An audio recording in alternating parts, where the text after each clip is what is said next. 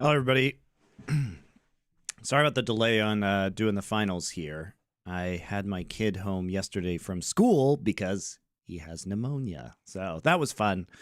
Not, I was not actually listening to those insane YouTube comments on my channel. Shout out to those of you who added engagement to my channel, saying that I was somehow afraid of doing this. Wonder Walrus, thank you for your tier 1 sub. Really appreciate that. Welcome back. 69 months. Wow. Nice. 69. And also, Maddie Man, really appreciate you coming back as well. We are gathered here today for the series finale of Bangers Only. The erudite masses rejoice as we bear witness to Faker temporarily returning to his former glory. Analyzed by one Christopher MonteCristo Michaels. 'Tis both a joyous and somber occasion. Let us pray. Dearest Carthus, I hope this find you well. We seem to have found ourselves in a dire situation in the bottom lane. Please consider casting your ultimate ability to assist us, as I believe Lee Sin means to dive our tower. Amen. Thank you. Ariel EJ, thank you. Last Bangers Only ever. We'll see. You know, we will, we're going to see about that. Basically, maybe I might do some historic content. Maybe it'll come back, guys. I don't know. It depends on, you know, how LFN does, but it is my intention as of right now to kind of stop being so much in the weeds of League of Legends. Basically, with Last Free Nation, I just have too much stuff to do on the business side. And unfortunately, you know, the watching 30 to 40 hours of League of Legends a week is not very helpful. Especially as I have 2 kids now and everything like that. I need to kind of free up my time. So my apologies. But that doesn't mean the streams are going to stop, though. That doesn't mean the streams are going to stop. In fact, I'll probably be streaming more, if anything, I would say. But we need to get Last Free Nation into general gaming. We need to, which is, you know, something that I want to do with my every Star Wars game ever playthrough, which probably won't start until January, because I'm going to be gone in the middle of December. I'm also like ramping up my cooking stream quite a lot. I like my attempt at Kraprow and Patsy you for your stream so much I immediately bought a ticket to Thailand for January. Nice, have a good time, dude. Here, low key, Nick Tsua, if you're going to Bangkok, which I assume you are, first couple things. Go see a Muay Thai fight at Lumpini Stadium. Just go do it. It's a great time. Also, there's quite a good variety of different non-Thai food in Bangkok at this point in time. One of the best Indian restaurants in the world is there. There's a bunch of really good French food there by French Michelin star chefs that's much cheaper than it is in other places. So you can not only get great Thai food, but many other good stuff. And see some ladyboys. Look, we all go to Soy Cowboy. That's just how it goes. We all go there. If you go there, the advice I was given by the Thai person I was there with was just stick to bottled beer. Don't get your drink spiked. Don't do that. But yeah, basically, guys, we do need to like move the company in a like, there's just too much work at this point in time. We've got too many sponsors, you know, suffering from success and all that. But I need to pay more attention to the company. We need to expand into other esports. We need to expand into other things. Need to do some more stuff with the culture channel. So that's why this is going on. Plus, there are plenty of other people who can analyze League of Legends on our channels. So.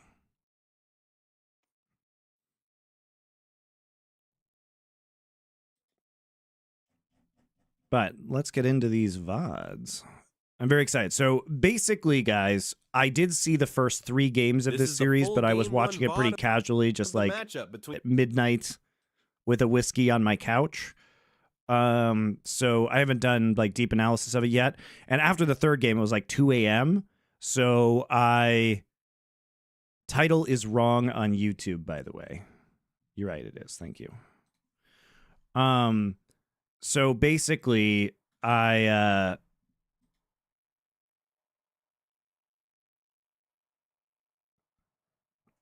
review of Worlds 2022 to finals to contrast this with Bang. Yeah. So basically, I went to bed after game 3 because I was like, oh, this is over. BLG is going to win. And I heard game 4 and 5 are quite good, but I haven't seen them yet.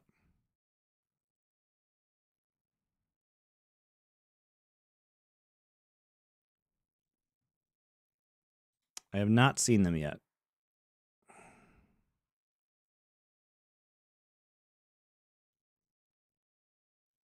Okay. Let's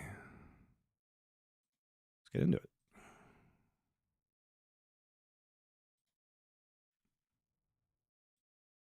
Dude, T1 fans are so unhinged. They started leaving like a bunch of weird comments on like my YouTube channel. Just me like of me analyzing games. From the Finals of Worlds 2024. People are wild and man. Cry right before Champion Select. Yeah, I mean we're gonna have. I mean, I predicted T1 to win the series, so straight into the draft. The Jack's respect ban thrown straight towards Bin. Kaiser taken away from El.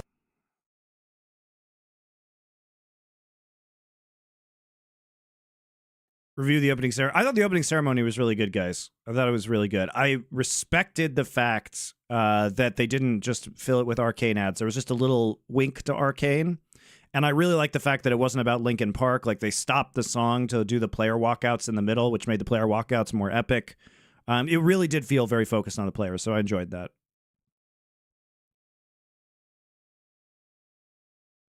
Did you enjoy the finals trailer? Yeah, it was pretty good. I could have done with less of the... I thought visually it wasn't great. I liked the parts where they were in the movie theater watching their families give them messages. But, I mean, like the broken statues and the mics just like all around. It was a little excessive.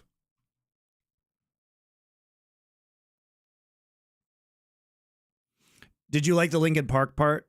It felt low energy to me. The singer seemed really out of it.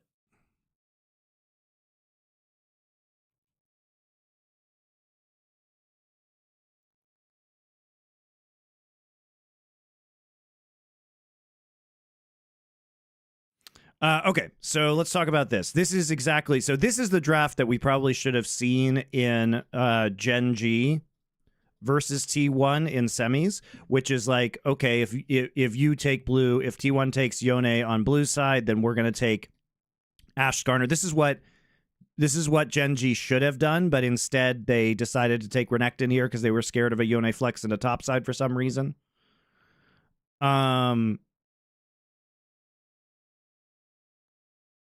So basically, we're taking out Varus here. We're taking out Vi. We're taking out Aurora. It's interesting because the Aurora has been banned against Faker, but he's only played one game on it ever. I think this is just scrim stuff. These are scrim bucks that are coming through. And then we have Jax, Kaisa, and Callista banned by T1. It's interesting that they're banning the Callista, but I guess, you know, they're going to pick Ashe anyway, and you're not going to... Actually, it is a little bit weird, because if they pick Callista, you could pick Ashe and have a counter. So, I guess a little bit strange.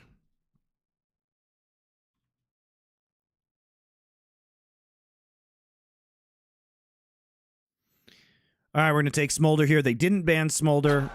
No, we take Silas. It's interesting because they didn't ban Smolder, and Smolder feels like an extremely good pickup here, even though it would probably force you into maybe like a Rumble pick or a Gragas pick up in the top side. Maybe Bin doesn't want to play those. Although Bin does play Rumble later in the series. They're probably worried about Rumble being banned here. I know a lot of people want his Lux for the So I take Rumble anyway. Actually, the VOD just skipped right there. So we take out Jhin. The Jhin ban is interesting. I don't really think... I mean, Guma is an excellent Jhin player, but I don't think that's really that serious. The Ziggs is much more, I think, beneficial to the ban. This ban is actually huge for them, because even though Guma isn't a Ziggs player with what they've shown already, it really limits their ability to do AP damage on the bot side, and the Skarner is going to become unkillable if this game goes long enough. Also true. Also true. But not quite at this tournament. I mean, they're really leaving us at the edge of...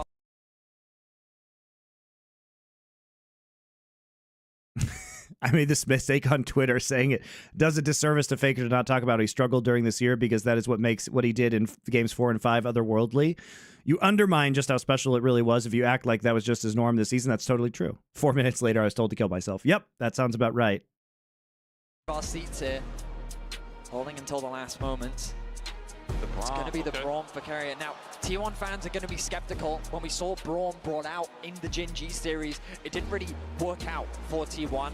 I think that, again, they are very heavily invested on the team fight side. BLG have drafted, towards the kind of pick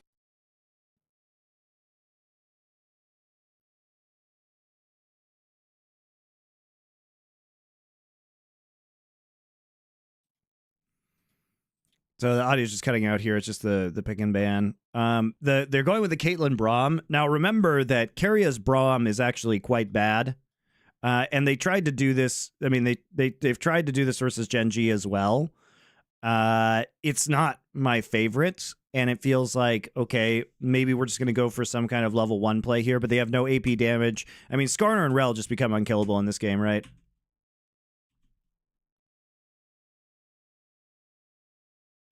Finals pressure at the highest that it can possibly be in the entire year, and they are ready to meet that challenge.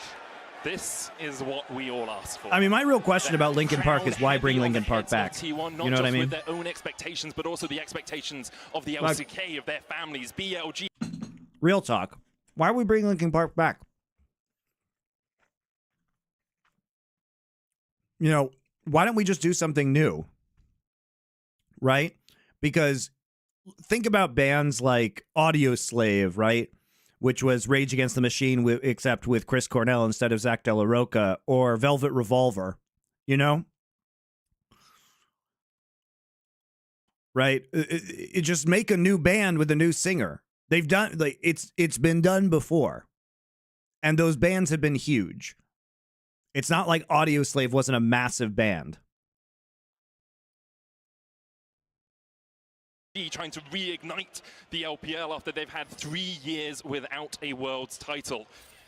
What is the program I used to draw over the videos? Epic Pen. As we get into game 1 here, Elk and On looking for Gumayushi Knight coming in from the side as well. Had 3 down heavy on the heads of T1, not just with their own expectations, but also the It's interesting that T1 isn't actually going for some level 1 play here, considering they have the Braum.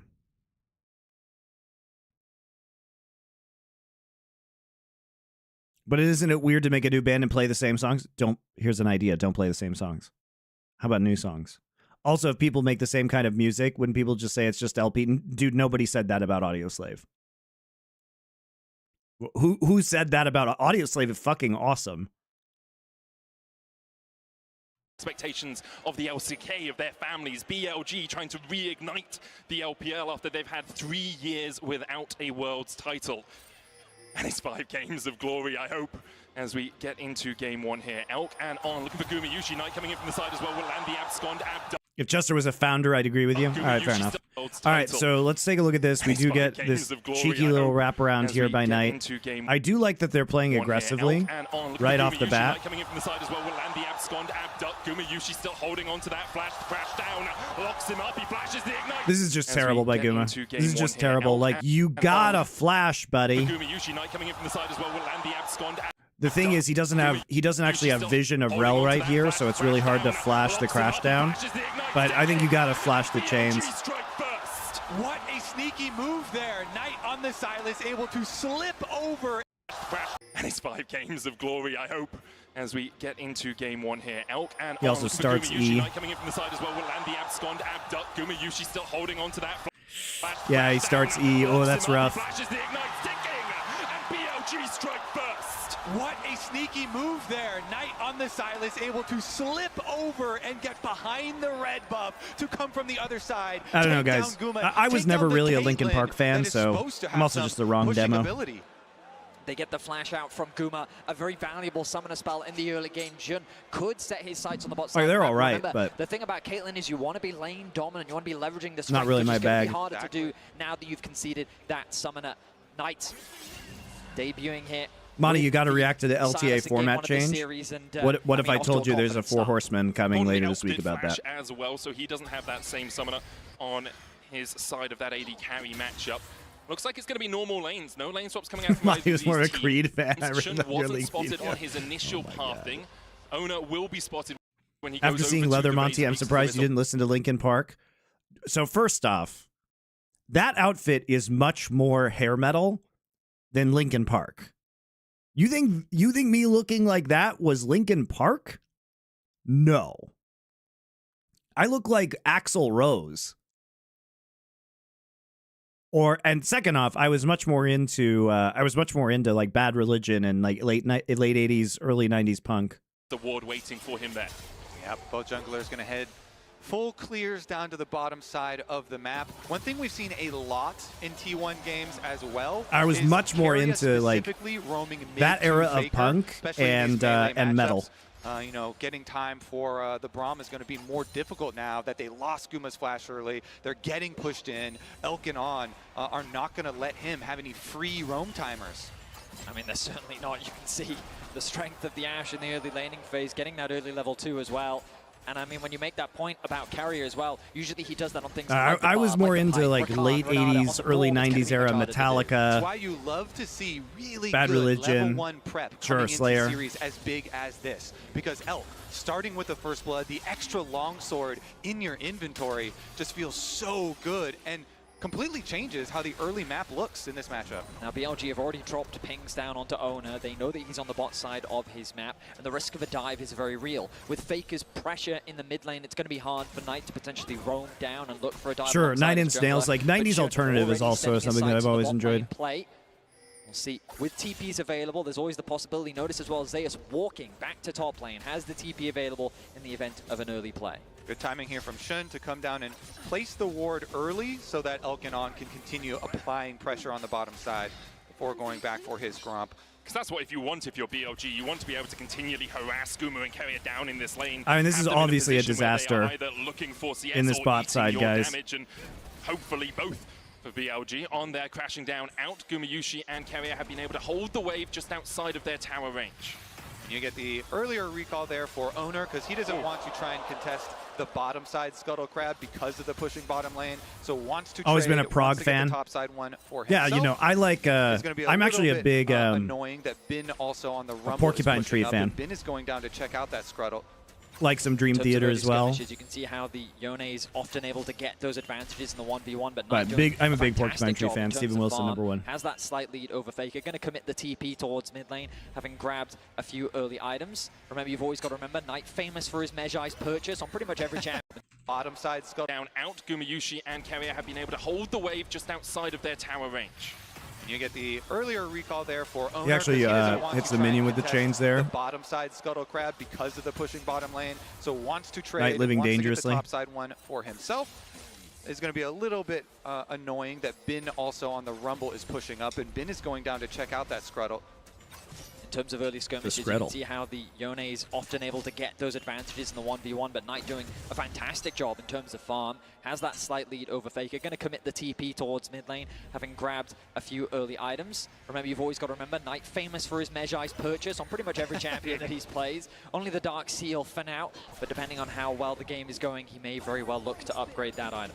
So let's talk about how the game might go from here. We're only 4 minutes in, but we do often, in about the next 30 seconds to 40 seconds, see that swap for Grubs. Knight and Faker trading in the mid lane. Faker down to half HP. He'll snap back to his soul. And overall, the trade...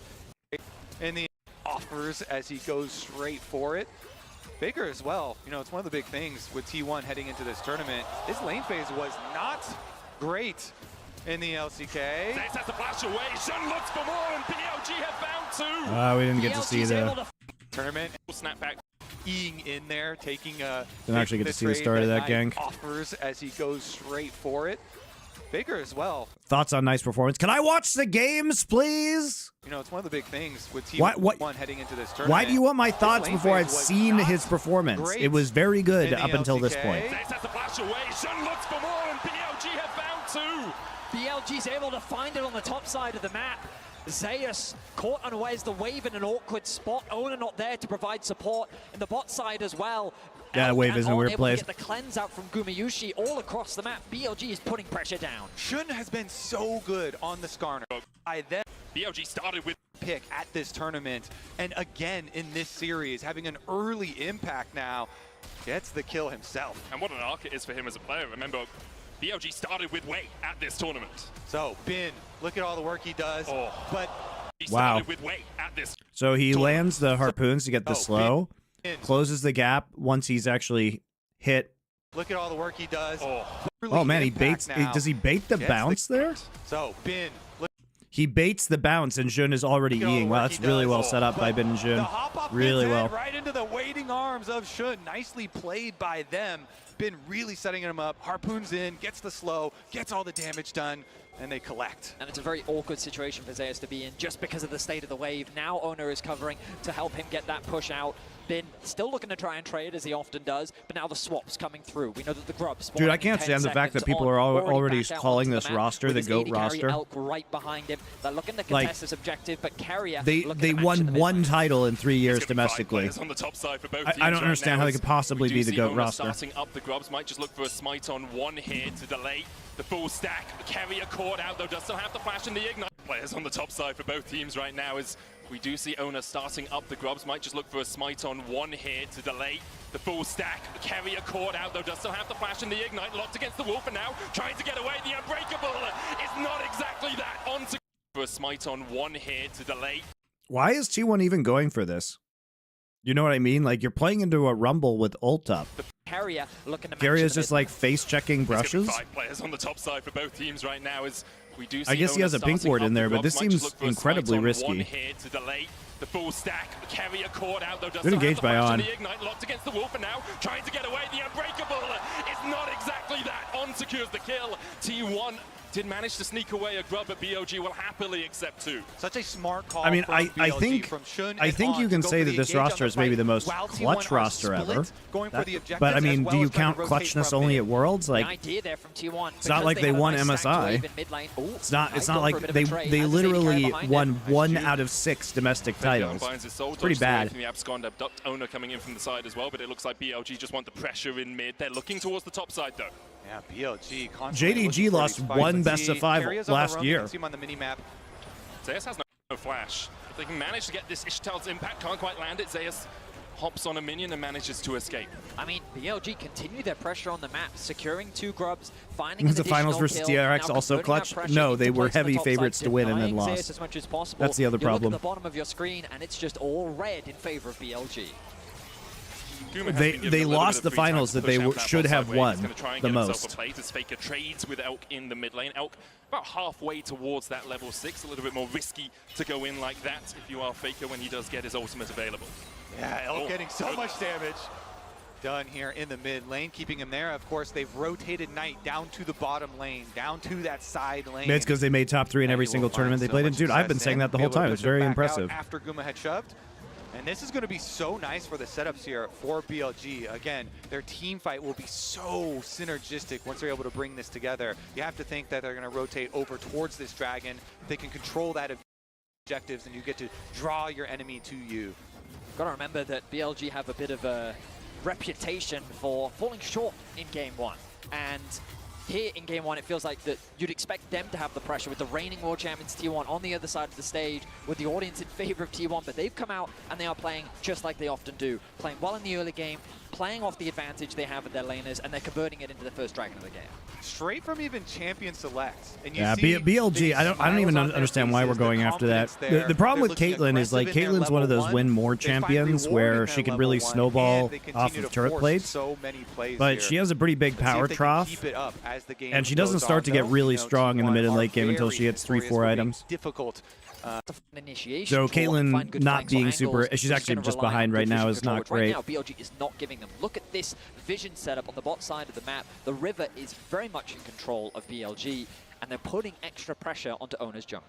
And 9 minutes in, it's already a 1.4k lead for BLG. They have 2 grubs. They've got a Drake. T1 have only been able to pick up a single grub from B. A little bit more aggressive in the early game, getting out to those leads. BLG here upsetting the apple cart, so to speak.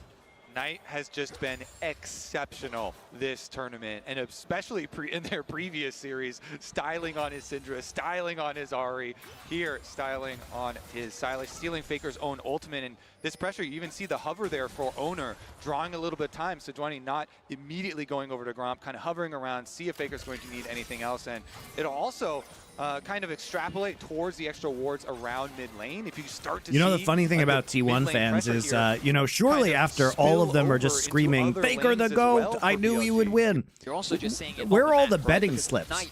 Because if you were 100% sure that T1 was going to win, why didn't you just put a fuck ton of money on it? It's free, right? It's free money. So where's the slips?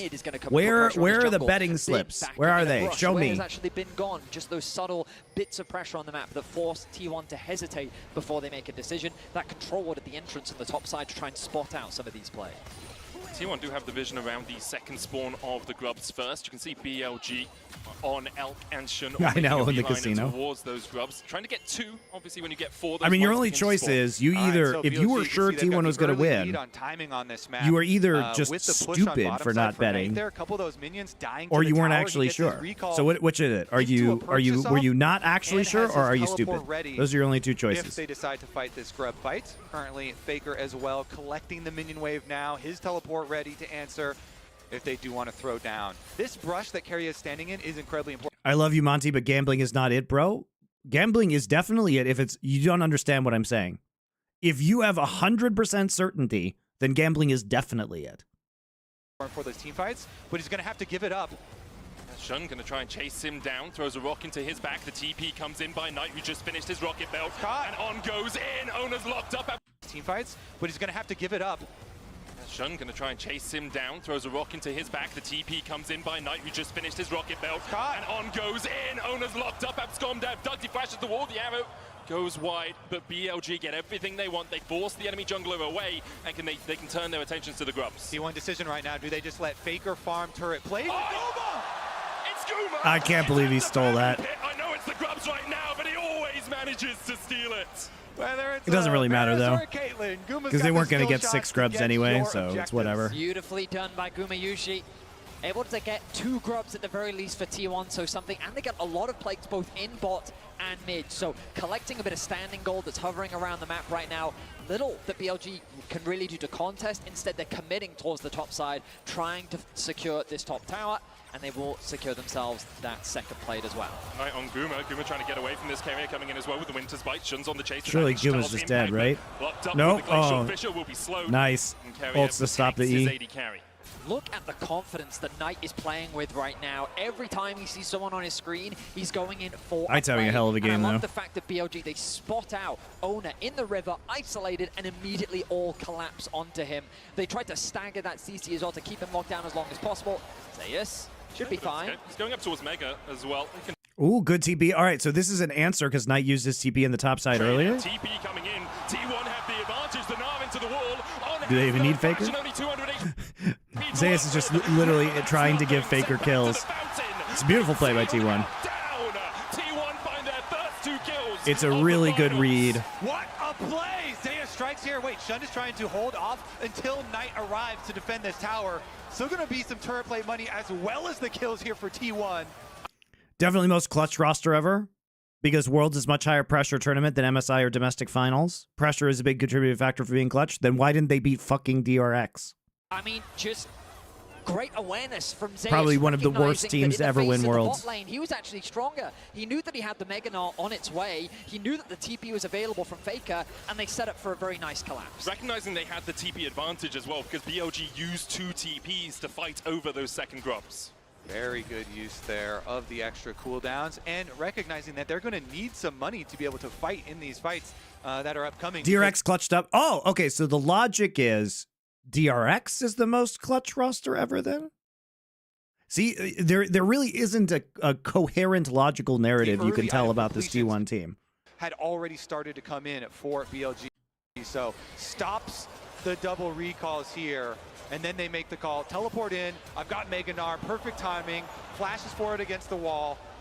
Beautifully done. And I mean, even without the TP, he likely could have just gotten on by himself. He gets the summoners out from Elk as well, and those are going to be crucial. So the most clutch roster of all time, T1, lost to DRX because DRX was more clutch? So DRX is the most clutch roster. Okay, DRX is the most clutch roster of all time. I get it, guys. You convinced me. T1 should feel a lot more confident about being ready to fight for that objective. As you're seeing on the mini-map, though, extra gold going back there, the side of BLG, as Knight is able to push in and get another turret plate for himself.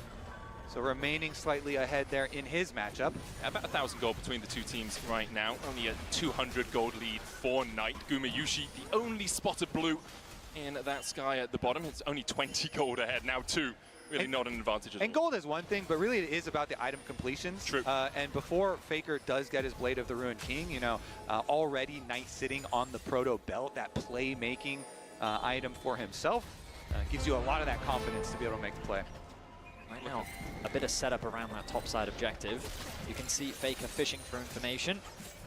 Looks like that no one's going to be signing on the side of BLG. Dragon is available, but really no setup on either side towards that objective. Resets have come through, items looking to be further completed. And as you rightly said, Kobe, I imagine that Faker is incredibly close to that blade completion. On his next back, he should have it, and it is crucial. It is a game changer in terms of your ability to fight on the side. Right, the problem with these arguments, guys, is if T1 equals clutch, right? But they don't win MSI, so no MSI. 1 out of 6, excuse me, LCK titles, right? Then how are they clutch? Because, and you could say, well, they make top 3 every time, but isn't it anti-clutch to make top 3 every time, but only win 2 times? I guess 3 if you count EWC, right? Or I guess it's 4 plus LCK. But isn't that just anti-clutch? Right? This is the problem with this argument. What this is an anime story. What this is an anime story. It's a story of struggle and triumph. It's a cool story, guys. It's a great story. T1 story is amazing. Love it. It's really fun. But the problem is that it's not that they're the most clutch roster, because they're not. Because then you say, oh, well, they're only clutch at Worlds. Okay, so clutch equals Worlds only.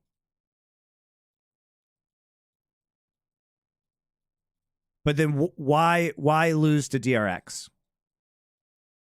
So you just have to keep putting, the more of these statements you make, the more times you just have to put all these caveats on this T1 roster, right? And then you say, oh, it was only the last 2 years. And it's like, well, you're just cherry picking the last 2 years. It has nothing to do with the actual 6-man roster.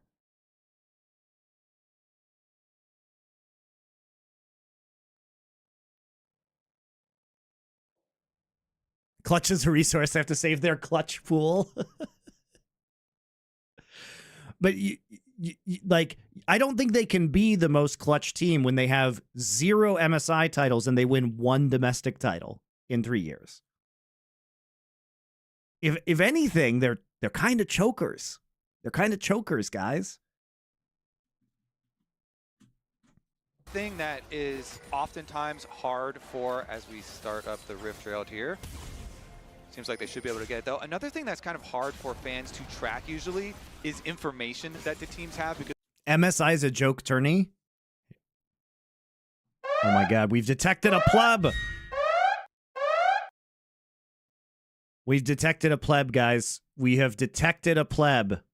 MSI, the actual best tournament in the calendar. Shown on the scoreboard, but it is critical to the success of these types of teams that they have set up here. And so without the extra vision, looks like it is just going to be the trade. Dragon for Herald, no problem. But I will say, Vayne! Thank you for your tier 1 sub. Hey, Knight staying on this outer turret and getting the outer turret gold himself. Again, more money funneled into this Sylas. The Sylas that does scale so well. Yeah, notice that, again, it kind of, while T1 did find that TP play, now they're behind in terms of TP.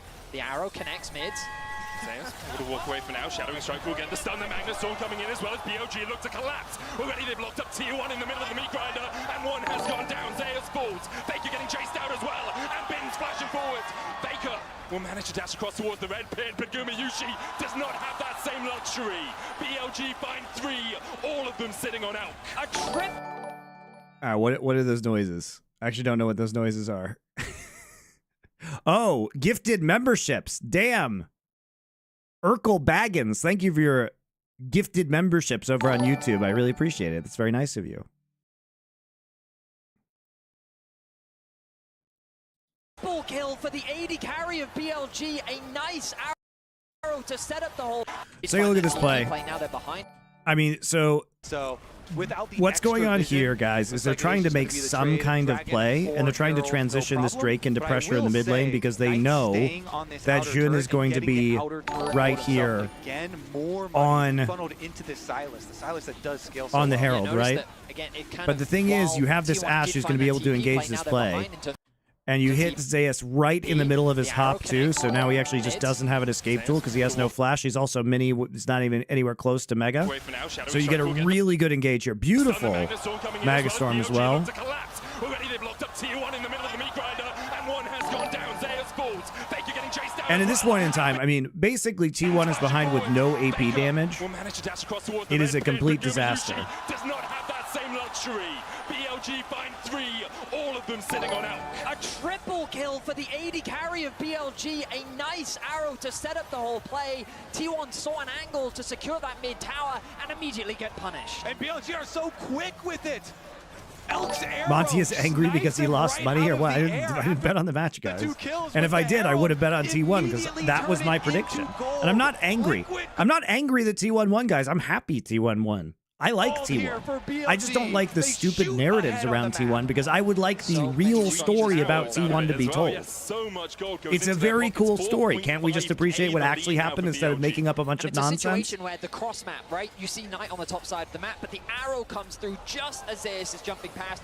Nice sidestep from On. He connects the stun.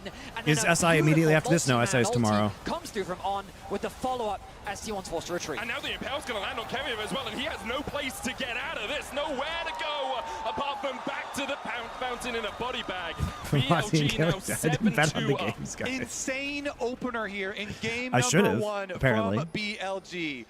The undisputed best team in the LPL coming out firing on all cylinders. They are not giving T1 a moment to regroup at all. Faker now even under attack, he's slowed in the pit. The TP is coming behind here as they look to try and turn this play around. Bin trying to get the damage down onto Faker here. Hit him with the harpoons. Faker dodges Oh away my with God. Q3, Can't and quite get manages there. to Nice live body through block. the Leandries. Beautiful play by T1 beautiful find some TP, but you're going to lose a semblance of lot hope for in the this. bottom It's the side, but problem. BLG are not stopping their advance on top.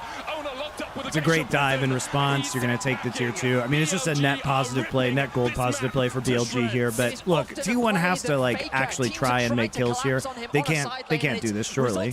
There's grubs. You're not going to win this base race. That's insane. They're keeping pressure on the top side. T1 members collapsed on the bot, but it cost Oh them my God, are they even going to greatly. get this turret? Oh, They lose two Knight's going towers to TP there. And we're only 18 minutes Oh, they get into the tower. game, and BLG have already opened the doorway into the T1 base.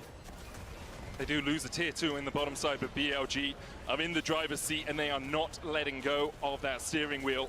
T1 need to find some way back into this because now their inhibitors open in the top side. They do have these hex gates to work with. 2 minutes on the next Drake. Baron up in a minute 50. We've seen T1 sneak them in the past to get back into games. And we said it in the draft, when we saw this BLG composition, it really is a comfort pick and play style for BLG. You look at the champions, and while you wouldn't typically in the past associate Bin with his Rumble, it has become a staple part of his champion pool. And here in the 1v1, Elk did a prey moment. Oh, did he hit him with the arrow afterwards? It Wasn't really a prey moment, right? Because they knew where he was. Wasn't in vision with Hawkshot. Zeus comes down, but on the other side of the map is BLG. Exactly. You could see the counterattack from BLG on the That's map. a sick arrow. Beeline He sees him right before he hits him. cross-map arrow actually hits. Amazing. That's insane. That's fun. Elk the sniper again. We weren't looking at the arrow. That was our job.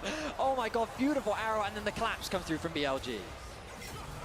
That is just beautiful. Even though Bin went down, they saw the last bit of vision of Our SI and Power Spike at the same time this week. No, Power Spike's probably going to be Saturday. Dom took a very well-deserved vacation, I think, right after Worlds, so wait until he gets back. And it's just such a dominant performance from BLG. T1 trying to get anything they can on the other side of the map, but look at that explosion in terms of gold advantage for BLG past the 15-minute mark. And I mean, it all stems from that level 1 play. The fact that they got that flash out on the bot side of the map. Elk and On had consistent pressure on the bot side.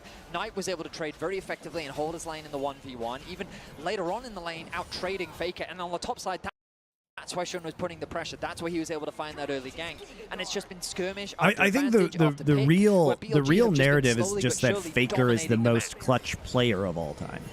T1 trying which to has set up just something sneaky on always the top been side. true about BLG him, aware by the way. that T1 do like to do this. Carrier is just going to call in the alcove, and in the end, it's much ado about nothing. The Drake up in 20 seconds time. That ain't BLG anything pinging new. It. They know they can keep the stacking going. Obviously want to end the game before they get to Soul, but if you can make the Soul a possibility, it puts more pressure on T1. Yeah, BLG, they're so far ahead, they don't need to give anything over to T1, so all you have to do is keep one little bit of vision on the Baron, then go collect the Dragon, make sure that T1 aren't able to get any sort of trade on the map, because they don't have the ability to fight you, so deny them everything. This Faker always been clutch. He had a bad finals in 2022 Worlds. Yeah, but over the course of his career, Knight's going to catch this bot wave. And this is going to be an uncontested. I mean, he's been Dragon. unbelievably clutch over the course of his BLG career. with a The thing is, people just. The problem with these arguments is that people who are shouting, to the game dumb one. And while T1 this fans game literally definitely just isn't didn't, over, they have BLG have all never the seen, tools to secure like probably the game of first this 5 series. years of Faker's Coming into career. this series, They've literally just need have to remind no you idea what they're again, talking about. BLG at MSI this year, they beat T1 twice in best of fives, and last year at MSI. They definitely have shown that they have what it takes, and they are definitely showing that in game number 1. I mean, you could even go back to 2022 when Bin beat him on RNG in the MSI finals as well. I mean, T1, the World Championship has definitely been their tournament. But when it comes to MSI, that is where the LPL have been able to find those advantages. Now, though, here at the World's first game, BLG 4K gold up, 2 dragons to their name. Baron is now an option. And this becomes a big point of contention. It's an opportunity for T1 to turn the game around. They have had some spectacular Baron plays so far at this World Championship, whether it be sneaking them, whether it be finding incredible team fights around this objective. No one cares about MSI, dude. All right, you're done the here. BLG will have to be cautious and respect You're done. T1. You're just a fucking idiot. See Bye. T1 just trying to get towards those second, third items, lock it on Owner. But the Blade of the Ruin King yet to Who see is second nobody? item for Literally Faker. When it comes everyone who online, actually and cares you get about the up history of towards this 2, game 3, cares that you're about really MSI. so powerful So in team I fights, guess so if you powerful mean in by side nobody lanes you mean right now, moron but you plebs can't who even don't step watch the rest past of the where year, his then crux yeah, would you'd be right. because he doesn't know if But I don't BLG care are what on that morons bottom think. side of the map, so he has to accept the pressure much deeper on towards his side of the map. Look at that, Knight even. So you can fuck hovering right in the off. This ain't brush, the place waiting for until he you. collects all the information. The rest of BLG here, just keeping tabs on the Baron as we wait for Elk to arrive on the map. He hex skates out with his 3-item power spike already completed. His Lord Doms, because they're so far ahead. Elk, a player that when he came onto the scene was called Jomong. Oh, glory to the Widely T1 regarded as a good player Hypnotoad. who would be Exactly. way too aggressive a lot of the time, would overstep in plays. People said he has got Jomong fever because he would just throw games from time to time. We haven't seen that in years. He has been so consistent for BLG. And now with 5 kills to his name, you have to expect that BLG will protect him in these upcoming team fights and just allow him to rip through T1. So far, his arrows have been great as well. Sniping Zeus in the hop in mid lane.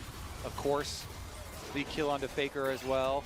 And it looks like, again, you don't have to give T1 anything. BLG are so far ahead, and they have so many pick tools, not to mention just the arrow, but also Shun and Ond, and they're going to look for it.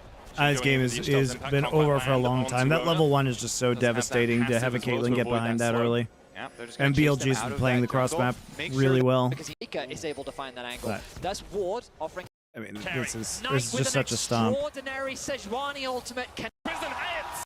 really get access into the pit. There's really not Try, a lot Betty to say Carey about is the this one to game, face. guys. Check that mid lane bush. Shun still tanking up the Baron. It's at Look at 9,000. Knight with the flag position. Glacial Prison hits!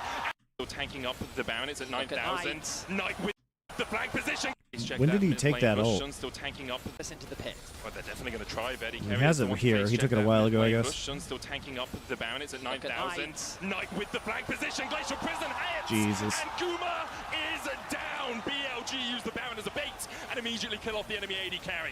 Knight with an extraordinary Sejuani ultimate. Two coming from Knight on the front line. Owner trying to get in. Base shield goes in as well with the Magnet Storms already locked up. And what can you do? They just have to go in. They've already lost this game, so you have to make some kind of play. The ammo has to be flashed away by Zeus, but BLG.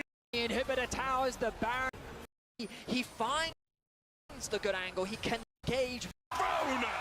I like how they just don't even go for the end here. They play as cautiously as possible. Very deliberate. Faker's trying to get away from Knight, but the Knight wants the throne! And Faker's been pushed off it! BLG are on Knight with the fire Medjais. today, Also, and just T1 it just has the can't keep arm up. guard just in case something goes south. I mean, look at these builds, right? Bramble Vest, Heartsteel, Randuin's, right? You're just not gonna. This team with Gnar, Caitlyn, and Yone is just never gonna kill this Skarner ever, right? We have Zonya second, so he's got a little bit of armor there. He's building Branduin's. Like, it is so over, guys. Left hand of the LPL strikes down the GOAT in the side lane. Down here in the final. But the on and take Stompy. Interesting level 1, though. Just surprised you don't do anything with the Braum at level 1 if you're T1. This is the full Game 2 VOD of the matchup between T1 and BLG from the Finals of Worlds 2024. It wasn't like this back in the day. These deranged fans are mentally ill. They are mentally ill, and it wasn't like this. It wasn't like this. T1 fans were not like this until this iteration of the roster, and T1 decided to K-popify them. T1 just put out, like, the mentally ill fans are just moths to the K-pop flame. Well, not wanting to hand that one over. This means that we're going to see Jun on something different. Also, I mean, just frankly, the organization itself doing nothing to stop their idiot fans from being idiots is just insane to me as well. From him recently, and everyone keeps giving it to him. I mean, it's true, and I mean, he's going to ban it on his side. So let's see what direction they now go in. T1, what are you going to look to remove? Is Knight Silas something that you don't want to have to deal with? Or perhaps something like the Callista, once again, is something that you think is worthy taking off the board? Yeah, bottom lane has been terrifying, and yet Knight Silas was insane. Maybe they would even consider first picking and stealing it away. Perhaps now the Ashe. All right, so we're taking away the Skarner this time around. So basically, you know, the evolution here. Sorry, let me just up the quality on this. The evolution here of the draft strategy that we're seeing is, like, it's interesting because T1 has a blue side again. This time they're banning the Varus, right? Where the Aurora remains banned, but as soon as the Yone ban comes in, it triggers the Skarner ban because they don't want to give up Skarner on 1. The question is, do we give up Ashe on 1 here? And we actually just take Callista. Now, this is interesting because Callista was banned on this side last time, but I wouldn't have taken the Callista here because the Ashe gets picked immediately as a counter pick, right? So it doesn't feel like you get a lot out of the Callista. Will they immediately a strong possibility for they blind the Rumble. Okay, we give over the Granada Glass, which has been a carry special. We're going to blind Silas. Okay, this is the answer, right? That's come up out of this tournament is that you play Knight into, or you play Galio into the Silas. They're taking away the Kindred because they think they actually want more damage, especially because they have more of a utility-based mid laner, and they're taking away the Wukong for the same reason. So these are 2 Jhin pocket picks. A lot of synergy here that they. Yeah, I mean, playing Xin Zhao into a low-range composition is good. Okay, we just take Ornn, Nocturne. So we've had a lot of questions about the usefulness of Nocturne in this tournament. Some of the most effective Nocturne pairings have actually been with Callista. Obviously, because this actually allows you to get a lot of auto attacks off as Callista, which can be a problem if you don't have a Nocturne to cover, right? And it also allows you to set up good Renata Glass Golds. In terms of ults that can be stolen over here, obviously Equalizer is going to be a huge one. Arrow's good. I mean, all these ults are good. I definitely would not take Seraphine here because even though Ashe Seraphine is a very strong lane, giving Seraphine ult to Silas seems insane to me. The Silas ulti steals as well, but you have left and On has been, you know, he hasn't been good this tournament, but his best champion has been Rakan. Bark here 413. Thank you for your Twitch Prime sub. I appreciate you. Carry only plays his own meta as well, which works in a small scrim system. Yeah, I agree with that. Thanks again, Urkel Baggins, for the gift membership. That was very nice. Time, this is his best champion. It's his most played. It has a 73% win rate. He's battling Galio can't ult during Noctar too. Good point. On Renata, he has an 83% win rate. So the support battle in this game is incredibly exciting. We've already seen the 2 team compositions being routed out as well. What do just a little bit. I just think the Rakan is such a good delivery for the Galio Harataka! as well. Thank you for Twitch Prime sub. Think it's hilarious. Appreciate you. I gotta get back to streaming MechWarrior, which nobody wants to watch, but I want to do. Win a lot, and it's fantastic to see. Game 1, BLG just came out swinging. A phenomenal performance from them. I want to beat that game. From the level 1. T1, you have to imagine they've adapted. Their draft is very different. Their bot side of the map is a lot more confident, faking out on an AP damage threat, and it's going to have Nocturne a lot of into Ashe is also good. To steal away Ashe, Arrow, Galio ultimate, along with the Rumble red carpet. It's going to be an interesting matchup for sure. That it is, and it's going to be the 50th I'm in Korea right now. finals game ever. Here in the O2 Arena, we've been blessed to be able to watch a best of 5 between these two teams. I think a lot of people in the audience, even if they're not T1 fans, are hoping that T1 can fight back and take us all the way to 5 games. But Adding that on by super teams, they were looking for this incredible roster of 5 Do I have Korean citizenship? No. superstars, but the addition of Bin, Elk, I do. My wife they has were the looking at equivalent team of a that would Korean grow green card, into a and so super I team, can and live in that's Korea exactly what they've indefinitely, done, as you say, attached to with the addition her of Knight this year. green card. onto the But I can't work. stage with the entire world watching. But it doesn't matter because I work remotely anyway, so Double it's knockup irrelevant. already. Carrier's down to half HP. He's going to have to flash. Yushi cleanses away from Knight. The chase continues. BLG flash. Onto the biggest. On Shun, they were looking at a team that would grow into a super team, and that's exactly what they've done, as you say, with the addition of Knight this year. It's just so crazy that they get caught out twice here. I mean, they're face checking this. It's so dangerous into Ashe Rakan though, because then you end up in a choke point. Do we just hate flashing? Do we just hate flashing? Flashing forward, the heal coming out. Yushi now slowed by the Ashe, and you can't escape the quiver. I mean, it's a nightmare, right? Okay, so you blew 3 sums from BLG bot lane, all 4 from T1 bot lane. You get rid of Jun's flash, but that's fine. I mean, you gladly trade that. In the exact same spot as game 1, Gumayushi will lose his life. Summoners blown. And T1, they were just trying to get some vision, get a bit of early information, maybe even drop a ward into BLG's they were trying to see if there was a swap going to take place, and now basically as a result of this, they have to swap. Means that BLG draw first blood. But this leaves Ornn in a really weird position because Ornn, remember, in this lane swap scenario, Renata wants to be there, Ornn wants to be here.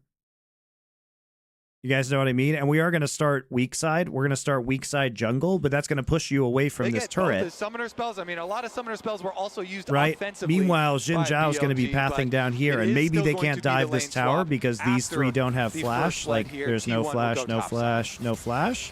So the turret dive might not be possible, but we'll find out. It's a little weird. Obviously, Ornn good in lane swaps as well, can absorb a lot of pressure, pretty tanky. He's going to get knocked up here, though, and Zeus might have to burn the flash to get away. Elk with the slows, just going to chip him down to about 190 HP. Yeah, Zeus couldn't get the timing there. He's trying to get in range for experience on those minions. Takes a lot of damage for it, and now we have Bin going mid to soak experience and do a lot of damage. Baker taunted up, the Electro Harpoons go into him, but he's able to hold on to the flash for now. We'll catch this wave as it crashes towards his tower. Bin making a beeline towards the bot lane.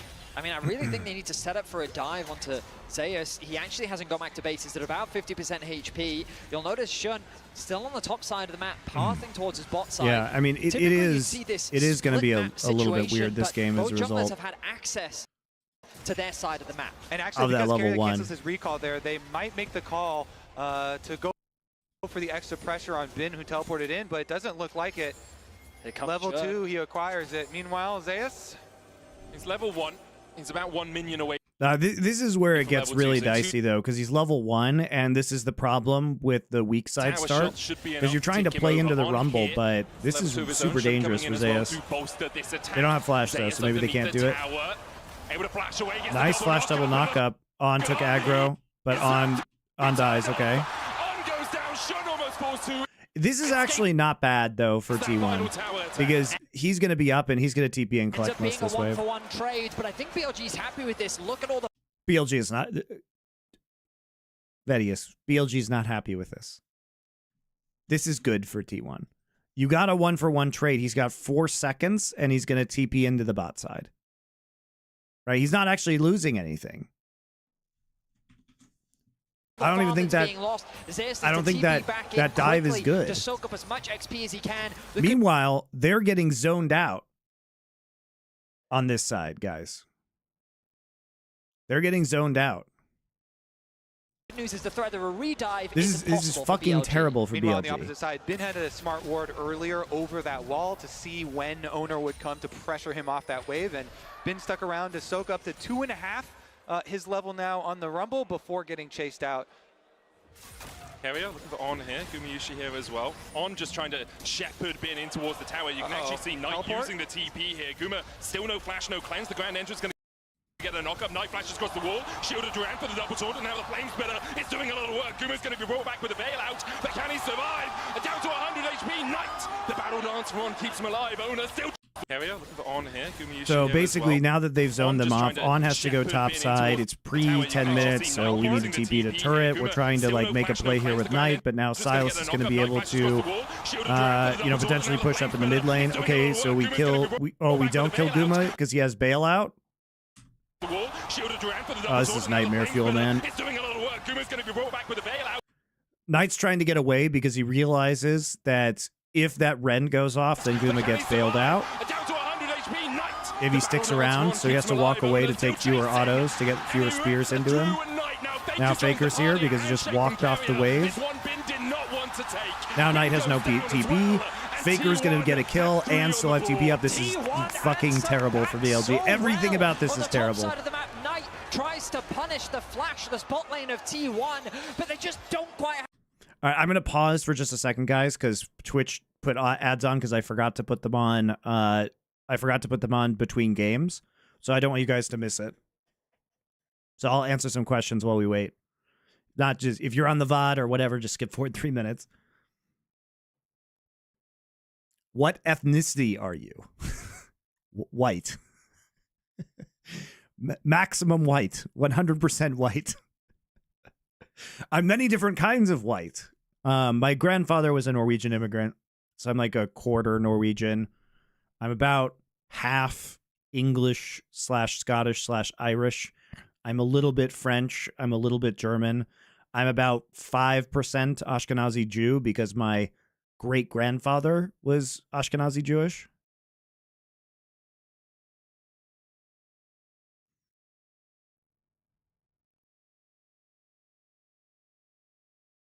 Who do you think was the better team overall? I haven't seen the finals yet.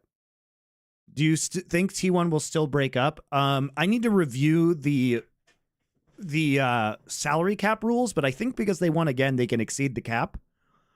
So it'll depend on that. I need to review it.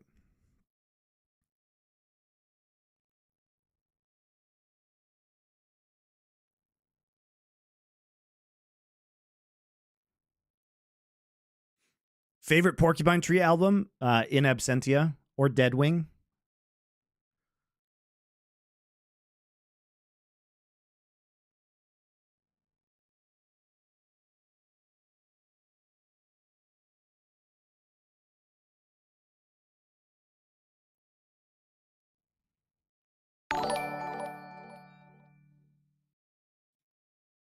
Thank you, Avalon Blue. You have one of those. The end of my LOL content.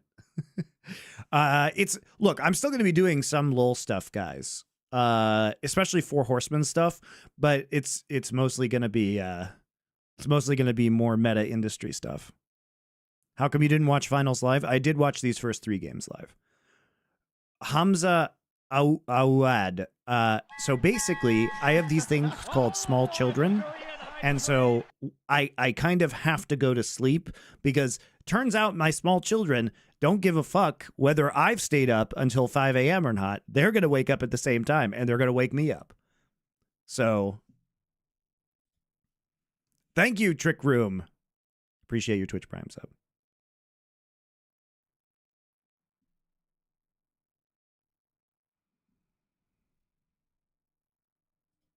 The damage to take. Can we agree that we get a review of next World Finals at least? I mean, here's the thing, guys. If I'm not in the weeds with League of Legends week in and week out, with the number of changes that they make every year with all the patches, my analysis is probably going to be fucking worthless next year. T1 fans would say it's worthless now, but you, who might like it, will probably not like it next year. It would be more of a for fun reaction stream. Important because the flashover from Knight, they got the double. He'll become washed. You mean more washed? taunt into the More almost combo there on Daguma. I'm already washed. I'll become completely and then Owner goes up with a passive surgically sanitized clean Nocturne, wash gets the next kill year. And the chase down. Guma as well in that skirmish recognizes on, tries to get Cooking stream? Yeah, we're gonna do a cooking stream next week, guys. To avoid that last auto. More cooking streams. I gotta do my. This guy's funny. Guma as well in that skirmish recognizes on, tries to get that last auto attack and takes a quick sidestep backwards. That guy actually has Coke bottles for glasses. Played by him. And T1 find themselves with the kill lead It's a here good in meme. game 2. This is what we wanted to see. Not going down without a fight. Gumayushi not able to secure any of those early kills, but Faker and Owner in a prime position to carry. But it's also why we talked so heavily about this Renata as a possibility for Carrier. You can see not only the handshake, but also the bailout doing so much work when you have the map split like this. Alongside that guy hostile looks like the takeover just Asian stops version any of team really Milton being able from to dive Office you Space. As the game goes on, Carrier is absolutely sublime. He's actually just Asian Milton from Office Space. If you know, you know. Here you go. He's actually just the Asian version of Milton.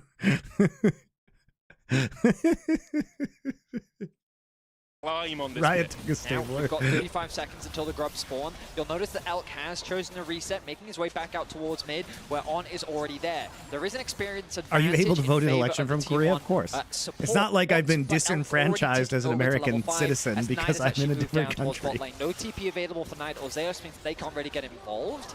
And I wonder how impactful that's going to be, because do you really want to try and fight a Xin Zhao this early on over the grubs? But T1 do have a lot of pressure on the top side of the map. Yep, you can see Knight moving up the river now already on the Galio, transitioning over to the objective. Shun has the brush. No W will hit there onto Carrier, though, for the poke. Very close level 6 for both Knight and Faker. Those are going to be crucial levels for the upcoming fight. Tick now for Knight and Elk as well. Yep, soaks it in mid lane here. This could be dangerous for T1. BLG going to start up the grubs. Shun on them. On still only level 3. Has the flash, has the heal. They'll get one with the smite. Handshake pulls On back, but he can dance out. Wait till you see the dude who fucking introduces them after the win. Bro never blinks. Looks like Riot had his family at gunpoint. Is it Chris Greeley? Because that guy has been lobotomized by Riot. He actually doesn't have a prefrontal cortex. He may never have had one, but he definitely doesn't have one anymore. Level 6 on that Ornn, so big Ornn ultimate coming through. BLG don't want any part of that. It's going to be one of the kind of hangover effects of the lane swap, is that Bin is going to be down in experience here in the 1v1 F2 matchup, but they see them. Almost out of vision, but they do get spotted. You can see On trying to dance in there. Elk immediately using the cleanse because he knows T1 can continue to advance. Carrier holding the handshake there to get rid of that summoner from BLG. Knight hovering around the top side jungle. With Riot, it's kind of pick your poison, though. It's either Mr. Lobotomy or it's Mr. I've been in too many LA plastic surgery clinics, John Needham. With Zeus having the ultimate available, the threat of a dive is a real possibility. Faker keeping his pressure up in mid lane, about to tick over to level 7. T1 will be able to get the first plate of this push. They're second in the top lane. Bin is catching the wave in mid, not yet level 6. Yeah, I think it's a good defense there from BLG. They make the call, they sacrifice bottom lane, it's okay. Bin rotate over towards mid, catch that wave, so he can safely get some experience while the rest of BLG trying to defend on the top tower. The big wave on bottom side. I'm actually surprised we didn't see more Ornn at this tournament. It's just such a good champion, especially in these lane swaps, and provides you so much balance in your composition, non-committal engage, good scaling. Pull the trigger. Do they go for the fight? Zeus was trying to hold the wave. You know? They couldn't quite do it because BLG it feels like something we should have seen more. The equalizer, the Faker stole away, does a little bit of chip damage, but not much else. Unlocked up for the moment as Faker looks for that abscom. That dot can't quite land. Yeah, let's take a look at how this is developing, because this is super interesting. The equalizer, the Faker stole away, does a little bit of chip damage, but not much else. They're trying to keep them split up here. Like Jun and On actually just can't join. Guma has ult right now, and so this is a great use of Nocturne ult, by the way, because it cloaks the engage. It's actually amazing that they land that stun on Zeus. Pushing through the wave now. I mean, he knows where Zeus is. This is a little bit of a misplay here, if I'm being honest, from T1, because you should use the Nocturne ult first before you actually sound the Ornn horn, because what happens is Elk can't see Zeus, but he knows where he is, because he hears the Orn horn and it starts right before the lights are out. So he was channeling, so he just can't move. So you do actually miss the Orn ult here. That's a beautiful knockup by Zeus, though. That's a beautiful knockup.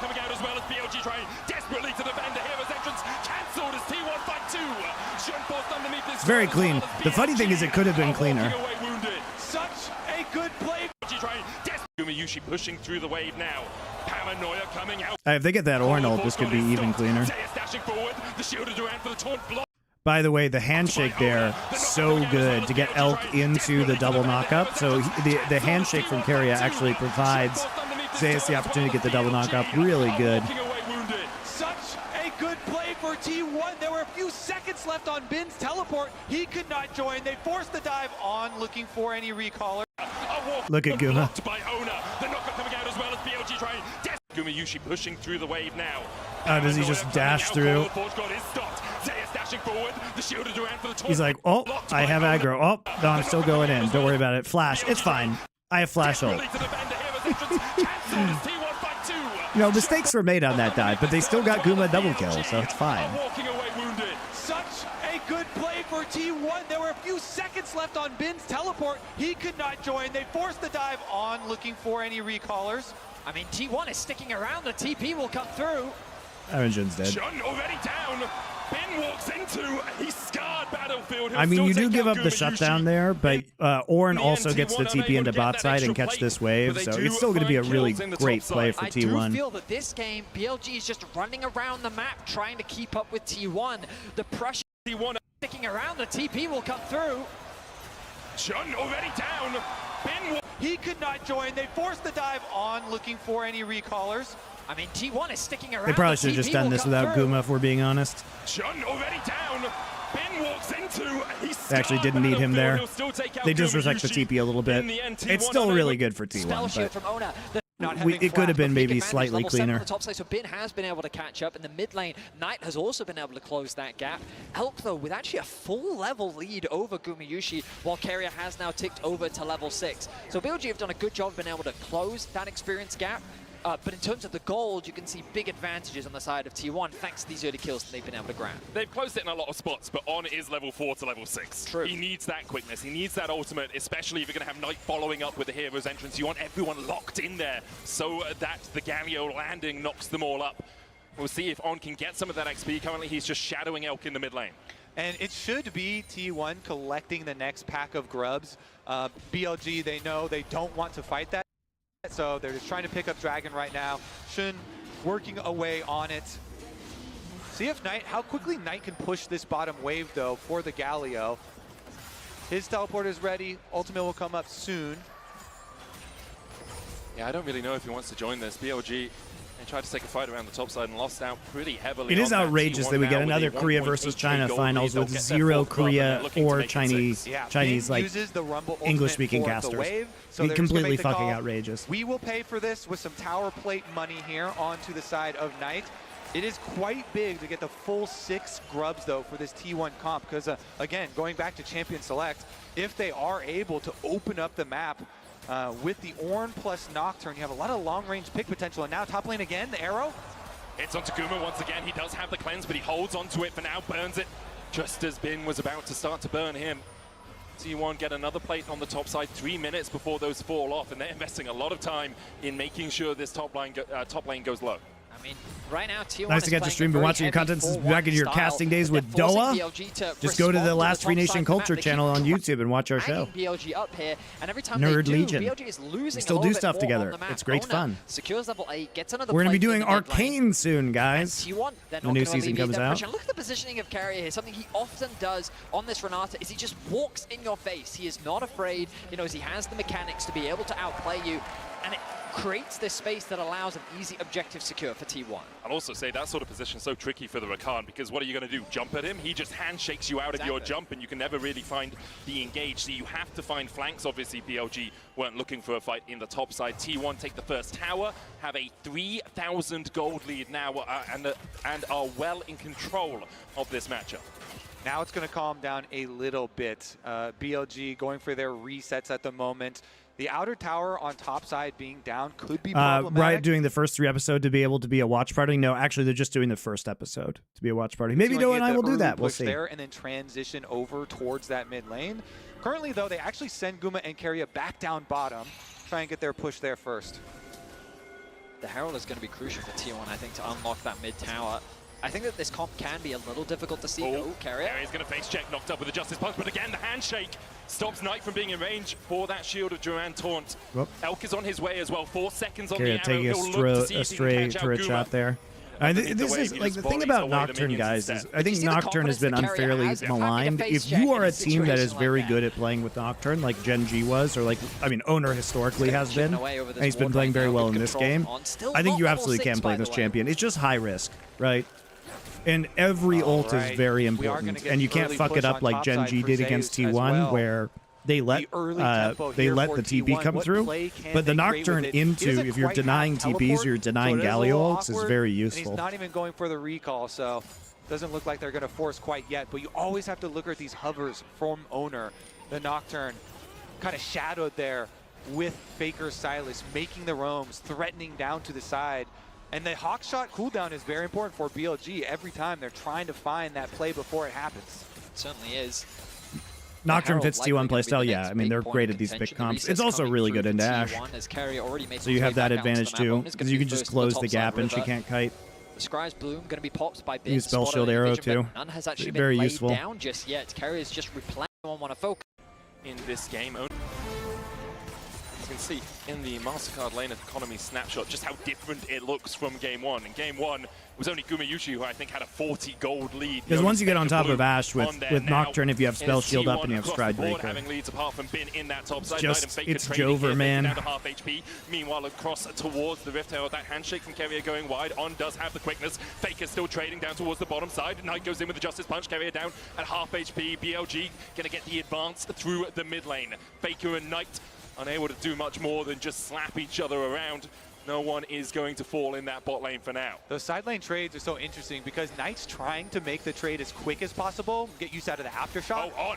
Just pulled back with a handshake. He's going to have to grand entrance his way to a grand exit. Manages to escape for now.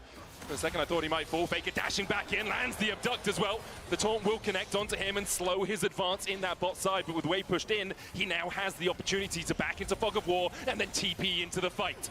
T1 still looking for a bit of a battle around this Rift Herald. The question is, will BLG acquiesce to their request to take a fight towards this top side? And it looks like they're going to go for the recall first there for Knight because of the extended trade that Faker was able to get on. So Faker actually didn't get a recall off here, but he does have Rocket Belts and he does have Recon ult. Faker didn't reset before TPing in, so he's at half HP. Does have the quickness stolen away. The Scuttle Crab will go across. On goes in with the quickness, knocked back with the crest. Where they just knocked Faker to safety? Oh my god. What is BLG thinking here? They're literally playing into a choke, all of them, versus Renata ult. So he's at half HP. Does have the quickness stolen away. So he flashes in, right? There's the arrow, hits Faker. But instead of killing Faker, they literally use Xin Zhao ult to knock him over the wall. Then they get knocked up by Ornn ult. And then they get, that's a Callista ult. So Keria gets ulted in there by Callista, which causes the second knockup. And then they just get, they get 4-man Renata ulted in the choke. They absolutely terrible play from BLG.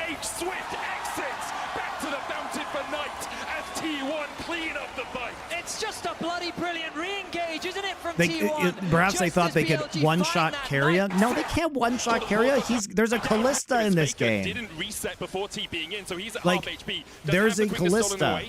What do you think is going to happen?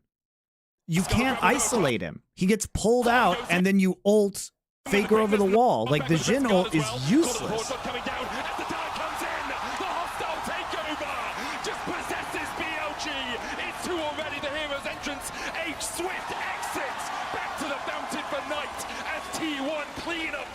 It's just a bloody brilliant if Callista ults up, you T1, can't create a pick onto Keria if Callista is there. Nice knockup. Jhin goes in, actually knocks Faker over the wall, but then the wombo combo comes back in, and T1 finds really bad decision making from BLG.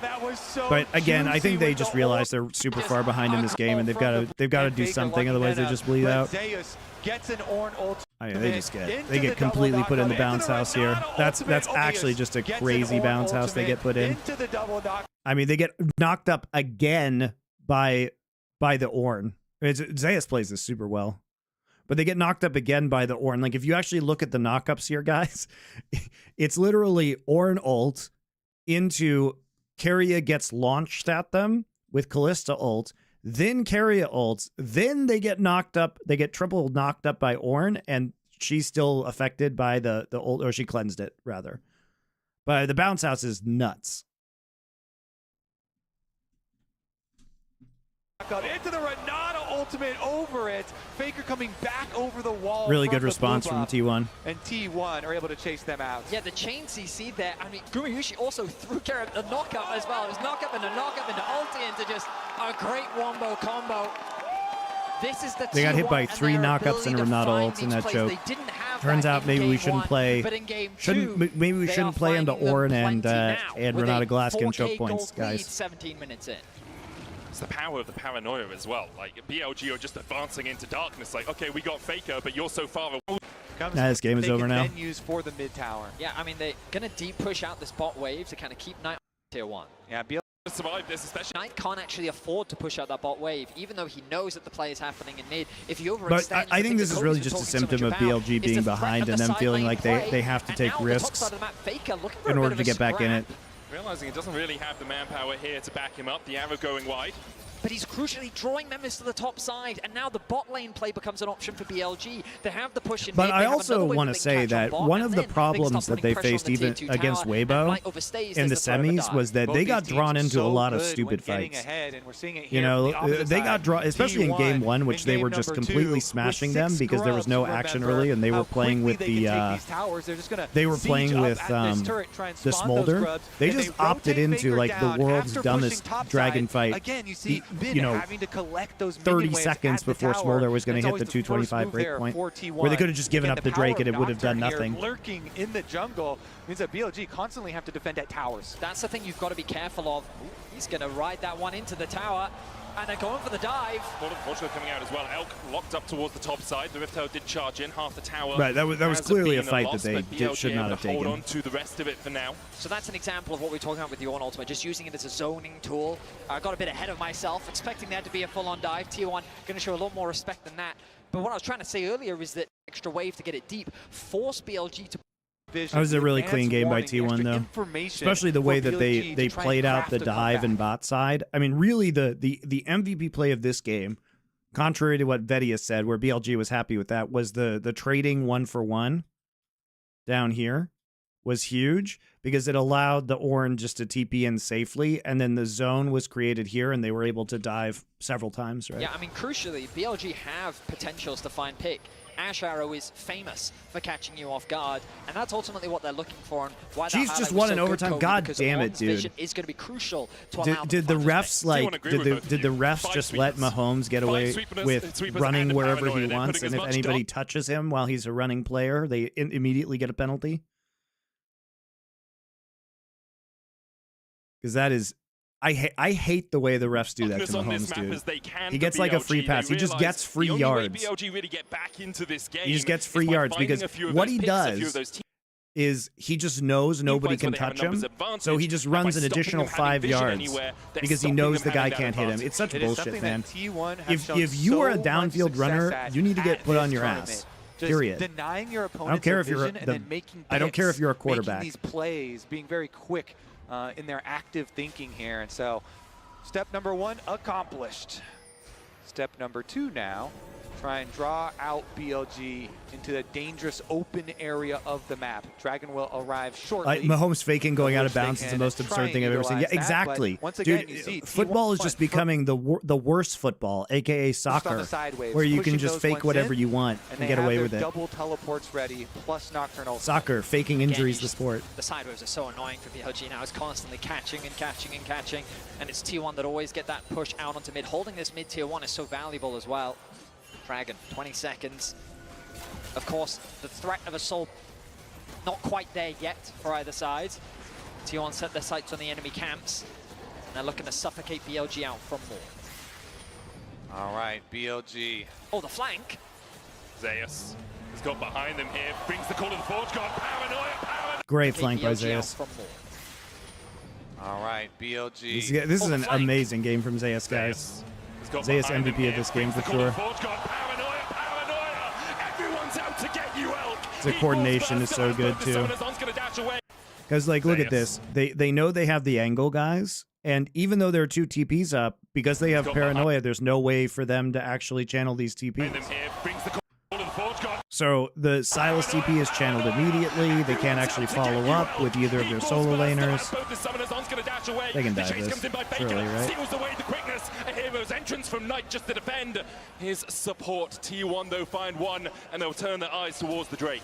Ornn and Nocturne, it is just too dangerous. All right, to so step I'm coming out around to onto the map, Callista out while in giving front up of Ash. any of your towers, and as soon as they do, T1 close the trap shut. They get their extra kill. Elk doesn't even use a summoner spell, and I understand why. Like, what's the point? He's like, When's yep, he you gonna got go? me. And he'd rather save it for the upcoming fight. He knows that there's still Wastelands to come back into the game. Knight, I think, is a little too tanky to fall to this little skirmish in the mid lane. But it all comes back to what you gentlemen were talking about Soccer earlier. LMFAO, that's the name of the vision, sport, guys. creating this fog I of hate war to that tell is you ever this. present The on the English side of invented BLG. soccer, and they invented BLG the name at this soccer, point and that's just the name kind of the have sport. to cobble together as much I'm sorry gold as to they can inform you of this. off the That is map in fact the name of and the sport. Try and create at least some more 2-item power spikes here, hopefully for Knight to get his second. And then try and rely. The Americans on some didn't name it magnificent soccer, team guys. Fighting. It's gonna be so The British did. difficult versus T1. So, though. blame Again, blame Faker Britain. Here. Hide on Bush. Just going to chip away at Knight. Knight, as you say, very, very tanky. Has that Bramble Vest as well to try and reduce a little bit of the healing. Coming out from T1, the arrow comes down. Just wide of Faker. On still on the chase here. The rest of BLG starting to back away, and On realizes they don't want to advance any further. Don't have the vision around the blue buff where T1 are beginning to advance themselves. I mean, Faker does have the global aggro debuff that we've all known him to have. Him and Teemo, the two. Yeah, BLG not going to be baited in, or are they? They see Faker here. Been trading with Zeus. Quickness coming out as they look to be engaged. They find Faker. Still has the flash. Paranoia comes out. The pressing guard will keep Faker alive for the moment.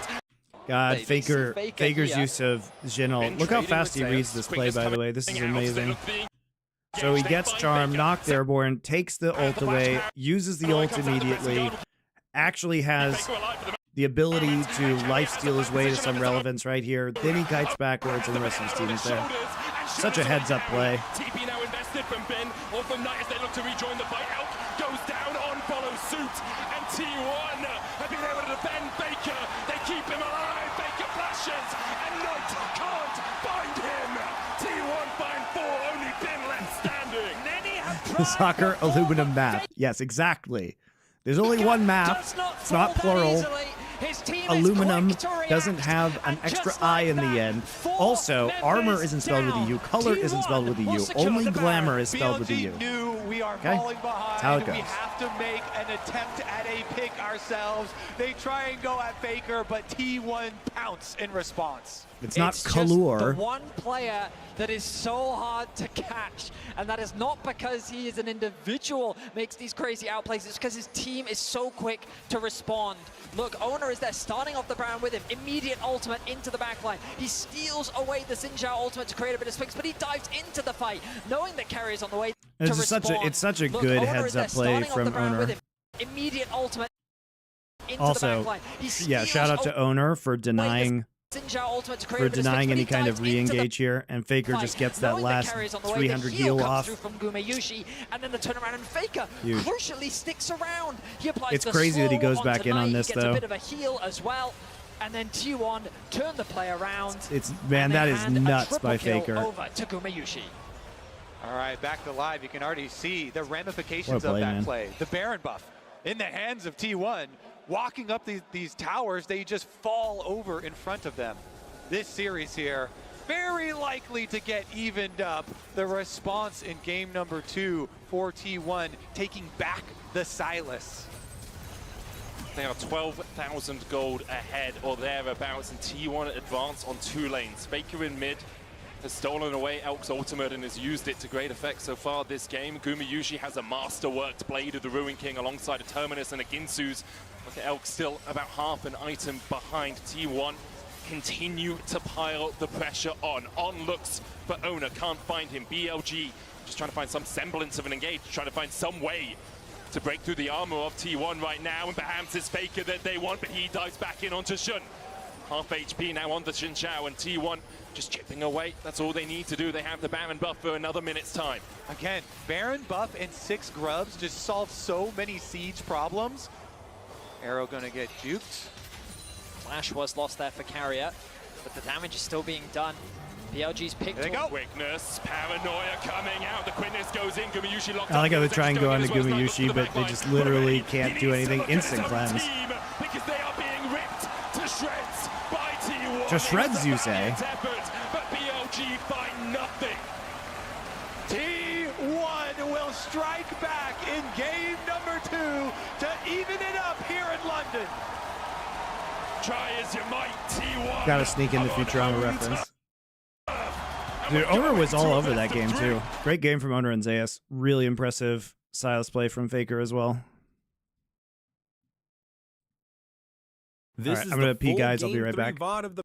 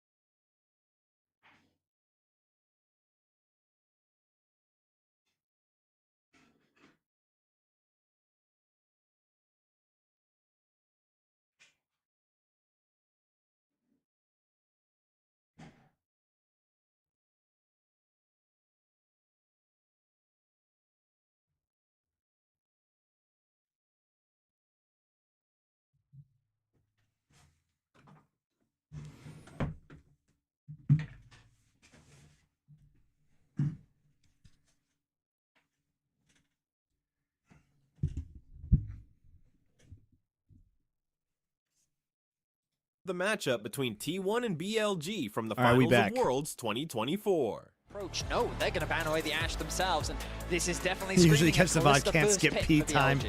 I know. Because Well, T1 this is kept why on I giving watch BLG VODs the Ash, because overkill into it I for can't. Zaya. So even the I can't. Maokai I can skip all the stupid technical delays. Because by leaving the Jax open, you're forcing BLG I thought the to opening make a ceremony choice was really between quite Calista good. and Jax, and I think that T1 is likely considering that possibility. So I imagine, well, Vi is left available. So Calista Vi, if the Jax is left open, and that's locked in first for BLG, I think that T1 would be very happy with that. Using all the time, the Nico is going to be banned. So here's the Jax. Let's see what BLG choose to do with it. My Silas Prio is also I heard you saying earlier that you went to sleep after game 3. How are you not too excited to fall asleep? It was 2 a.m. And look, I would have loved to have stayed up. All right? But if you have kids, you will understand that the price just ain't worth it. The price just really ain't worth high it. What am I here, going to do? so I would just be Jax miserable for the Prio, entire Silas, next fucking day. And I'm Prio, going to as watch well the as games Calista. anyway. And no, I wasn't too excited after game 3, guys, because I thought BLG was just going to shit stomp T1 in game 4. Prio.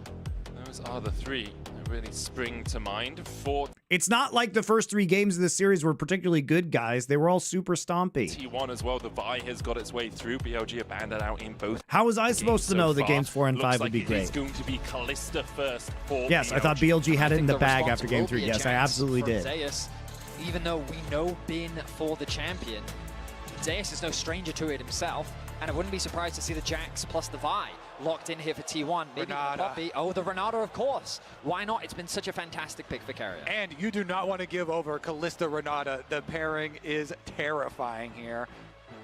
Pretty Monty, I have those little kids too. Please skip them through game 3. good response, honestly. McGrady TFT, you don't even sub, man. Of course, You don't get to on make the Calista requests. is such a fierce Bitch. bottom lane. We'll see what they can end up pairing it with, though. You have to On pay for likely requests going to try here. and get a pick here before this next round of bans come in. Looks like Bin's just going to play the same thing he's played in every game so far. There is the Rumble for BLG. Shout out Clifton reported. Reported to whom? to Who are you Bin reporting also, me because he's to? put so much work in on this Rumble. He spammed it in solo What queue. I've learned It's from one of his Hassan most is you can played, just say on whatever his you solo want queue on this account here, website and it was doesn't matter. spamming so Ors many Neon, games thank you. on it in Champions Ooh. queue as well. Are we going to get this locked Here in? we We are. are. Blitzcrank for On Oh. as an answer to the Renata. I think it can be a great pick, and On, when he gets out on the map, he's going to be lethal. The Ballista combo. I love this combo. This I is paid. one of the most funny combos you could possibly have for the mega grab. Do you have the same politics as Hassan? God, no. This would be such a I have a brain. big step up though. So much playmaking pressure on a Blitzcrank to really be effective and find value. Also so reliant on having good vision control through the game because Blitzcrank is basically impossible to play if the enemy sees you all of the time. All you're doing is running at them and hoping that they don't manage to dodge away from your hook. And then the last of those like Prio picks. McGrady.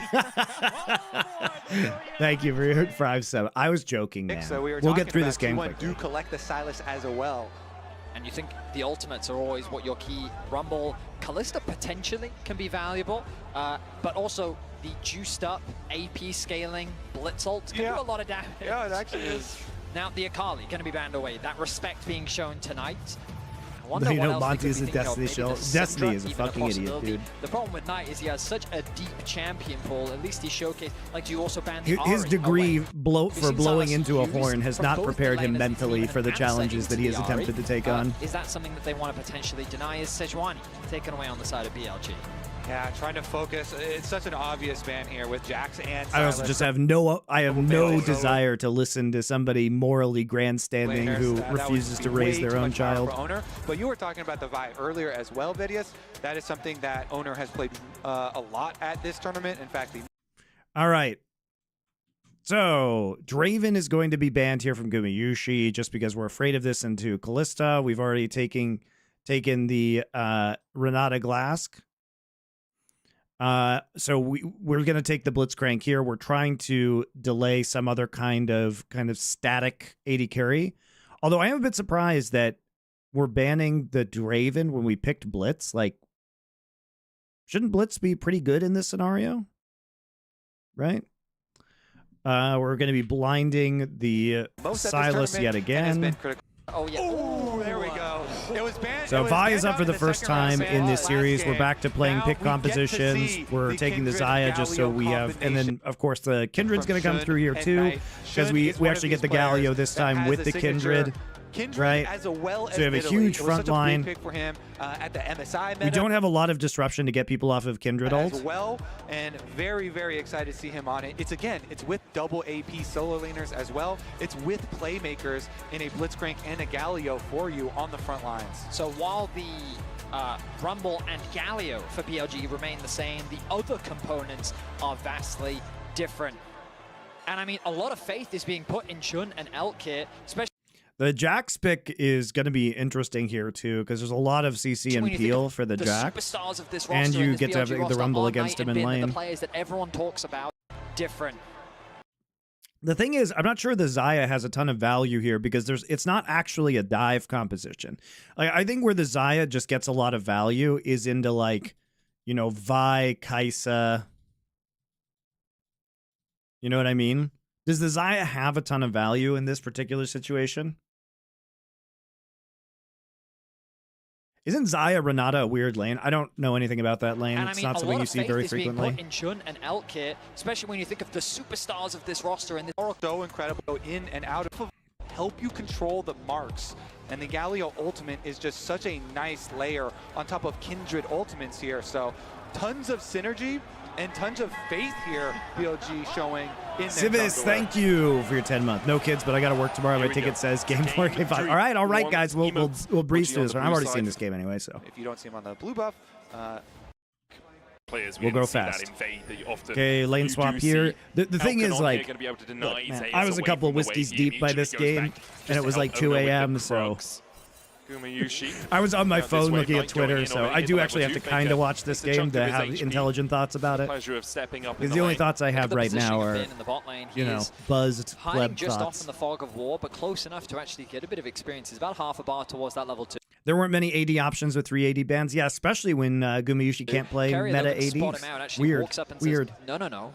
I'm going to deny that experience and try and mitigate it as much as possible.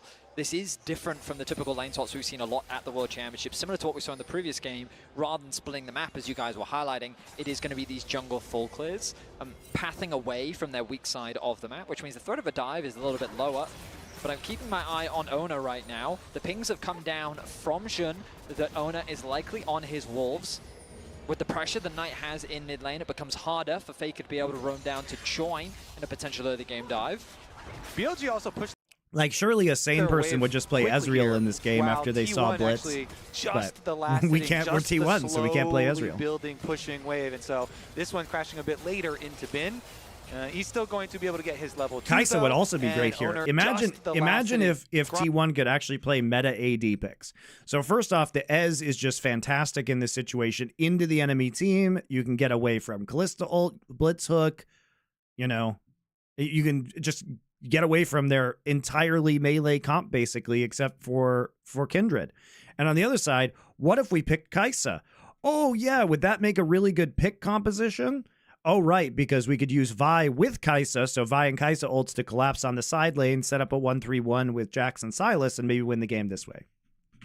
But we're T1, so we can't do that. Not currently under the extra pressure just yet. Plenty of time for the swap back here. Elganon, they go for the recall after quickly pushing the wave like we talked about on top side into the rotation oak. Let's see if Shun does win out on the coin flip that happens with the first Scuttle Crabs when you're playing on this Kindred. You can see all time. This is the last bangers only of history. Maybe. We're going to do some off-season, like, historical stuff. Remember coming into, well, LPL Summer Playoffs, it was way. Maybe it'll come back next year. Maybe, guys, my absence from League of Legends will entirely tank the viewership of LFN. I think that's unlikely. A little bit more coordination, but it's still a lot of weight of expectation. And then I will be forced to return. Like and since the but I hope this is the last bangers. Good mark for the first I have other stuff we need to do. Just on I need other stuff to do with my life. Wait. As long as the other Scuttle Crab already taken there, you just wait, and it will pop up eventually here on your Scuttle Crab as well. Just don't rush it down, but Zeus goes down for a little ward on it as well. Nice. The cast is a little loud. I can turn the cast down. Into him, Gumayusi putting the feathers out. Blade caller doesn't connect with the route onto Elk. Now we're going to see an interesting... Can you explain why SKT used to waste skirmish Faker's around that Prime to scuttle, swap I with expect, Easyhoon? Because Ward as was shocking placed as this by Zeus to sounds, spot Faker it used out. to be See actually Ona very bad making at his his way year. towards it. Faker has In the spite of base, the fact has that it no is by mana. far his Gonna be most played forced to TP champion back now and into one of lane. his Knight has iconic the picks. push. And here we go, Easyhoon the used to mark be is the there. Azir player when Can he Azir burst came it out. down here? He has smite. He does. Ona manages to stop it from happening. But Shun is looking for more. He flashes forward. Knight on the flank as well. Ona's going to flash away. Counter-strike out from Zeus. Not quite. Sit down here. He has smite. He does. Ona manages to stop it from happening. But Shun is looking for more. He flashes forward. Knight on the flank as well. Ona's going to flash away. Counter-strike out from Zeus. Not quite able to connect. Here he has smite. I mean, this is Knight sacrificing a Faker has the wave base, just though, has to... no mana. Oh, Gonna actually, be he's forced just to pushed TP up. back No, into never lane. mind. Knight has the JK. push. Just And here we actually go, the pushing mark up. is there. And Owner's going for Gets this spotted because out. he... You see Ona making his way towards it. Faker I has guess the base, though, has no sees mana. the mark Gonna be forced spawn, to TP back into lane. and he Knight wants has to the do this, but both his solo laners are trying to recall right now, and he has no idea where Kindred is, and Kindred is already recalled. push. And here we So go, he the tries mark to is double there. crab. That's just unlucky, because, you know, here's the thing. If Owner... If the mark was on this crab, Owner probably doesn't go for this crab, and then he doesn't die here. Can he burst it down here? He has smite. He does. But Ona instead, manages he's to going to give stop a it mark from over happening. anyway. But Shun is looking for more. He flashes forward. Knight on the flank as well. Ona's going to flash away. Counter-strike out from Zeus. Not quite able to connect. And the shooter direct. Insanely With bad the decision from Sun is Owner. first blood again. The third time in 3 games for BLG. Shout out, still gave a mark Nice over. punish from BLG. Technically stole away my first mark. Guess what? You were marked. And we got the kill on you. So he still got his mark. Beautiful Oh, Jin left the start crowd for up, so his second First mark spawn. blood. You're right. Third You're right. game in a row now Bot for side BLG. first. You are this correct. time Gumayushi will JK. avoid that advantage for BLG. But a small goal. But I lead mean, now. that is I a guess you could say, wild play to unfortunately, he does go make onto the Kindred, when you but think being that active, Kindred's going to be putting coming that kill there, onto him, definitely a and good place to both get your that lanes goal. are pushed in, and I both just your love solo to see laners that are too, attempting to 'cause you recall. know, It everybody actually in just solo messes queue when you're up your playing solo against Kindred, you laners' always focus tempo so much too, on because they denying stuck them their around marks, for that. stealing them their marks. But I mean, I guess they got some free time in lane, but it's not great. No, Actually, I guess the trade here is okay, because, like, never mind, I'm done. I'm done. Basically, it allowed, especially Faker, to push out, which then allows him to go ahead and recall and walk to lane instead of using TP. So he does get TP advantage out of it. So there is a counterplay that can be made. You actually give over even more than if you had just let him grab the scuttle. Mid lane prio. That's what it really comes back to. Knight there on the Galio, enabling his jungler again. I will say, BLG burnt 3 flashes to do that. Ona only burnt 1. Obviously, to give across first blood, but there are some windows now where perhaps T1 can punish the fact that this Rumble... I only watch LFN for your takes? Well, I'll still be there, buddy. Not going anywhere. Well, it's funny that you mentioned that, Medic. I'm still going to be doing a ton of shows. To the top side. Probably some new content too. Right now, the bot lane of BLG is also on their way. The wave is being pushed in mid, and BLG want to punish Faker. Faker has flash, but the flash in from on into the pullback. Faker's down. On secures the kill. We get to see some blitzcrank value there. Goes in, immediately makes the play while Owner actually yoinked away one of the grubs.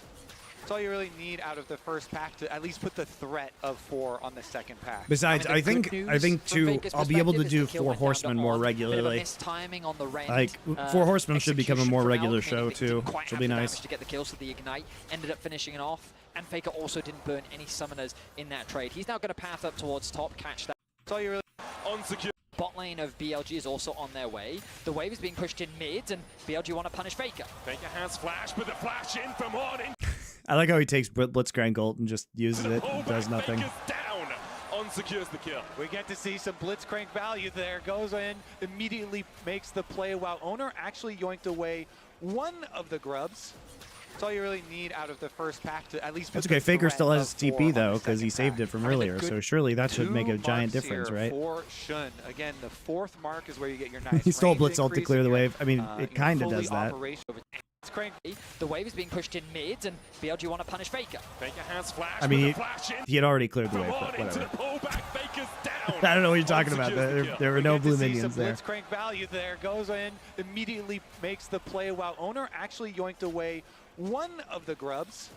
That's all you really need out of the first pack to at least put the threat of 4 on the second pack. I mean, the good news from Faker's perspective is the kill went down to On. Bit of a mistiming on the Rend execution from Elk, meaning that he didn't quite have the damage to get the kill, so the Ignite ended up finishing it off. And Faker also didn't burn any summoners in that trade. He's now going to path up towards top, catch that wave as the bot lane of T1 transitions over to mid lane to match that of Elk and On.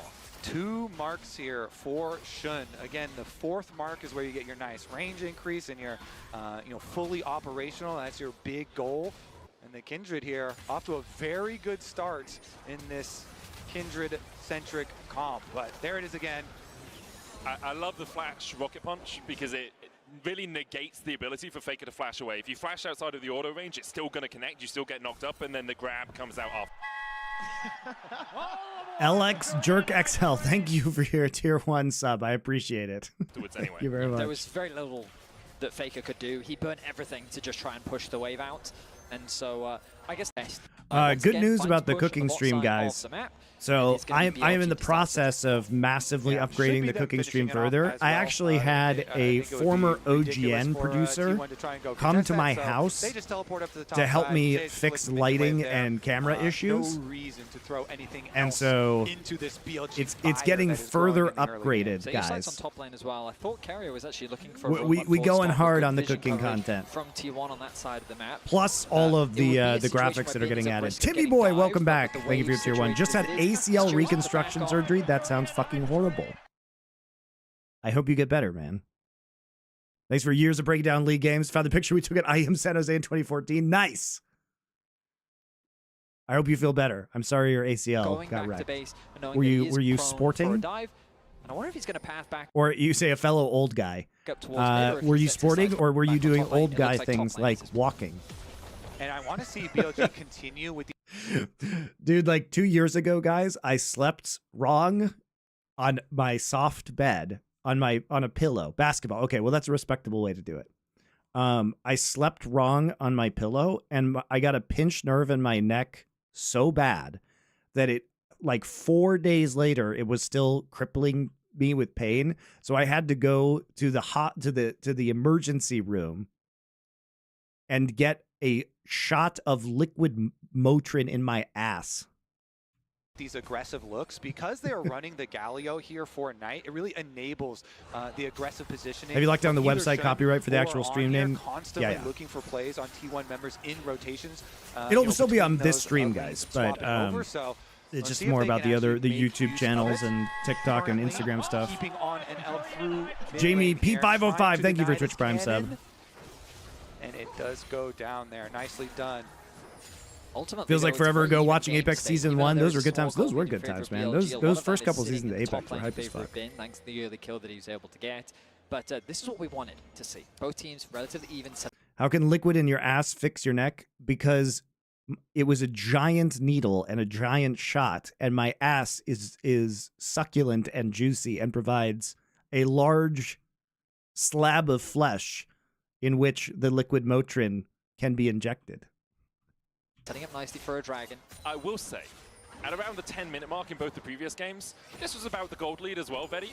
So until we get past 15 minutes... I'm be optimistic, Medic. Cool. You want to be optimistic? I can understand that. It is relatively... Never you watched Apex? Apex was the Overwatch tournament from OGN. But I do like Apex. Even right now. But often the game starts to explode around that 15-minute mark. It certainly does.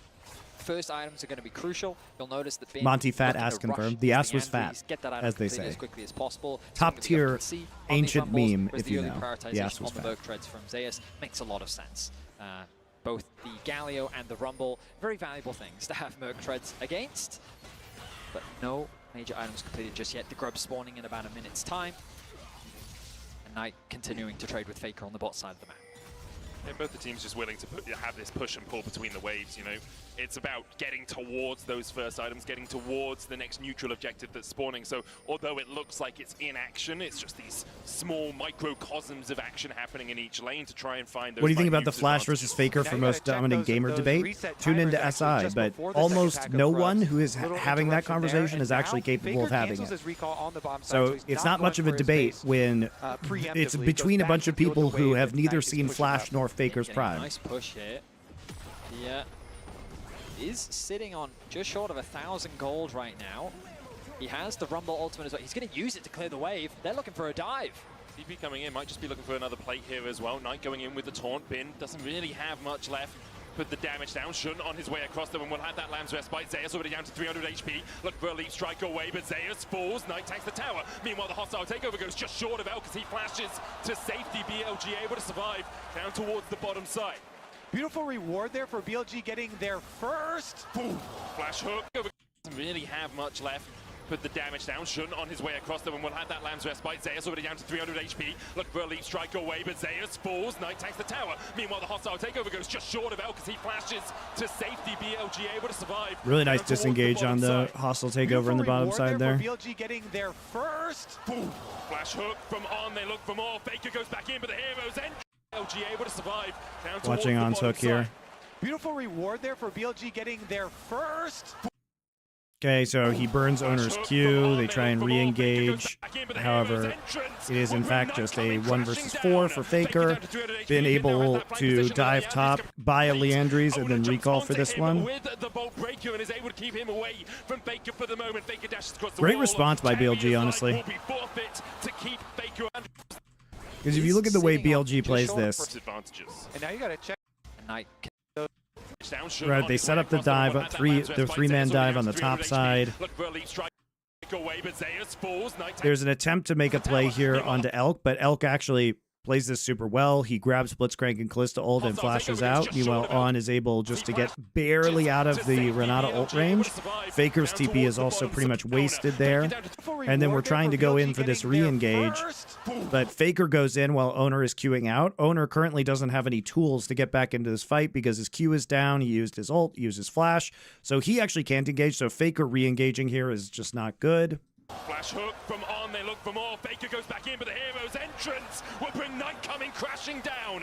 Faker down to 300 HP. Bin now has that flank position, and the Leandry's complete. And Bin is also has TP up, so they disrespect Bin's TP. From Faker for the moment, Faker dashes across the wall. Yeah, Faker re-engaging is actually a big problem there. They don't have to take quite so many L's. Faker kind of kills his team. It's a bad TP, and then it's a bad re-engage. So beautifully done there from BLG. As you say, it is funny, Faker using his sweeper. He didn't spot him. He doesn't actually know if he interrupted him or not. He's fishing for him. Okay, Knight's like, okay, I use my sweeper now. Okay, he sees him. Yeah, that's a fun little interaction though. Already absconded, already abducted. Elk is on his way to try and. Faker should have executed right here. This is actually greedy. Faker, I'm pretty sure Faker can execute there if he doesn't try and get between the turrets and recall. Probably should have just executed right there. That's 5 kills now for BLG. 11.5 minutes in. They have just been finding pick after pick, and it was such a well-executed dive on the top side, converted into a nice setup on the grubs, that BLG are once again outplaying T1. And I want to highlight how BLG did it. They took over the jungle first. They're positioning first towards He got hit by Galio Q the first time, did he? For the moment, so beautifully done there. Now has BLG keep Faker alive. As you say, they're not done. Did he get hit by Galio Q? I didn't see it. Faker trying to escape. Knight still on the chase. So beautifully done there from BLG. Oh, he did. I think you're right.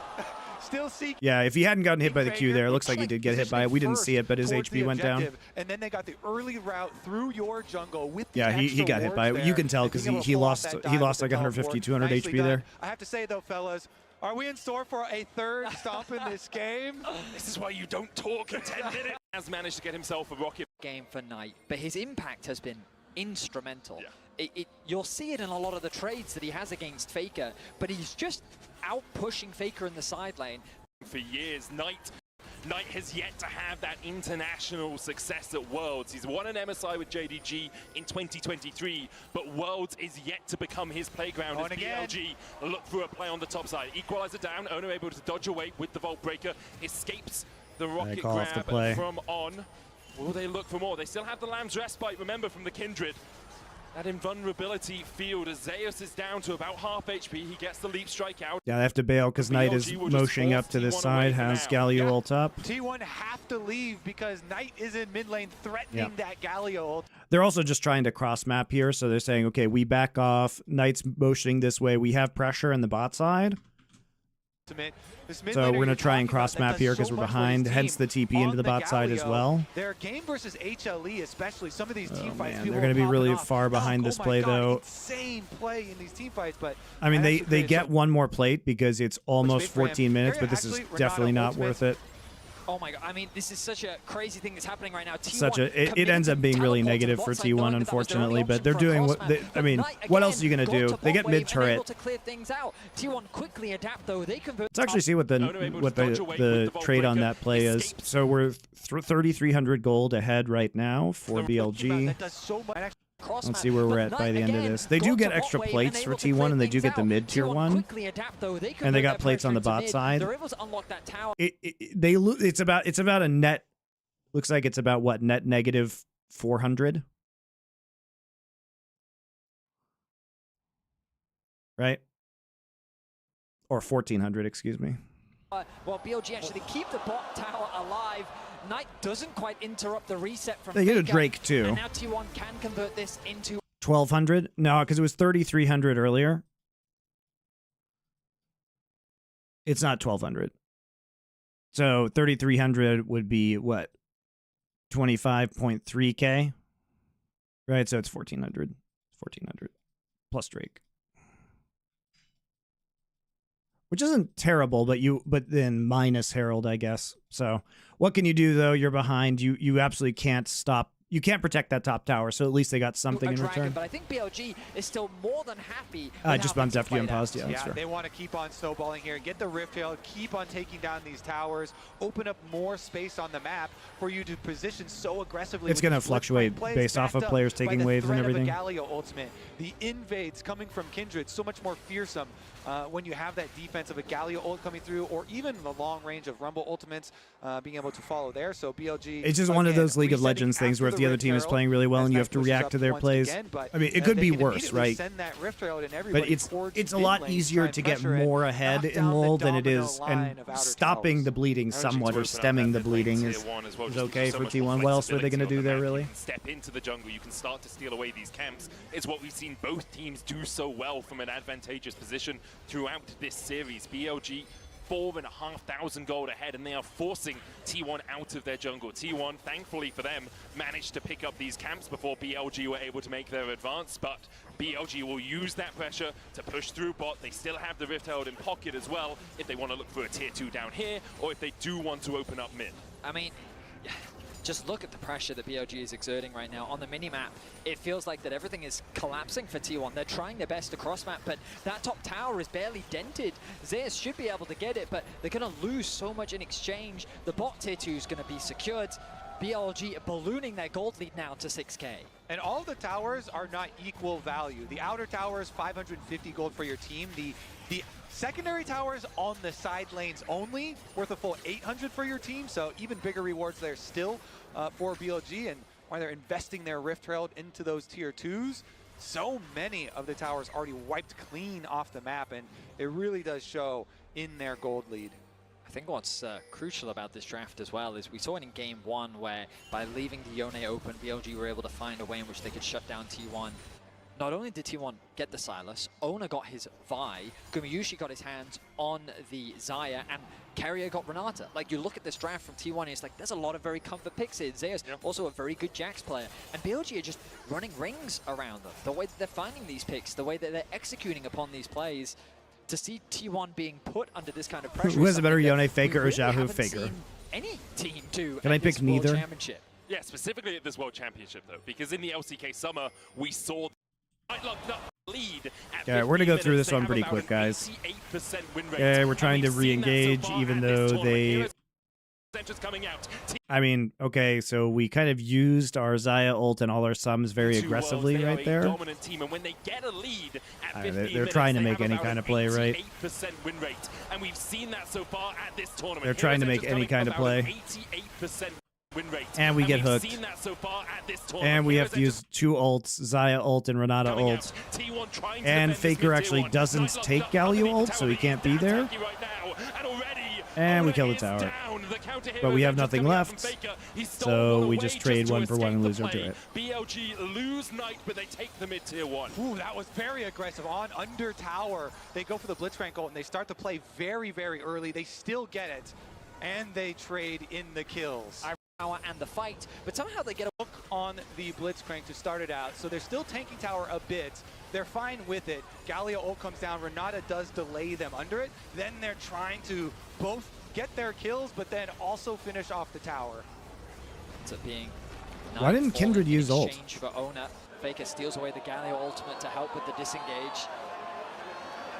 You can feel the tension in the arena as T1. Terrible Their shot. backs are getting closer and Terrible closer to camera that shot. wall.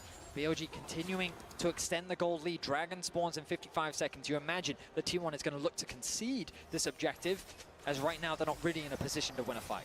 Importantly for Shun, he was able to pick up a mark in that fight on Ona and also take away a Gromp that was marked from Ona's junk back. Extra range coming out from the marks. And they have complete control of these hooks from Blitzcrank. Here to join the party, outnumbered, out. Power here on the side of BLG with all their money.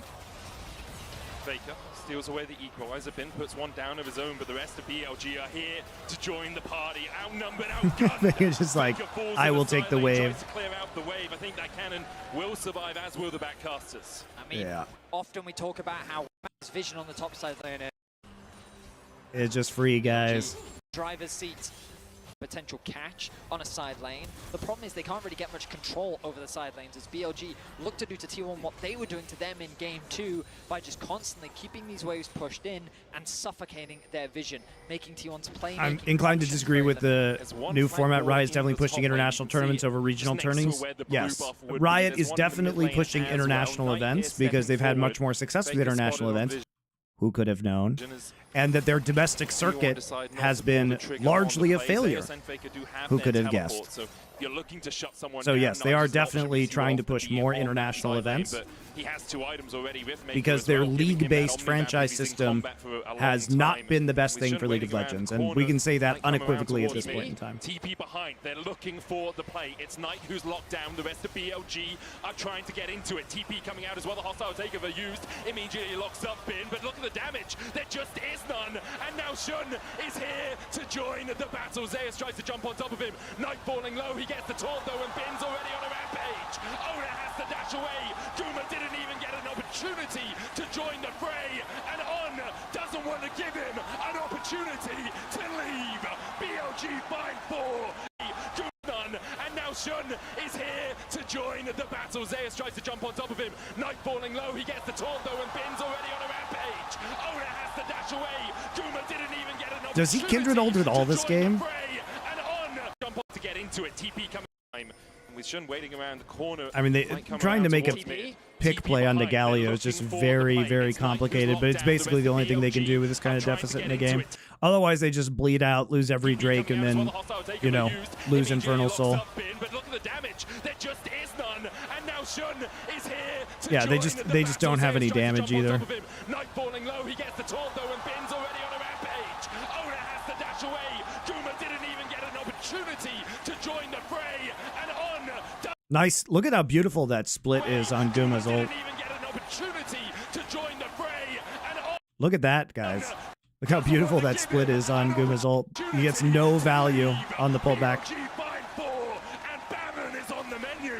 On their options, but the TP flank was a great idea. And they arrives Shun right afterwards, and so they don't even have to use a Kindred ultimate. Didn't even force anything out of BLG there. Just too far ahead. And then look at the damage that's going to come through from Elk as well. Going for the lethality build, that Q just tore Gumayushi apart. And, I mean, BLG, now with the lead that they have, they'll be setting their sights on the inhibitor towers of T1's base. T1 have to be thinking about game 4. They bounced back incredibly well in game 2. You imagine they'll be looking to get back onto the blue side, but this game feels done and dusted. It's just a matter of how BLG put the final nail in the coffin. And if you're T1, you need something miraculous right now, but we've already seen how the damage lacks, especially if Gumayushi isn't there. Faker has finished up his Rift Maker, but he's sitting at 0-4-1 in this game. Has been well and truly shut out by BLG, who are now advancing through the top side. Knight has the hero's entrance to join a play if it does occur. BLG, though, can just step forward. T1 really can't find an avenue to approach this next fight on, looking for the Hex Slash hook. Doesn't quite connect. Knight, though, doesn't have a wave in the mid lane. Could go across towards bot. The next wave's still about 20 seconds away from crashing into that mid lane inhibitor tower. And here's the engage. Knight locked up, tried to Justice Punch away, but once again, T1 are engaging on the tankiest member. The name of the first international tournament next year is hilarious. So I was curious, guys. I was curious, and I looked up first stand to see if anyone had ever used that term anywhere ever before.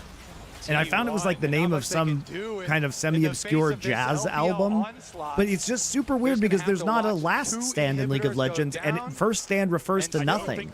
Like, it is shocking how bad Riot's branding of their tournaments is. MSI all I'm thinking of right now is just a terrible name, mid-season invitational. It was never an invitational because you had to qualify for it. So why was it called an invitational? And now it's not even mid-season.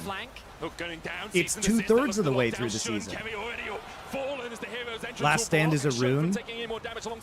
Okay, but what does that have to do with first stand the tournament? Can they find the fight? Zeus pulls a stopwatch, doesn't have much mana left. As Knight goes in for the engage and still lands the taunt. Gumayushi down to half HP. Zeus has already fallen as BLG continue to advance. Owner, Gumayushi, and Faker trying to hold the line here. They managed to find something. They got 2 kills out of it, but they've lost 3 inhibs for it. I think Mark Z addressed the naming stuff in the Dive podcast, but they had to file for legal stuff in every region and trying to find unique names. No. This was typical Riot bullshit, dude. Here's what Riot does. Here's what they do. They make a decision, okay? And then something stupid happens. So decision goes into stupid. And then they pretend that it was never possible to make a different decision. Pretend, I can't spell. Pretend it's not possible to make a different decision. So here's what they did. They called it, what, League Champions America.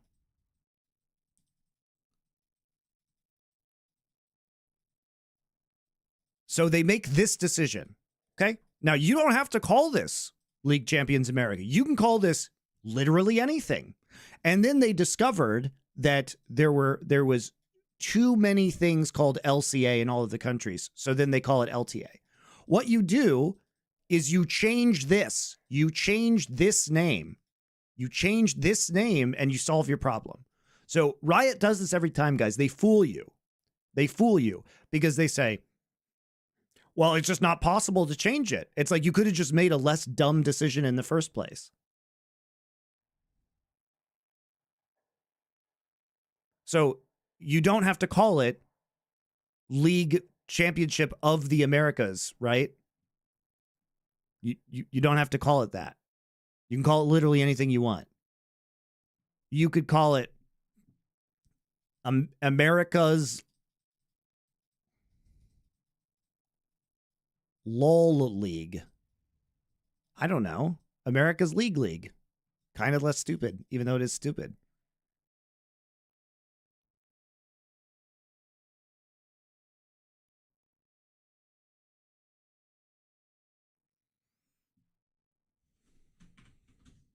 That fight, Knight But it's just nonsense. It's just nonsense, guys. And said, you're not defending this inhibitor, concede it now, and they're going to get a dragon as well. BLG, 3 inhibitors secured, dragon as well. Here's another look at it. The teleport very deep in the jungle. Oh, that was quite... Okay, ATL sounds good, or LTA sounds good. Okay. I don't know, it's called League Triumph of the Americas. You know, I can just backwards engineer this. Nice, actually, Owner with his ultimate able to still stay connected, but they have the emergency buttons of the Galio and the Kindred ultimate, which kept their backline alive while they killed off Carrier. Flash in from Guma, throws out the ulti to secure the kill onto On. Zeus, though, he'd already committed everything to try and getting a kill. Means that on the retreat, it ends up being a trade back. And Guma, with no flash, Asian Milton is back, guys. But I mean, right now, T1, they're just left with the scraps of their base. as BLG walk away with everything. BLG on the precipice of winning this series, of claiming the world title once again. It's been 4 years ago once waves of super minions pushing in. BLG are forcing T1 to make their final stand in this game. Ono goes in with a bolt breaker, hooked in as well, the cease and desist. Silence Ultimate stolen away. A hero's entrance is followed by a second, but it looks like Faker's more like Icarus than any hero taking to the skies. Night pumps a stopwatch. T1 go pop.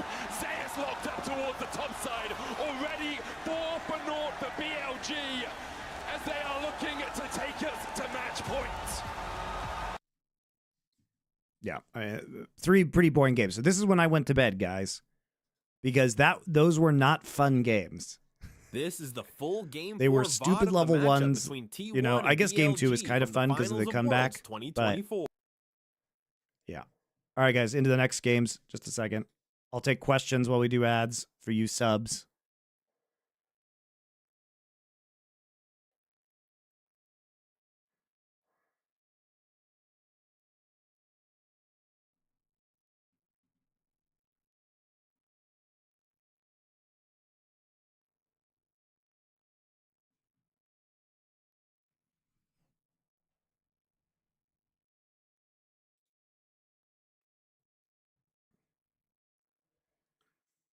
Joseph Fishy, thank you for your Twitch Prime sub. So you fell asleep at the worst possible time indeed? Well, how would I supposed to know? All aboard the Korean hype train! No, I haven't seen games 4 and 5 yet.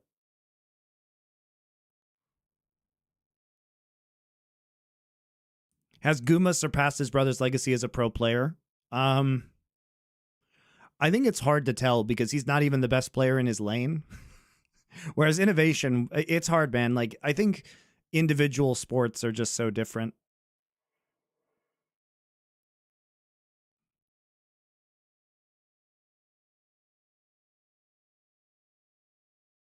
The reason why Mark Z said they are doing best of ones was literally to have more content at the expense of competitiveness. Yeah, no shit. What do you think LCS is? Here, let me translate this for you guys. Let me translate. LCS will never win Worlds. Ever. Ever.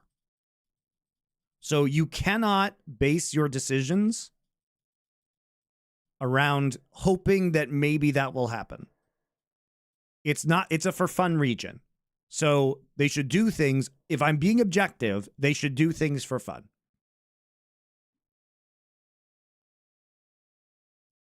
For fun. That's it. So there you go.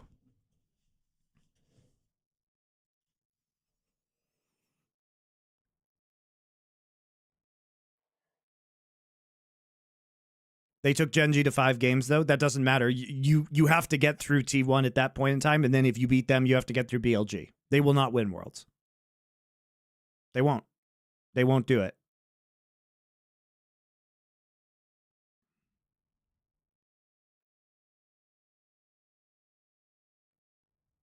But we've got a 4 Horsemen episode on the format stuff for LCS coming up later this week.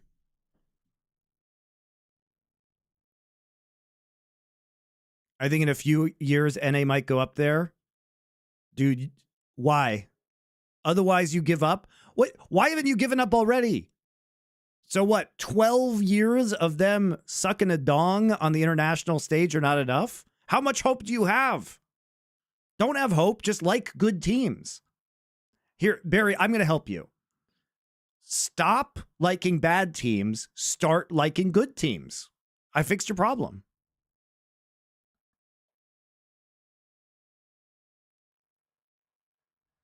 The LPL is giving up. Did you see what Doinby said? Dude, the LCS has given up. Cloud9 fired all their coaches. 100 Thieves, 3 teams sold their slots. Who is, like, I guess Team Liquid and FlyQuest are kind of not giving up, but it's hard because they won't have competition because everyone else has.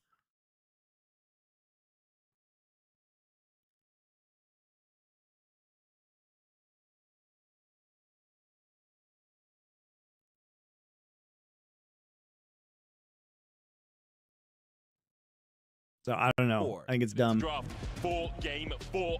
LCS is like, what in what universe? Look, here's the way LCS could possibly do well. If LCS still had 400K concurrent viewers, right? Maybe they would be able to do something. But basically, LCS as a product is in the toilet. Despite what people will say to you who work for the league, this viewership is literally like 1/4 what it was a few years ago. It is terrible. Terrible. Okay? So in what universe where LCS is the fastest dying league are they suddenly going to win Worlds? Tell me what mechanism, because it's not going to be more money in the region. There is no player base. There is no player base. No one plays League of Legends in America. Okay, so what are the LCS systemic advantages? They used to be able to pay top dollar. So LCS no longer has money compared to what they used to. They no longer have new players, new pros, because nobody plays. There are no up-and-coming pros because no one plays League of Legends. They do not have a player base to practice against in solo queue. So because they have no money, this means no imports.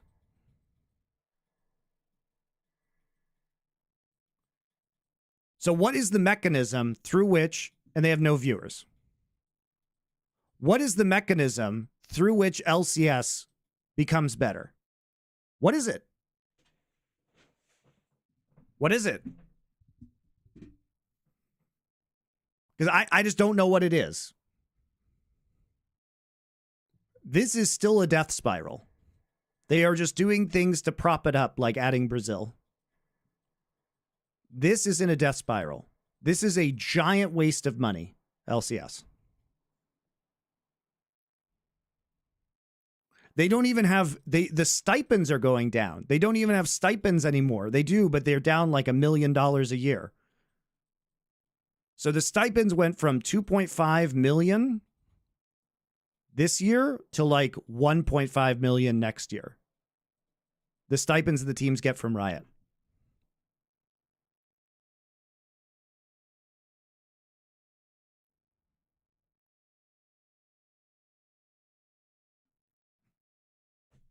So what is it?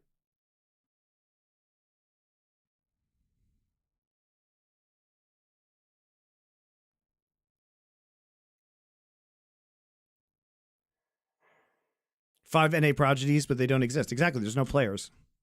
Match point. The NA region can't produce prodigies because the ladder is not competitive enough to form them because there are no players. How many years do you think LoL will go on? Many, because it'll stay alive in Korea and An China. opportunity to prove once again that they deserve that shot at the title in Game 5. Once again, going to be banned on the side of T1. The Skarner, in response to the Yone ban, to not allow that first pick to come through for T1. We are setting up for the Ashe. Remove the import rule entirely, but they don't have money now. First pick, the Calista. That doesn't matter because, and also being an NA makes players worse because there's worse practice. BLG, that's their adaptation. And there's likely going to be the Ashe lock-in for T1. I mean, you imagine the Renata, again, rises in priority once more, and the Ashe Renata is the direct. All right, so let's talk about this. So Ashe, first pick now. We've taken away Jax, Yone, Varus. Take away the Varus on this side again. Now we're just going to take the Ashe. So the Calista gets banned, right? The Skarner and Aurora are banned on this side. So this raises Ashe. I do wonder about this. This is an interesting metagame, though, because last time, you know, when T1 was on blue side, they picked the Calista here, and they tried to counter with the Ashe. And then we got the Nocturne pick, right? We got Nock here, and Silas, and that composition, and Renata Glask. That ended up being super powerful for them. So now they're afraid of the Calista, but it means they're giving up the Ashe, which of course is like T1's probably signature pick, of course, all their years. They have the safety of Ziggs. And you're going to give up playing Renata back, again, so we and take maybe they go for lane Ziggs. swaps, I mean, try Elk and is get a better away Ziggs from player it. than They get extra Gumayushi. turret play money Bin with just going to go ahead and blind something Makes here, sense. blind the Ziggs, Nard to keep it Nard, away. both We're taking the great Silas again. ultimates to steal. Now, reactions from the okay, crowd. we're taking Smolder, which is interesting, into Silas. This is not a matchup I think we've seen very often, because almost always Smolder is played into Yone or AD mids, but that's because it was a lot of the meta during summer. But it is a little bit curious, right? It is a little bit curious. Some really good ults for Silas to steal, though. All these ults are really good. Smolder wins the matchup. I mean, he should, right? He should win the matchup just based on his range harassment. Melee matchups be pretty oppressive in itself. So The knock So that's why we ban Vi Nocturne here, is we don't want the pick comps coming through. turn. I mean, the So we're banning adaptations coming Blitzcrank, through from obviously, BLG. because we don't want to play Engage. Ashrenata into the Blitz again. So Sejuani gets taken. as a counter to Gnar, This should be Leona, right? quite possibly. They'll be very oppressive later on. It gets a little bit safer for the Gnar. Looks like it's going to be Poppy, though, for One. Are we picking Yeah, Rakan really into good answer, Poppy? For sure. Good Seems disengage questionable. As well. You can see Owner, BLG great once Poppy again player drive- historically. The previous games in this series Feels like have On been doesn't a know what to go lot here, centered so they on just who go is ahead going and to take find the success in the grubs. take the Get at least Rakan. 4 to 6 grubs for their team, and then be able to push down a bunch of towers and snowball their leads that way. In this setup in Champ Select, I would definitely prefer to be the T1 side, at least for grub fights. So maybe this gets the towers and snowball their leads that way. In this setup, How is the LEC state? It's fine because it's being carried by Cadril and Kometo and Ibai. in Champ Select, I would definitely prefer to be the T1 side.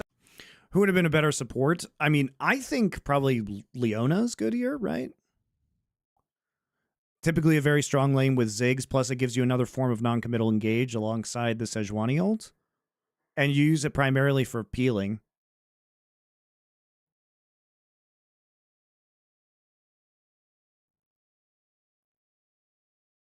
Into Poppy? Well, it's not like the Rakan is super good into the Poppy. Kometo had to record an apology to Faker. Why?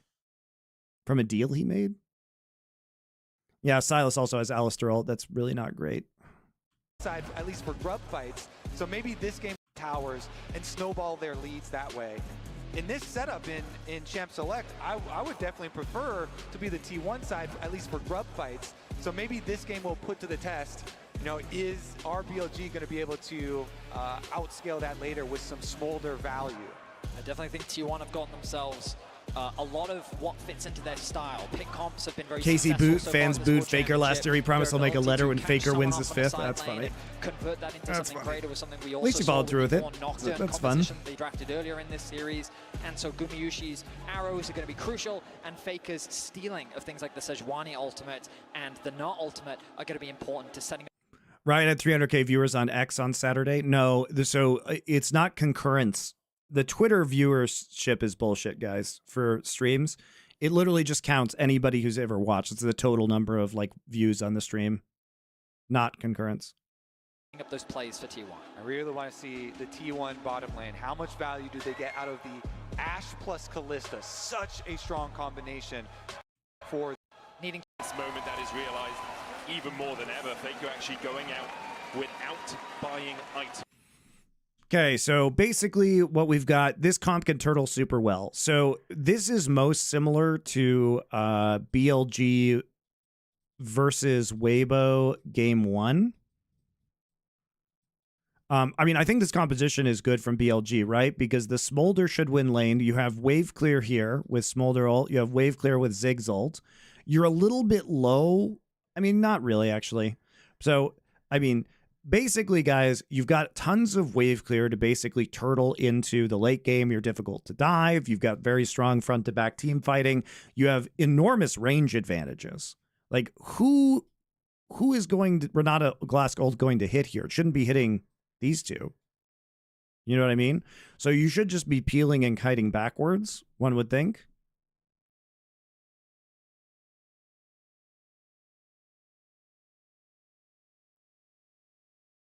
So this is very similar. My concern was in BLG versus Weibo game 1, they played like the first 18 minutes, 20 minutes well, and then they completely lost their minds at a Drake fight and almost threw the game because they lost the team fight right before Knight hit 225 stacks and they should have just given up the Drake. And a health potion, but so I am concerned that BLG doesn't have the discipline to fully play through this composition. Esports Faker fumbles at the start, obviously.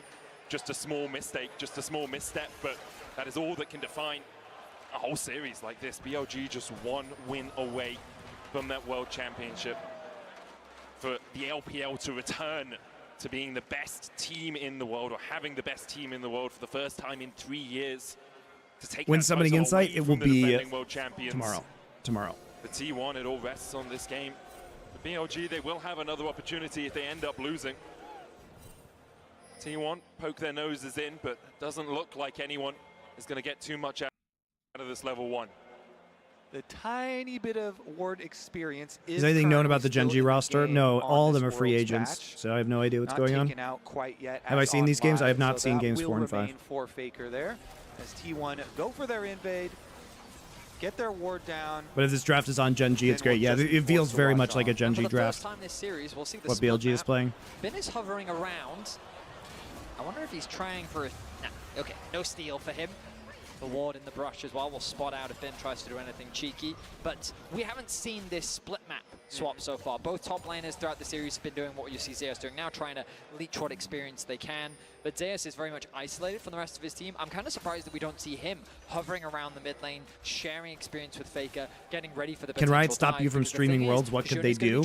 What do you mean? Like if I tried to co-stream it, they would contact Twitch, and then Twitch would shut down my stream.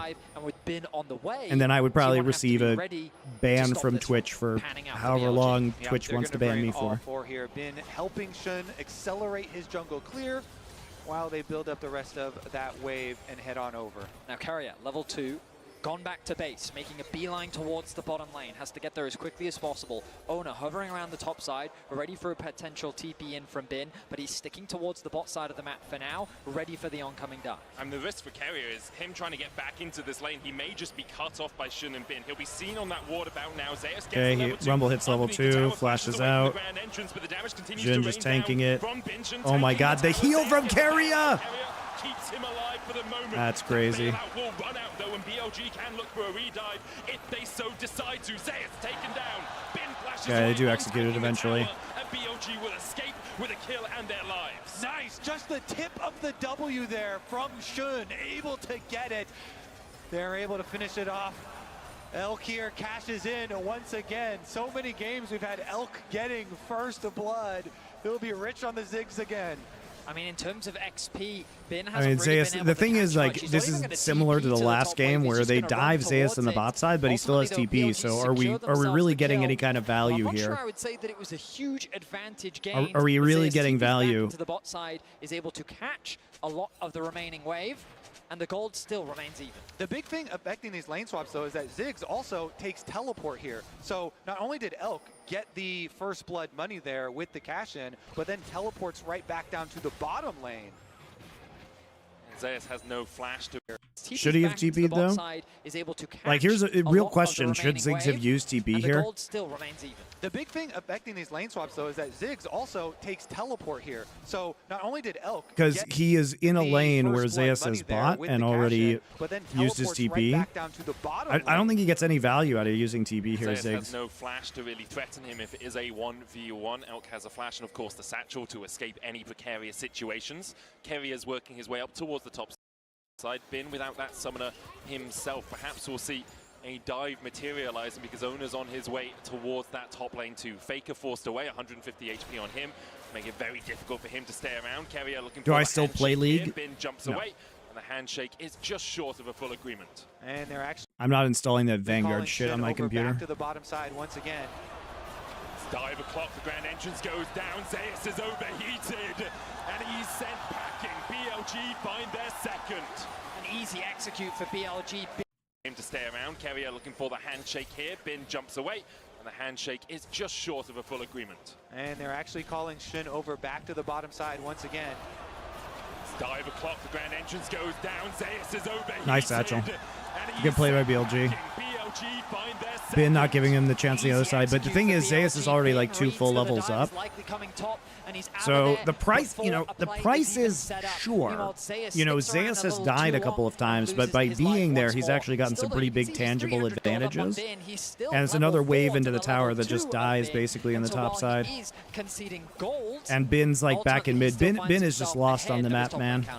Yep, dying for experience, sticking around down there on the bottom sides. Meanwhile, finishing up with the rest of this split map jungle camps here. Take away the rest of the Raptors before swapping over.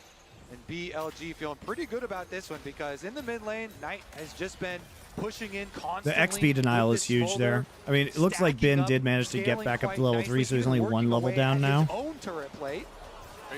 But Bin's also back out on the map. For Knight, as you say, he's on 24 right now. We'll just want to get towards that 225 mark. All right, this is the actual real play though, because they've got to get Bin back into this game. Zeus no flash.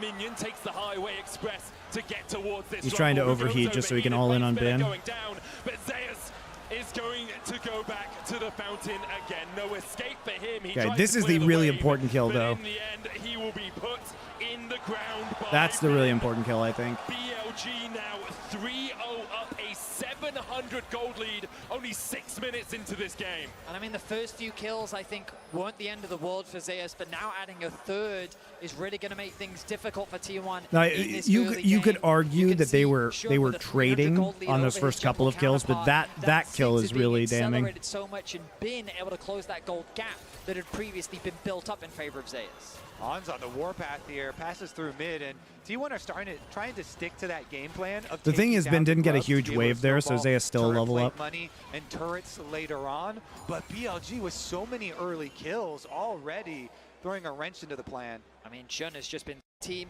and just his playmaking. How is Kerry in the GOAT conversation in the support role? I mean, he's definitely in the conversation. I don't think you could honestly say that he has been better than Mako at this point, though. This Rakan and Ziggs as well, you know, knockups into satchel charges.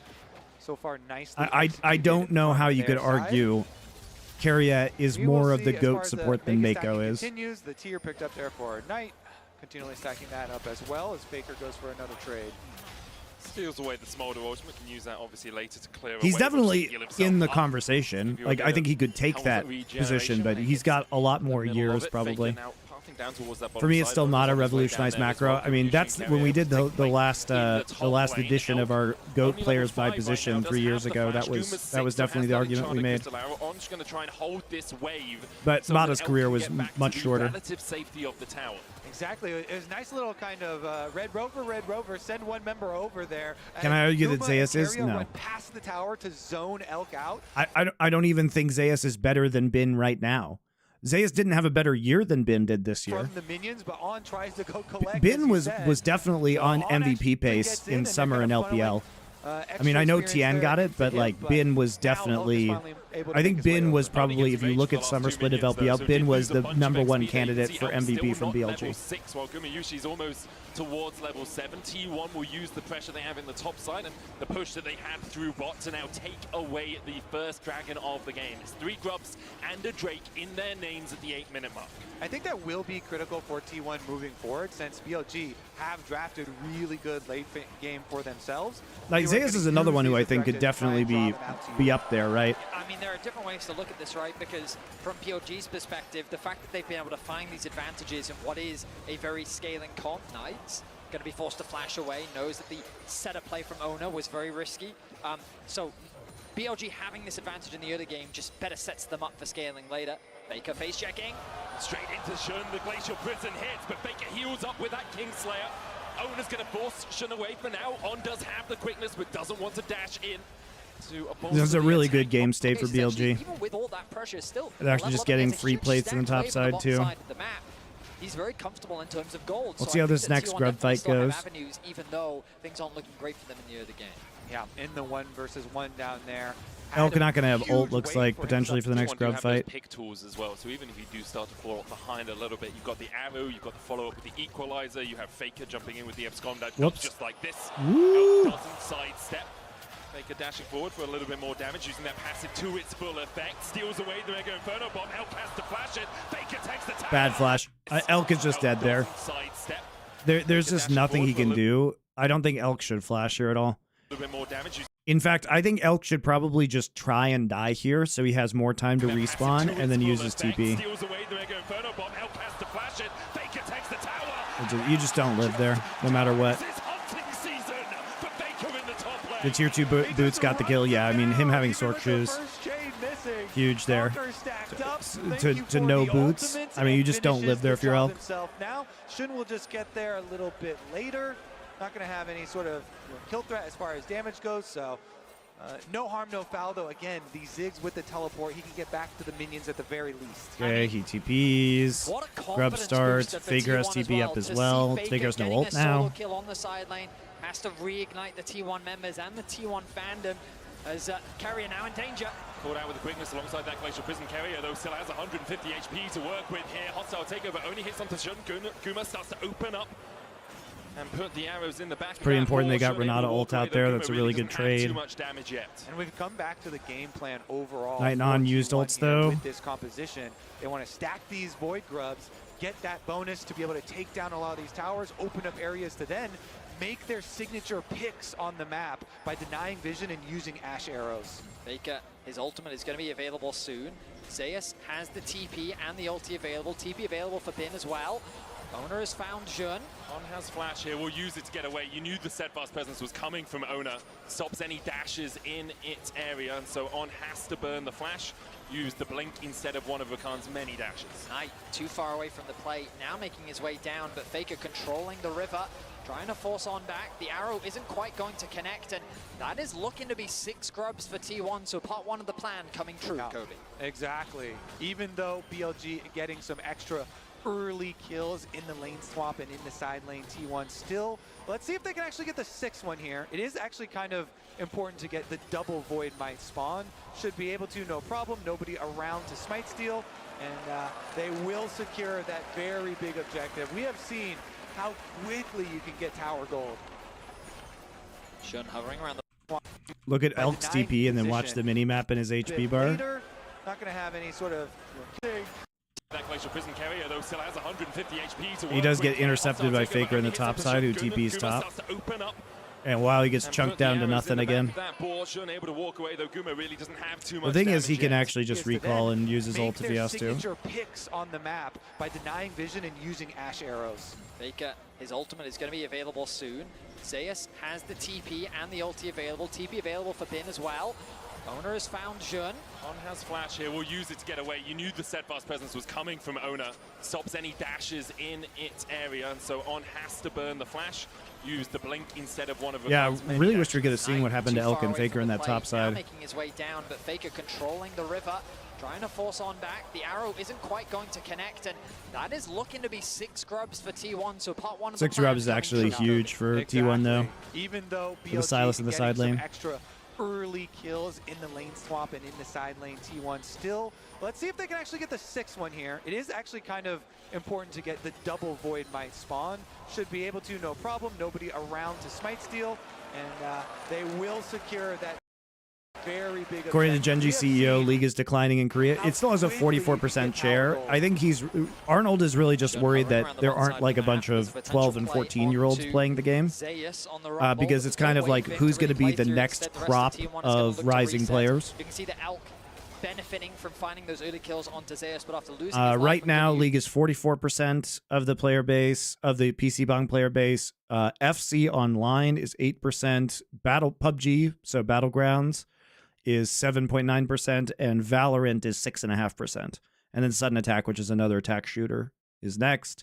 And then Overwatch, and then Lost Ark, and then StarCraft 1, and then Maple Story, and then Diablo 4. Yushi kind of playing the map well. He's been able to close that gold gap thanks to the CS advantage that he's been able to find. And we find ourselves in a neutral game state 12.5 minutes into game 4. Tiny gold lead for BLG. You can see Shun about 500 gold ahead, the bot side about 200 gold ahead each as well, but as close to neutral as you can get in this series. T1 though do have the neutrals themselves, those 6 grubs and the Drake, next Drake up in 40 seconds time.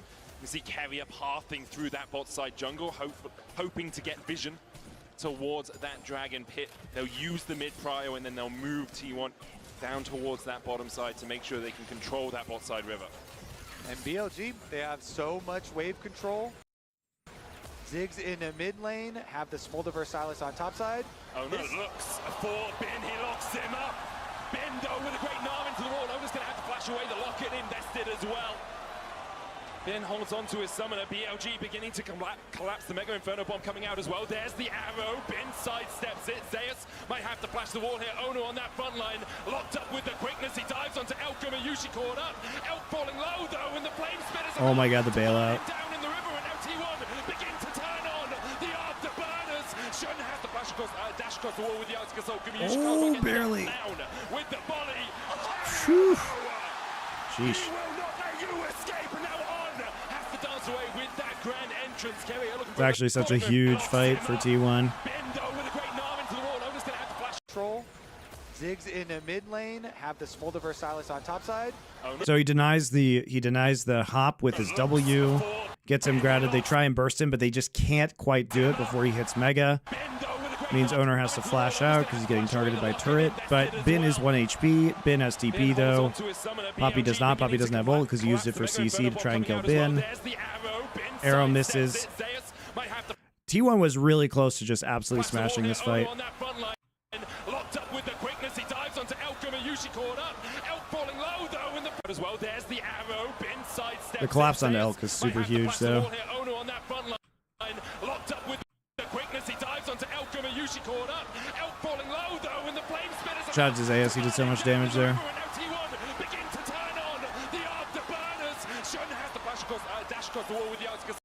Elk falling low. Inferno Bomb coming out as well. There's the arrow. Owner dodges Recon W and Sedge ult with dash. The wall here. Ono on that front line, locked up with the quickness. He dives onto Elk, Yushi caught up. Elk falling. Inferno Bomb coming out as well. There's the arrow. Bin sidesteps it. Zeus might have to flash the wall here. Ono on that front line. Locked up with the quickness. It's lucky, I think. But yeah, I don't know why BLG is like re-engaging on this fight. I mean, what is the call here from BLG? You know, Bin living is huge. Poppy has nothing. We're trying to scale here, right? We have 100 stacks, which is also very low. This stacks 100 stacks at 13 minutes, and this matchup is very low. So Knight is actually struggling to stack here on this Smolder.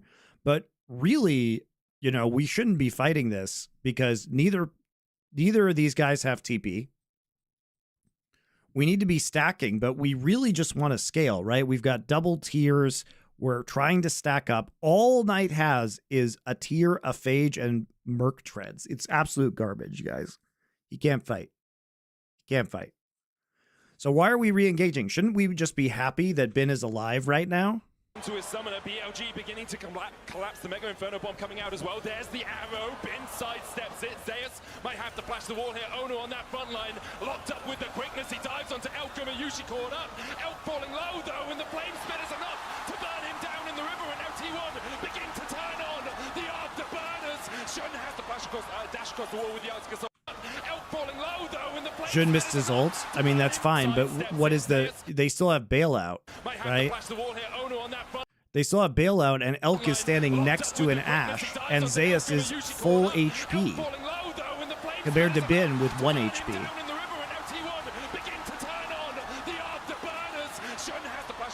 It's just weird, guys. It's just unnecessary. It's just unnecessary. They didn't know Carrier was close. Where else would Carrier be? He's mid lane. Where else would Carrier be?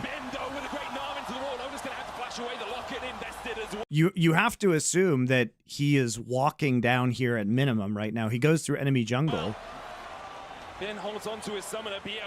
Like, Carrier does a good job of hiding. It's true. But surely we assume Carrier is there somewhere.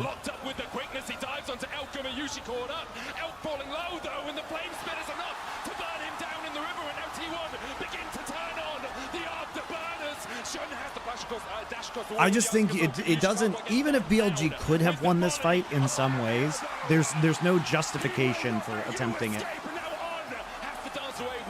You just have to scale. Gurushi puts a volley in his back and forces him to the safety of it. Big Renata play. A massive play for T1. Owner setting things up by getting that collapse onto Bin. The follow-up from the rest of T1 as well as BLG tried to collapse onto T1, thinking that they'd overstayed their welcome on the bottom lane. But Are you willing to leave Korea and live somewhere else to save LPL since Korea never loses worlds when you live in Korea? they're able to turn It's the true. play around thanks to the arrival of Gurushi and Carrier. There are two true statements, guys. When I am in Korea, Korea doesn't lose worlds. They do not lose worlds. And also, for all those T1 fans who now hate me for mysterious reasons, T1 doesn't lose worlds when I'm in Korea either.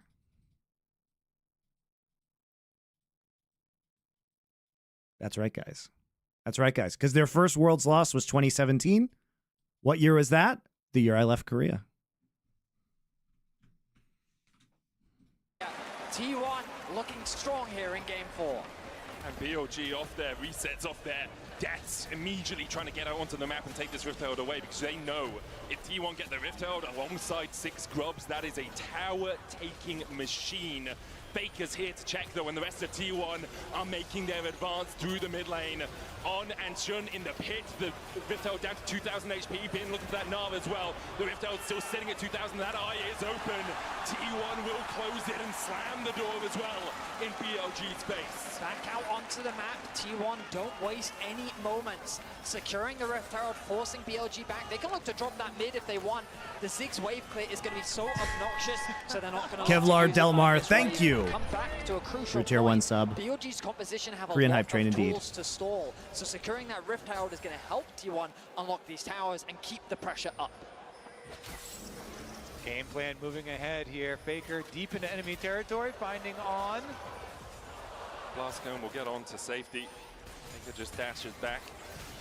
But again, now is where we're going to see the real acceleration for the side of T1. With Rift Herald plus the full 6 Grubs, you can drive the Herald in for the extra Void Might spawns there, immediately move up, snowball all of this money. This is what we've seen in so many of the games in this series, is such an acceleration at this point, the mid point of the game for the team that did get the early lead. And T1 are that team this time around.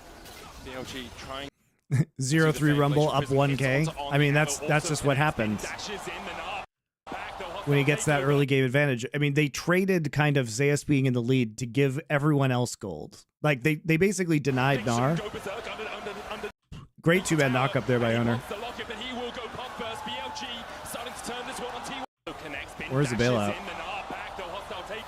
Makes Shun go berserk underneath the tower, and he pops the locket, but he will go pump. Did I miss? Where's the bailout? Point, the mid point of the game for the team that did get the early lead, and T1 are that team this time around. BLG trying to defend. Glacial Prism hits onto On, the arrow also connects. Bin dashes in, the Gnar back, the hostile takeover.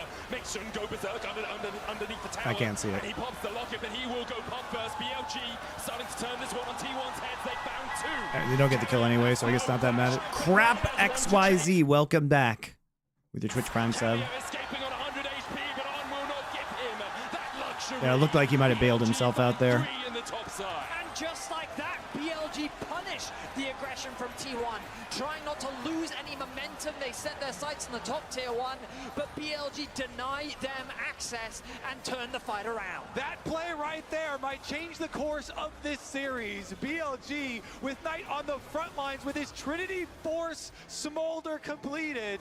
Well, they're trying to answer mid here for T1. The bomb doesn't quite take out all of the minion I mean, the wave. 6 Grubs play here is really huge, right? Because they need to accelerate this game due to the scaling. But luckily for T1, I mean, his Smolder is very, very far behind. He has 142 stacks at 16 minutes. If this was Chovy, by the way, Chovy gets 225 here at 18. If this is Chovy. This is a really gimped Smolder. And then just barely getting away with his life to deny Owner coming back to life thanks to the Renata passive as well. The mid tower still not going to fall just because of the wave clear from L. Carrier tries his best. The Mites should be able to secure this. No! Oh Knight gonna my deny that god. How once many more. HP does it BLG have? Fighting that tower's life. But here we are. Let's look back at the replay. All right, so it starts out, they use both Faker's ulti as well as the Ashe arrow, and as you say, Bin, just as he goes in, gets the knock back on two of them there, Carrier and Owner, and so they get the first kill. Knight then arrives on the Smolder, flashing forward to chase them down with his freshly completed Trinity Force. And BLG, I mean, we have seen Smolder scale into terrifying areas for a long time in the last few patches, actually. So we'll see if we can put this to the test here. Carrier knows that one is going to be rough. It's a tense situation. The gold finds itself even once more. We'll check out the itemization once we get back. But 2 dragons in the favor of T1. 6 scrubs to the name. 3rd dragon of the game going to be spawning soon. And ultimately it becomes a question of how strong will this Smolder get? Can T1 accelerate the game quickly enough before Knight becomes a serious problem? Or can BLG stall the game long enough to get to a point where T1 will run out of options? Might already be a serious problem as we'll see him continue to scale. I mean, when you accelerate at the beginning, then you get to even stack much quicker. And so we'll start to see the execute and the burn really come in.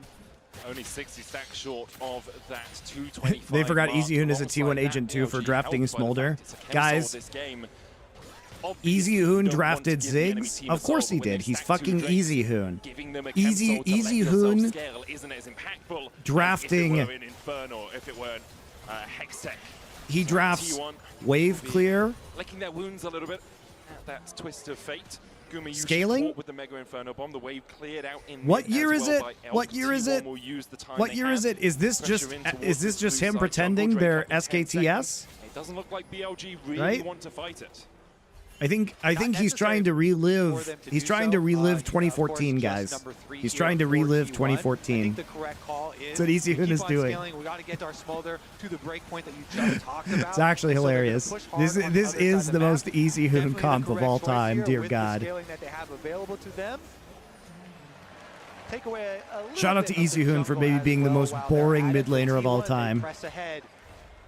It's a tense affair. I mean, Medic, you called it earlier. The losing team in every game, 3 kills was the maximum. Well, T1's at 3. One more, and we've got a tense game on our hands. Well, I also do have to say, I would be willing to bet a lot that this will not be a 27-minute game ending, especially with BLG having Smolder plus a Ziggs. The reason why this is such a good pairing as the arrow goes wide, but Faker's still here. Faker. That flank will seal away the Oh my quickest God. one. Oh my God. What a play. Equalizer in the back line as well. Oh my God. The 3-man knockup from Papio. He finds the engage. He Dear finds God. What a play. everything T1 were looking Ooh. for. Exceptional play from Woo. The arrow goes a lot, This is but this will is not be a this is the 27-minute quintessential game T1 ending, play though, guys. especially It's with the BLG long range having pick. Smolder And they're trying to get value. They're trying to get value. They're trying to punish the overextension here for the mid-tier 1. And they're trying to get value out of Herald that they The had to reason drop why in this their is own such a good base. pairing as So Faker actually just arrow gets a goes- free flank here. They see him and they think, oh, the danger is past. But you don't respect how far away T1 can engage on you. Look for that flank. Look at that. Chain in, Rakan ult, Away the quickness from flash, rocket belt, on game. during ult. Then we get the Renata Glass ult. Equalizer in the back. Then we get Equalizer. Then we get a 3-man Poppy knockup. That is glorious. Off this earth, he finds the engage. He finds everything T1 were looking for. If you look back to Faker faked recall. the losing team in every game, 3 kills was the maximum. Well, T1's at So they bait this. This is T1 in a nutshell, 4, guys. and we've got a tense game on our hands. Fake a recall. Well, I also do create have a to say, trap, I would be force an willing to bet a overextension. lot that this will not be a 27-minute game ending, especially with BLG having Smolder plus a Ziggs. The reason why this is such a good pairing as the arrow goes wide, but Faker's still here. Take a look for that. You know what? I'm kind of surprised nobody rode Herald down mid lane Flank to will try to seal get away more the quickest knockups and one. get here faster. Flashes in, finds 2. Equalizer in the back line as well. This could have been. Imagine right now if fucking Gumayushi shoots arrow, gets in Herald, and is like in Herald.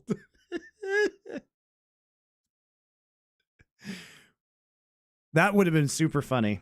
Missed opportunities. As Faker is not off this earth, he finds the engage. He Crazy finds clutch, though. everything Brilliant from T1 Faker. were looking for. Exceptional play from T1. It's okay. They get in eventually. Because the arrow doesn't connect, but Faker will find a way. And then with the 6 grubs, with the riptail, they immediately take the Real top talk, how much afterwards. longer do you think we have Guess Faker? what? They're I mean, he turning just won straight back-to-back towards world the titles. red. Like, and he's contracted through next year. Surely a while. Damage. Zeus tries to turn it around, and in the end, BLG unable to hold on to their tier 2. Bin's coming across from the side as well. He TP'd in. T1 have started the Baron, and you have to feel it all hinges on this. On a knife's edge between T1 and BLG. Will BLG look to try and take the fight? Jun has Flash and Smite. Elk now joins the battle, teleports in. Bin looks for Keria, lands the slow with the boomerang. Knight TP'd in as well. BLG are going all guns blazing into the battle here. You know, And it's T1 crazy to hailing the think retreat. that if Knight beats T1 last year and this year, how much the narrative changes. You know? How much does the narrative change if Knight wins these last 2 worlds? Which he definitely could have done, right? On dashing forward, he's only at 300 HP.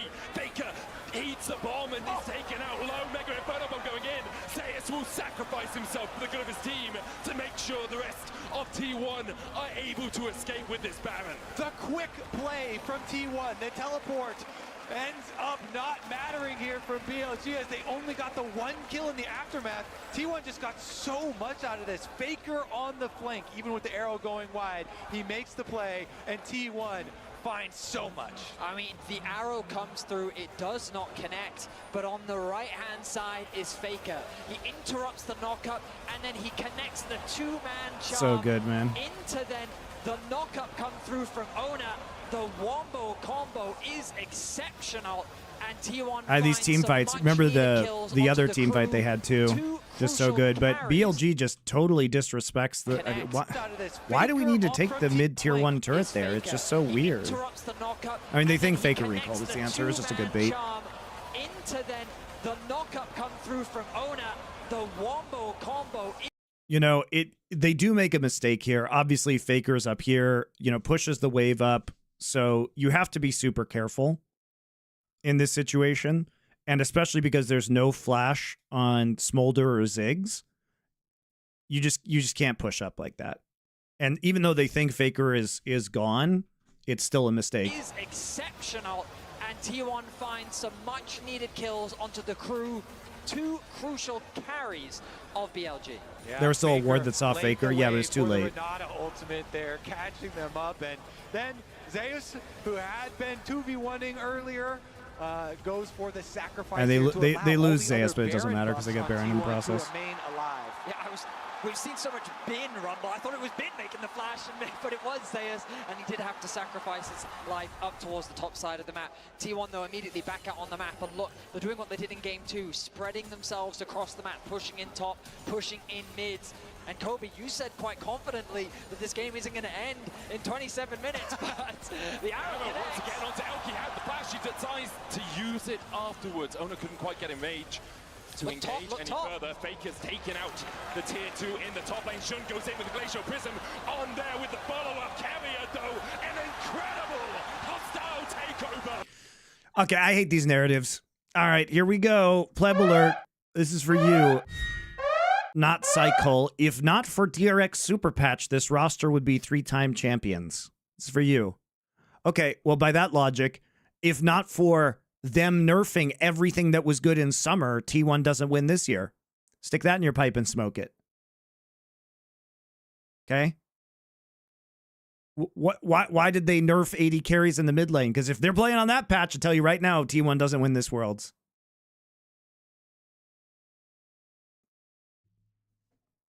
Puts on in his place. Ona taking the tower. Glacial Prism stolen away by Faker as he dives onto the back line. Who else but Faker again? In the end, he falls. But Guma is making Shun look like a pin cushion. Knight forced to flash away. Elk trying to put the damage down as well. He won't land it on Carrier. The fancy feeder out in force as T1 begin to push up bot side. Yeah, T1 are taking another tower with this. Also, I have a question for you. What does DRX Super Patch mean? What does DRX Super Patch mean? I want to know what that means to you. Does that mean Akali and Silas are good? Is that what DRX super patch means? Okay. Does it mean Aatrox is good? What does it mean? Because T1 fan logic. Okay. You tell me, is Faker good at Akali and Silas? He's having a great Silas game right now. His Akali game against Gen G has been good. They've been two of his best champions for the last 3 years. So isn't that also a Faker super patch? What? Isn't that also a Faker super patch? 6 Void Grubs as well as the Rift. They keep on forcing these Vedias even when BLG try and construct their counter. T1 rebuff it. The Renata is just too much defense. Also, isn't Aatrox like really good for Zeus, T1 fans? If it's not, shouldn't you have been mad at like Zeus blinding Aatrox for a big chunk of this year? Charging into that ultimate seems like suicide. Weird. I mean, I just feel like we're feeling the Faker effect here. He's not at the start of this play.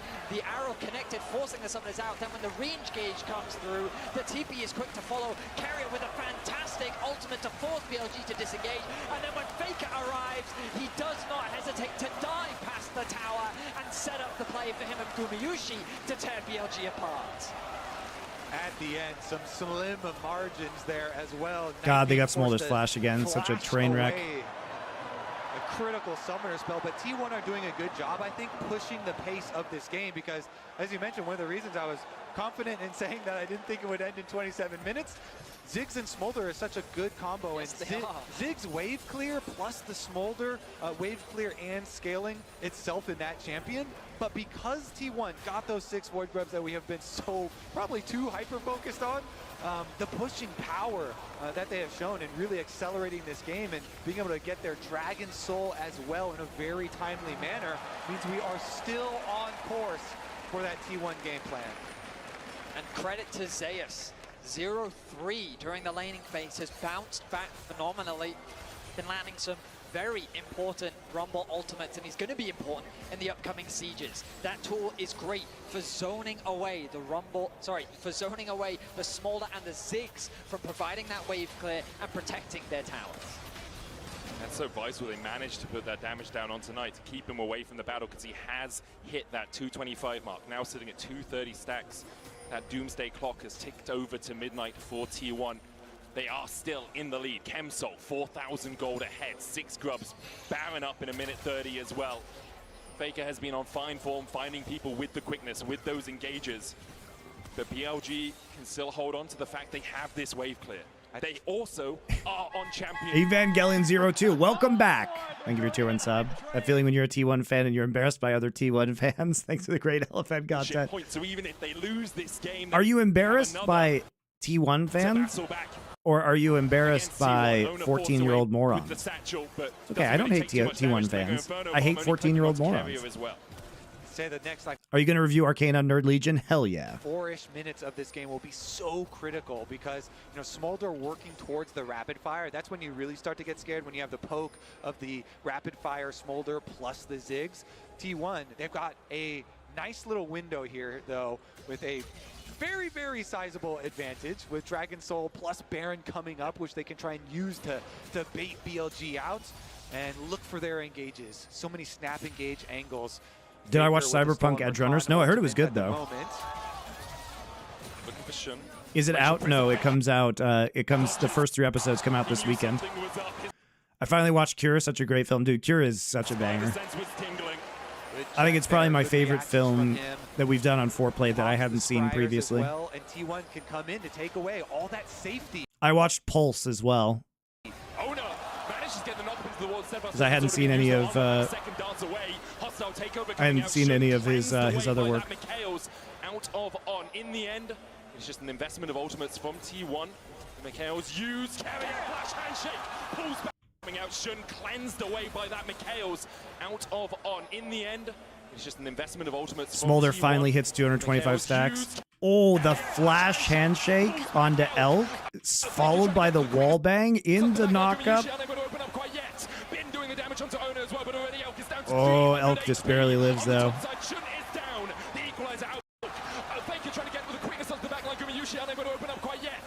Doing the damage onto Owner as well, but already Elk is down to 300 HP on the top side. Shun is down. The equalizer out from Zeus will save Owner's life and force BLG away. It becomes a question of can the Baron be secured, and with Shun down, I believe that the answer is yes. There is the Poppy pick actually pretty low-key good into Ziggs. Still has his ultimate up, but with that, Faker secures his 500th kill at the World Championship. BLG are looking to fight this. They TP'd Elk into the mid lane. Has that Mega Inferno bomb. It's going to hit onto Owner. Fake able to dodge to the side of it. 3,000 HP now on the Baron as BLG advance. T1 have already got the Baron though, and BLG now have to begin to retreat. But the damage coming out from Elk. Did you see 5 minutes after T1 wins World, the first thing Riot Tryndamere does is retweet an Arcane ad before congratulating T1? Dude, it's Mark Merrill is such a he's such a clown, man. He's like, all he's doing now is like walking around LA telling everybody that he's like a Hollywood producer. It's so fucking funny. He's like a meme in the entertainment industry in Los Angeles now. T1 have already got the Baron though, and BLG now have to begin to retreat. They TP'd Elk into the mid lane. Has that Mega Inferno bomb. It's going to hit onto Owner. Fake able to dodge to the side of it. 3,000 HP now. On the he thinks he's like some Hollywood big shot now. It's so funny. And he's like secretly going to Saudi Arabia to meet over there with people too. He's such a clown. T1 have already got the Baron though, and BLG now have to begin to retreat. But the damage coming out from Elk is absolutely massive. Faker dives in, lands on Ben. God damn, Faker. He locks him up. He wants to stopwatch to try and buy himself a second. Has the bailout taken him over as well. Saw his flash out. Faker survives somehow. T1 get out with the Baron buff, and BLG are unable to find purchase on the game. Baker plays a dangerous game there, so close to the execution, but he's able to immune it, flashes out, and escapes with his life. My goodness, Faker has turned it up to 11 in this game. It was crazy. That he almost made a huge play there if he had gotten that Gnar ultimate off. It's just impressive because Faker just has this escape plan in his mind, so he knows he can either make the play or he can just Zonya's. Or actually, it was arm guard because now he can bot Zonya's and it refreshes. So this is one of the dangers of playing against champions like Sylas, is that they get the immediate refresh on the ability. So you have to respect them in the next team fight as well. On both Knight and Elk, so as long as they don't let anyone get caught and give up some critical summoner spells here early on, if they focus on their I think what's so impressive about Faker is like he has everything mapped out in his mind in advance. This 2 minutes of Baron buff to crack inside and get to those inhibs. T1 need to get someone in the mid lane. They're going to send Faker over. Rumble is actually going to stay top to catch that wave, has the TP available. T1 being spread quite thin. Normally they prefer to play that 4-1 setup, but Bin doing a good job of pushing that top wave in deep. Now he can regroup. Buy a little bit more time for BLG. Again, the wave clear. Looking if Tom Brady is not the GOAT, then who is Peyton Manning? Knight's chipping away. Not doing a huge amount of damage to Owner, but for now, all they need to do is stall. They're doing exactly that. 90 seconds before the Elder Dragon comes to bear. BLG yet to pick up a Drake in this game, but if they get the Elder, their fortunes may change. They are just trying to defend right now. T1 not biased at all. To break the base, I'm not. Peyton Manning's just a better player. He was also a bum when he won when he actually won the Super Bowl with the Broncos. He was terrible. He was terrible in 2015. Von Miller won that Super Bowl. Peyton was a broken shell of a man by that point in time. You have to make your final stand there if you are BLG, and if you win that fight, you might just win Worlds. You might just win the championship. That's how much of a game decider Elder Dragon can be. I mean, Kobe already talked both Super Bowls. I mean, the first Super Bowl wasn't his fault. That was the 5,000-yard, 55 touchdown season, dude. He smashed like every single season record. That offense was insane. It's just people forget in the Super Bowl, like the entirety of the Broncos defense was injured. BLG is strong enough. They were very injured by the Super Bowl. Their carries are in a position, and ultimately comes down to execution and finding access to this Dragon Pit. Right now, T1 are denying all vision on, doing what he can to find angles of attack, maybe even a TP flank, but he's been caught. Unlocked up against the wall, pulled back with a handshake. The keeper's verdict finds him guilty. You want to denying all vision on, doing what he can to find angles of attack, maybe even a TP flag. I mean, on can't be here. Access to this dragon pit right now. T1 are denying all. Why, dude? He actually just gets mind controlled. He gets his thoughts are in chaos right now. Thoughts in chaos. He gets mind controlled to kill this ward when his team isn't there, to find angles of and he knows they just put a ward maybe even there. a TP flag, but he's been caught.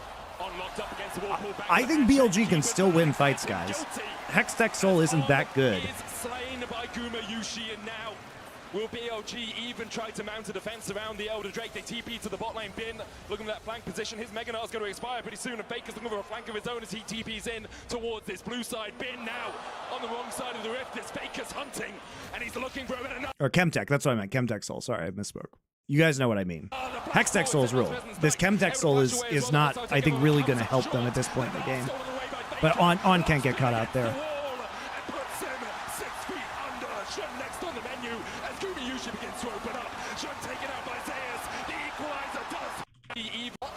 Unlocked up against the wall, pulled back with a handshake. The keeper's verdict finds him guilty as On is slain by Guma Yushi, and now will BLG even try to mount a defense around the Elder Drake? They TP to the This is a great game, though. Looking at that flank position, his Mega Knight's going to expire pretty soon. And Dude, Baker's looking for a Faker. flank of his own as he TPs in towards this blue side. Bin now on the wrong It's side such a good TP. They're just macro blasting them. Able to flash away as well. The hostile takeover comes up short. Faker steals his ult. He's so strong. Next on the menu as Guma Yushi begins to open up. Shot taken out by Zeus. The equalizer does exactly that for T1. Wow, what an insane game from Faker. This series at 2-2. The reigning world champions will not go. Faker's vision. I mean, both of his play in the mid lane and then that TP really just goes to show how he's so punishing, man. There's only On left to defend the Nexus. Faker steals away the Rakan ultimate. The defense is not strong enough, and T1 will bring us to Game 5. Who's MVP this series? I think it's On the shoulders of hard to say because I think in the first game T1 won, it was Owner and Zeus who played really well, but this game it was Faker. to Silver Scrapes. Wow. This is the full Game 5 VOD of All right. the matchup between T1 Bathroom and break. BLG. I'll be back.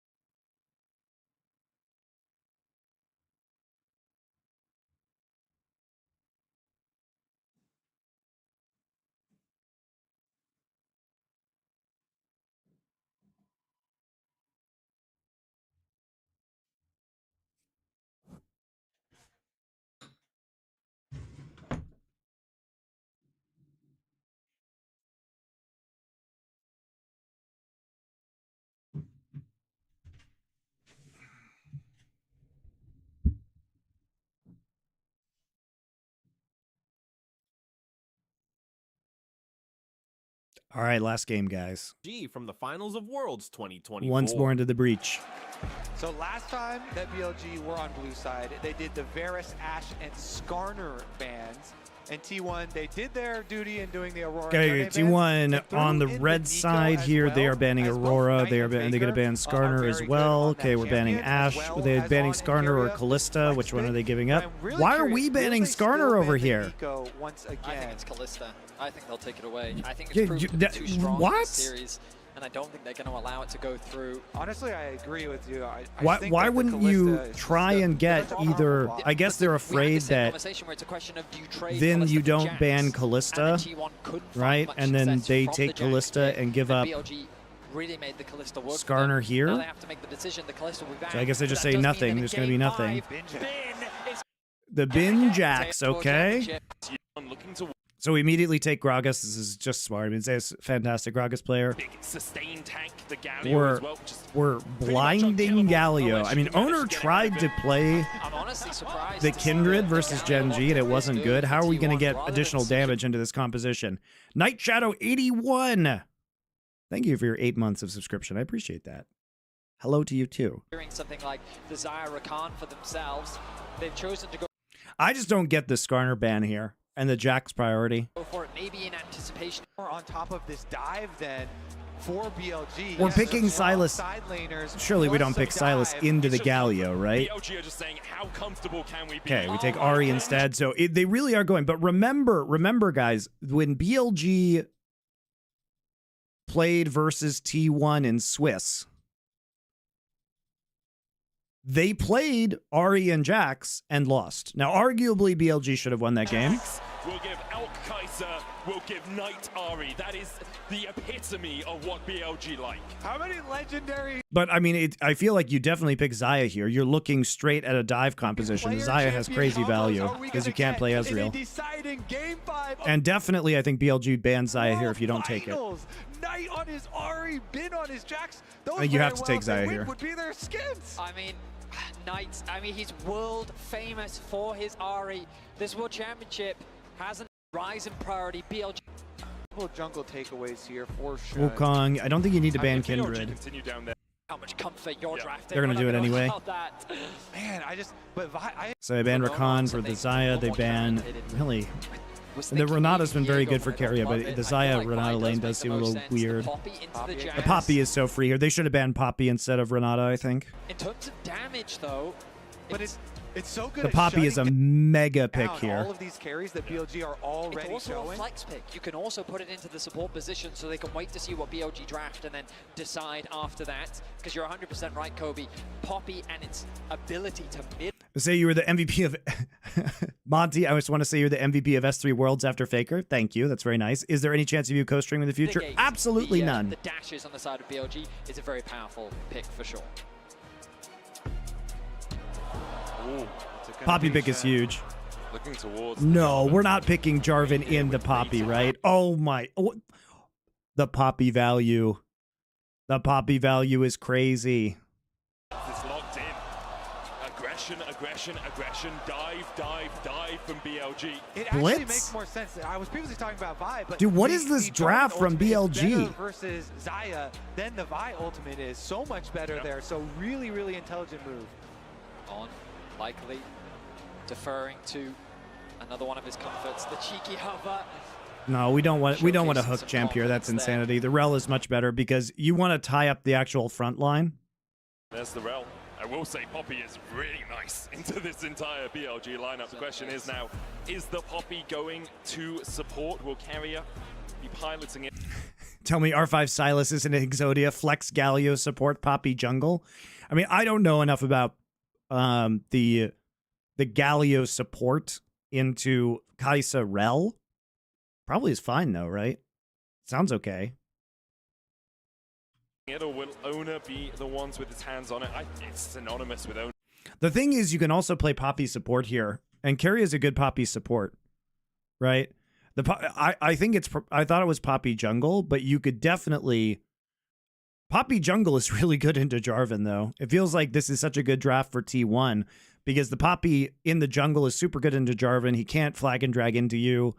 You can wall bang him into his own ult. But Carry is also a good Poppy, so it's definitely a flex pick, but Poppy's also very good into Kaiserel in the bot side. The flex is amazing.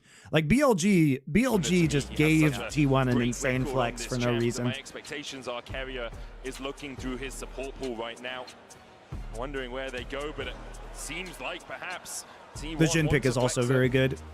I mean, we talked about the damage, and I was a little bit The Jhin pick is really good because this composition is like pretty low range overall outside of the Ahri. Jhin thrives into low range compositions.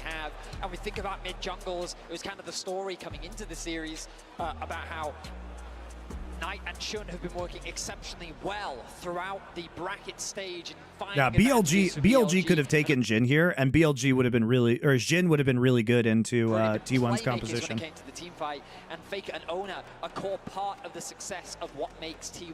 Pretty low damage comp though from T1. Now, here in this Pretty game, low damage composition. Be crucial, as I'm expecting standard. But the peel is obviously excellent, right? Because sure, you have this dive composition, but you actually just totally telegraphed dive. You totally telegraphed dive by your first 3 picks being Ahri, Jax, Kai'Sa. And you didn't ban Xayah. So you give over the Xayah for free, which is definitely what T1 wants to play into this. And all of Worlds, Xayah has been the answer to this kind of dive comp. Right? You get the Poppy. I mean, the peel is so insane. Who is supposed to kill Guma? Who is supposed to kill Guma? It's going to be really hard to kill him. The peel is so insane from T1's comp. Lanes. It's Zeus' Gragas versus Bin's Jax in the top side. Faker's Galio, a tried and true throughout his legacy versus... But the thing is that they can still play into Bin's split push with Ahri and Kai'Sa. They don't have to dive the back line. They can just play into side lane pressure with Bin and then collapse with Ahri and Kai'Sa ults. No, I haven't seen this game. So great on these two teams' shoulders one more time. And there's so much on the line for both sides. BLG getting some... J4 ult works great against Xayah. I mean, it does, because the thing about Xayah's ult, guys, is she can't escape from the Cataclysm. She can't escape from the terrain ring with her ult. She just kind of stays in there, as T1 even when she's untargetable. Every single LPL team. T1 looking to raise their 5th trophy. LPL and BLG looking to hoist the Summoners Cup. So much on the line, and a single game will decide it all. A standard line of scrimmage to start off the game. I keep my eyes on pathing up towards the top side. A lane swap possibility seems very real. We were optimistic, we were hopeful for Bin versus Zeus, but it looks like we're going to be denied. Yeah. Experience this time around for their level 2s to defend against these dives. Looks like Zeus just immediately going right down, and will head on through that mid lane once again. Okay, lane swap in play here. Right now, Carrier spotting Bin out. Bin was trying to get to the wave to try and soak some of that XP, but couldn't get in range. Zeus has been able to get a little bit of XP out of mid. As so vertical jungling starting right now. Owner looks like he's going to be setting up for a dive. We'll see what Zeus does. Tries to get into range for some of those minions dying. He didn't get any XP. Does Carrier want to go top side here at level 2? He does soak a little bit now, though. Are we going to plan some kind of TP play? We're on pins and needles because of soaking experience and lane swaps. Bin was on struggle street last game, though, because of the lane swap. So they are just going to send on bot side. Owner going to hit 3 after this red buff. Oh, I mean after the Krugs, I guess. Excuse me. I thought he had done Raptors, but and they he's should not. be able to defend this dive. On was able to soak his level 2 before. Zeus going to take a bit of damage, be in the mid wave, and is now making a way towards top. On has pathed towards bot, preparing for the potential dive, knowing that the split map has come through. Zeus going to take a bit of damage, a lot of damage from Elk, but he's going to actually not too bad. To level 2, and he should be fine now on the top side. And they should be able to defend this dive. On was able to soak his level 2 before heading down. There's so much CC with a Rel plus Jax. I think that Still doesn't have level 3. Owner needs that last Krug. Level 2 here. Go to farm this experience underneath the tower on there as well. Knight gets the charm onto Faker. Has Oh! to flash. Elk's already swapping as well. So Bin's going to get level 2 here. Go to farm this experience underneath the tower on there as well. Knight gets the charm onto Faker. Has to flash. The Justice punch. Faker punching in the opposite direction to get that little bit of an extension on that E. And it might seem weird that he would do that, but it's because he knows that Owner is on the bottom side of the map, and he hasn't showcased on the bot lane dive, meaning that he's in Wow, the jungle, Zeus actually gets an entirely free lane here. This is pretty crazy. Showcasing that respect, doesn't want to give over Because they don't go, T1 doesn't go for the push dive underneath bot this tower, but side, his so farm they is actually just just send fine Zeus as into Faker top on the lane. Galio continues his pressure in mid. Meanwhile, once they do teleport Bin at Don't want to give overs on the I'll watch that Faker play again, actually. As well, Knight gets the charm onto Faker. Has to flash. Underneath the tower on there as well. Knight gets the charm onto Faker. Has to flash. The Justice punch. Faker punching in the opposite direction to get that little bit of an extension on that E. And it might seem weird that he would do that, but it's because he knows that Owner is on the bottom side of the map, and he hasn't showcased on the bot lane dive, meaning that he's in the jungle, and the possibility of him showing up mid is very real. Whoops. Knight showcasing that respect, doesn't want to give over first blood. He's getting pushed underneath this tower, but his farm is doing just fine as Faker on the Galio continues his pressure in mid. Meanwhile, once they do teleport Bin back to that top side, he should be able to soak up his level 3 as Zeus already pushed the wave. Zeus is going to get first move, but Faker under attack. Has no flash, Justice punch gets hit, there's the charm as well, and Faker might fall first in the I punished that flash they used in the mid lane. BLG find first blood. The Jarvan Ari strikes first. First blood here into, wait a second. Elk has flash, has cleanse. Carrier looking Oh, Carrier's for got that the angle, flank man. position. Onto it, use the shadowing, striking. Knight goes down. Force and flash, flashes. nice. You can see Carrier trying to bait the early flash. They're on, just able to escape to the relative safety of the other side of that wall. Another game, another BLG first blood. Finding it onto Faker, crucial, especially bot wave. It is very awkward, slowly pushing towards the bot lane of T1. They're going to require Jun to shadow in the lane to help them get that push out. Exactly, he has to come all the way down here because Carrier and Guma are doing such a good job just holding it. Meanwhile, top side, easy trading up there. The Jax into Gragas matchup is so much denial there for the Gragas. The phase rush for Zeus, easily able to hold them off. But here comes Shun, as you mentioned, came to shadow, make sure that they can move up to the wave.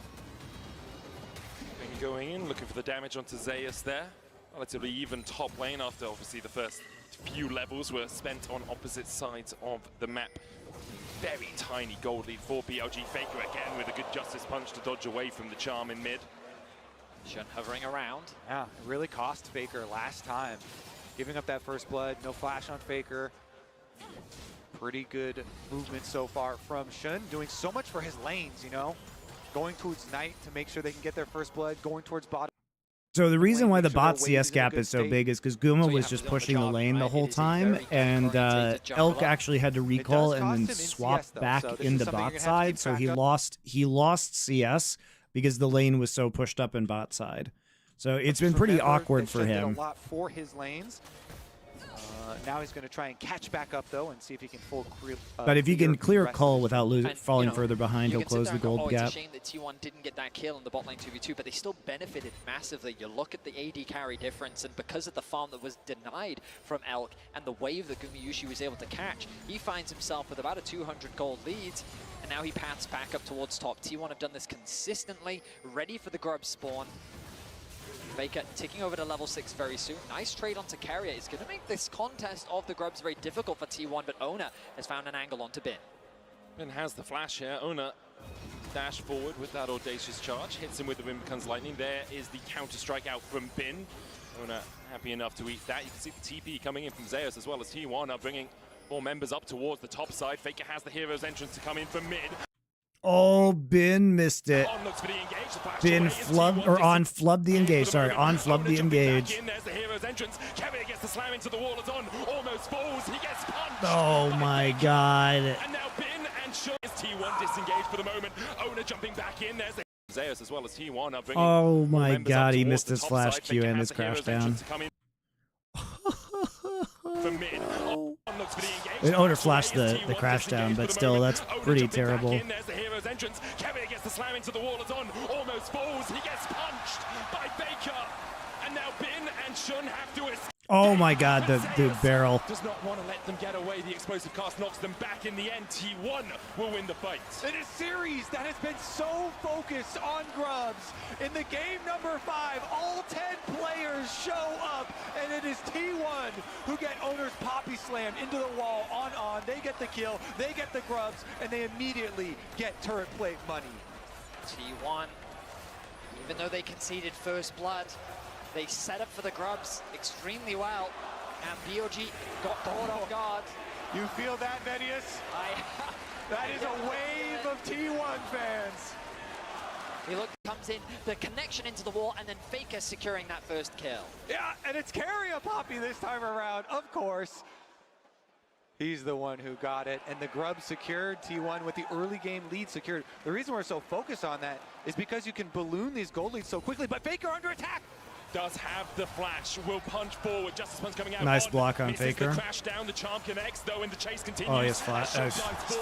And in the end, we'll use it to dash out of Shun's engage. I can't believe in a 4 versus 1, he's still able to get out. The charm doesn't quite connect. Knight, though, very healthy, able to get the prize. The bot push is going to come through for Gumayushi, who has sticked over to level 6. BLG, right now, resets come through. Elk making his way back towards bot now. More turret plate money, more demolished procs, Void Grub passive. You know, another thing, you guys are talking about the Grubs. I think another, and that Grubs have become such an integral part of this world. I feel like, I hadn't thought of this till right now, but T1 was basically the first team in the world to really prioritize Grubs and use Grub stacks well, because they were very good at getting tempo with it and like cross-mapping with the Grubs and getting more, like trading up on cross-maps with Grubs. And I think that's, you know, it's become such a huge part of the meta here at Worlds, and T1 was very, very early to like hop on that train and become very good at using it. So I wonder if that was a big part of their success as well. So they've always been a team since Grubs were introduced that used Grubs better. Goes in and down for Guma. Over him, not to mention all the extra gold, the biggest gold lead holder on the team. I mean, I don't know what Anna's doing. So much to know. Goes in and down goes on. Does he really think he's going to save the turret? The question is, will Elk stay around, because he's still not at that level 6? I mean, a masterful performance from Carrier in the top lane Grub. I just don't understand what he thinks he's going to do in that position. By the way, I'm just going back, guys, because I'm going to rewatch the start of this game and see what we, like, how the CS gap developed.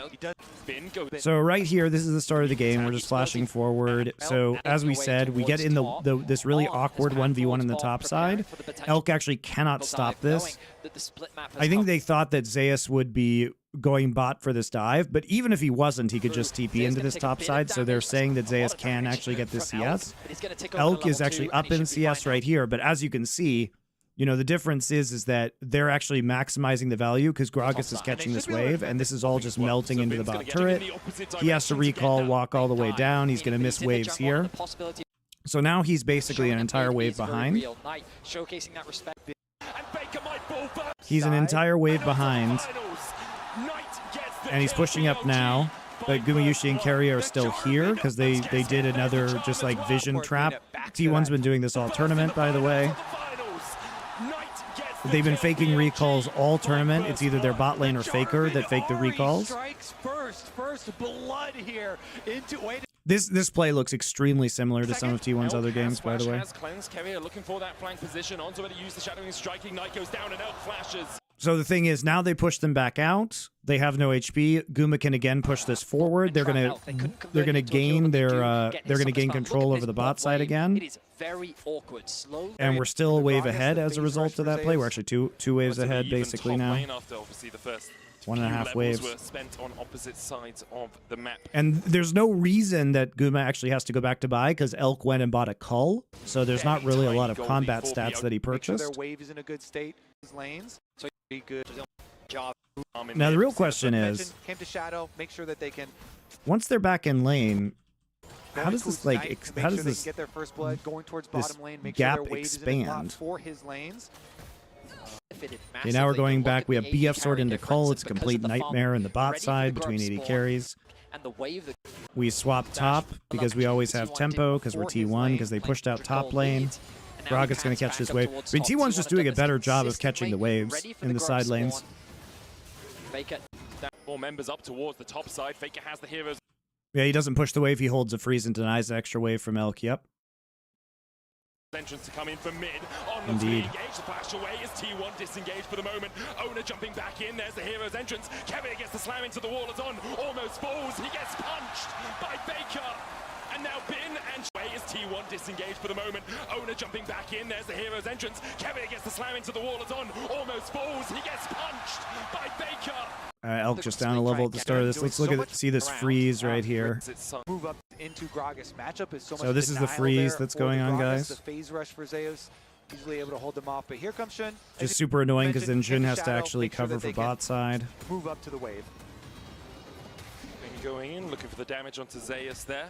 Relatively even top charm in mid. Tank-orientated jungler. It does. Clear So they eventually are able to push forward and break it, but then it's BF sword time, and they're literally trying to fight this fight in the top side. First off, they just miss everything. Strike out from Bin. Owner happy enough to eat that. You can see the TP coming in from Zeus. But it's also, I mean, do we really think we're going to win this if we're BLG right now? Faker has the hero's entrance to come in from mid. I guess they get that pick. If On hits that flash Q, then the charm lands, and Faker probably can't ult in time. As well as T1 are bringing 4 members up towards the top side. Faker has the hero's entrance. They literally have vision on him. I mean, they hit him with the Scryer's cone right there. They see him. Members up towards the top side. Faker has the hero's entrance. And it's just a hex flash miss. It's a regular flash miss. Just kidding. Enough to eat that. You can see the TP coming in from Zeus as well as T1 are bringing 4 members up towards the top side. Faker has the hero's entrance to come in from. There is the counter strike out from Bin. Owner happy enough to eat that. You can see the TP coming in from Zeus as well as T1 are bringing 4 members up towards the top side. Faker has the hero's entrance to come in from mid. On looks for the engage. The flash away is T1 disengaged. God, they use charm on that too. They use everything. They use charm. T1 are bringing 4 members up towards the top side. Faker has the hero's entrance to come in from mid. They use everything that Rel has. There's the hero's entrance. Kevin gets the slam into the wall. It's on. Almost falls. He gets punched by Baker. And now Bin and Shun have to escape. But Zeus. So then where does then Kaisa goes mid. Kaisa recalls. Get the prize. The bot. Our turret play. Come through for Gumi. Kaisa recalls again. Void passive. Kaisa loses another wave into the bot side turret. Looking towards this bot side. Elk yet to hit the level 6. Still half a level of XP away. Elk has to run. Supercharges his. And then I don't know what On's doing here. Literally just walking next to a wall. So much to know. Getting chain CC'd and ignited. Turns him off. And the question is, will Elk stay around because he's still not at that level 6? I mean, a masterful performance from Carrier in the top lane grub fight along with this play in bot. He is just finding those angles for Poppy to connect into the to get their dive comp really online. We will be keeping his doesn't get stunned, the charm hits Carrier. Flash forward with the counter strike, Carrier falls first. As Gobi usually brings the feathers back and almost takes down On. Owner caught underneath his own tower, but he will fall even in. Charm doesn't get real. But right now, Guma is just... Okay, they do get a punish with the TP here because they realize Zeus and Faker do not have TPs. Even though Faker does have ult. Oh, he misses the wallbang. Flash forward with the counter strike, Carrier falls first. As Gobi usually brings the feathers back and almost takes down On. Owner caught underneath his own tower, but he will fall even in the Cataclysm. BLG find 2. Guma's walking away wounded. The thing is, they used 2 TPs to make that play, and now T1's going to have an advantage when it comes to the next few minutes for TPs once their TPs come back up. Upgrade, Lucidity acquired. That ultimate cooldown now for Knight will be so low. T1 though, looking back at the grubs, they want to get at least 4 for their Void Might spawn. Despite a really good play there from yeah, they actually can't contest grubs though. Was that worth it is the question for BLG, because you give up the grubs and now you can't play the map for like the next 4 minutes. All of their summoner spells to make this play happening. The idea of shutting Gumayushi down is so important because of how much of a threat he is. Bin gets a nice flash, 2-person stun off, and they give the initial kill over to Knight. On's then able to disengage while Gumayushi does get away. Knight's able to secure the second kill as well. The kills in favor of BLG, but the gold still in the hands of T1. So well renowned in the And they got LPL bot tower. here. Really Still, I think it's still looking to pretty take rough for that last BLG. step and They lost acquire objectives on his both sides first of the map. world championship. He is Grabs the in and bot richest tower. player in the game. How do you play now Take the charge into his these own TPs? hands. Like Carrier you looking for kind of the just center like forward, lose TP coming Herald behind now as too, T1 probably. begin to draw out their battle plans. Here we go. Here's the Faker TP looking for that advantage. flank. BLG disengage. T1 can't quite find the fight that they were looking for right now. Faker doesn't quite realize he's sitting on a ward, but chooses not to overcommit to the play. TP's in ready for the numbers on the map, but on is quickly. To be careful as BLG. T1 have that safety net. Wave clear from Knight though, coming through with the Malignance completed and level 9. The Q Okay, Gragas can recall, go to bot. help clear out those waves, but Gumayushi not slowing down. Going to catch another wave as the resets now come through from T1. Dragon spawning in 55. Gragas Herald recall, in go 25. bot. Punish And again, lack the of reason we're TP. focusing so much on Knight, you know, him getting all of this gold is because Elk has been put so far behind in this game. It's going to be a while before there is another really Jax, but that as well might take a while. And typically, Zyre is a difficult AD carry. Hey, to kill. Jax Thanks already to have the TP feathers, back thanks to the now. ultimate, but with a Poppy and Faker the doesn't, but Gragas Faker can and go a top Zinjaro side, and he and has a ult Galio. for Herald. All around there as well. You can see Knight pushing in the bottom side. Does have the TP. He's also the only gold lead on his team right now. Few just more trying to seconds stop till Drake Knight's stacking, TP is I guess. available. It looks like that they are just going to A little bit concede weird it. though. They're gonna lose As top the turret. bottom side of the map becomes BLG's priority. Tier 1, they're going to be the ones she lock. Thanks to the feathers, thanks to the ultimate, but with a Poppy and a Gragas. Really big carry threat on the BLG side. Elk has no so mana. Is that why he Knight goes is back? Typically, Oh, he has Zyre a is static shift, but he difficult still AD carry to wasn't kill. on one item, Thanks so to doesn't the cash in feathers, his thanks call. to the ultimate, but with a Poppy That and early a deficit Gragas advantage is and a really Zinjaro and a hurting Galio. It's gonna be BLG's even timings harder, on the and it map. becomes that question, as you highlighted in draft, Kobe, they're going to be the ones to start this objective off. And now they will begin it. They have the vision control around there as well. You can see Knight pushing in the bottom side. Does have the TP. He's also the only gold lead on his team right now. A few more seconds until Knight's TP is available. It looks just on the mid wave as it's just cleared out by Elk and Zeus. But T1 do have a tempo advantage here, and they're looking to keep the pressure on top side. Top side of objectives have been turned so quickly into tower gold during this series. They're looking to do it again. Knight's still working his way through that bot side. Tier 1 will now take it. Then TPs to try and save the Tier 2 in the top Gen side. SI episode coming Ripel soon was not tomorrow. put down by T1. They just disengage as soon as they see that teleport used, that investment from BLG. They'll happily take it. Zeus is catching the wave in the bottom lane, so T1 not losing any gold on the map either.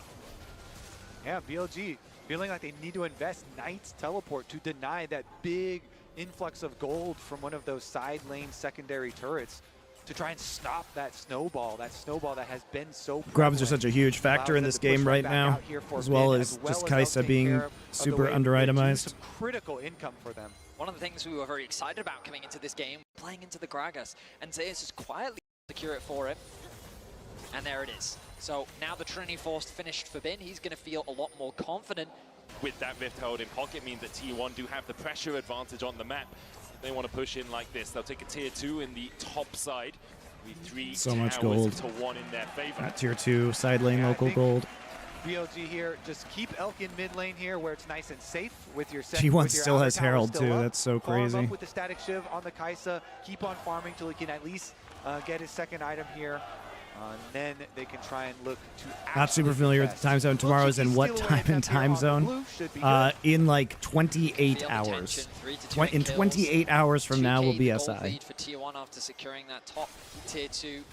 The fact that Elk still finds himself very far behind. Going to be interrupted there by Carrier, but BLG quite a to fight. It's put pretty drastically behind in the early game. So the gold, it fluctuates between about 1.5 to 2K between the two teams, which BLG will be happy enough with considering how the early game Any co-streamers you would recommend?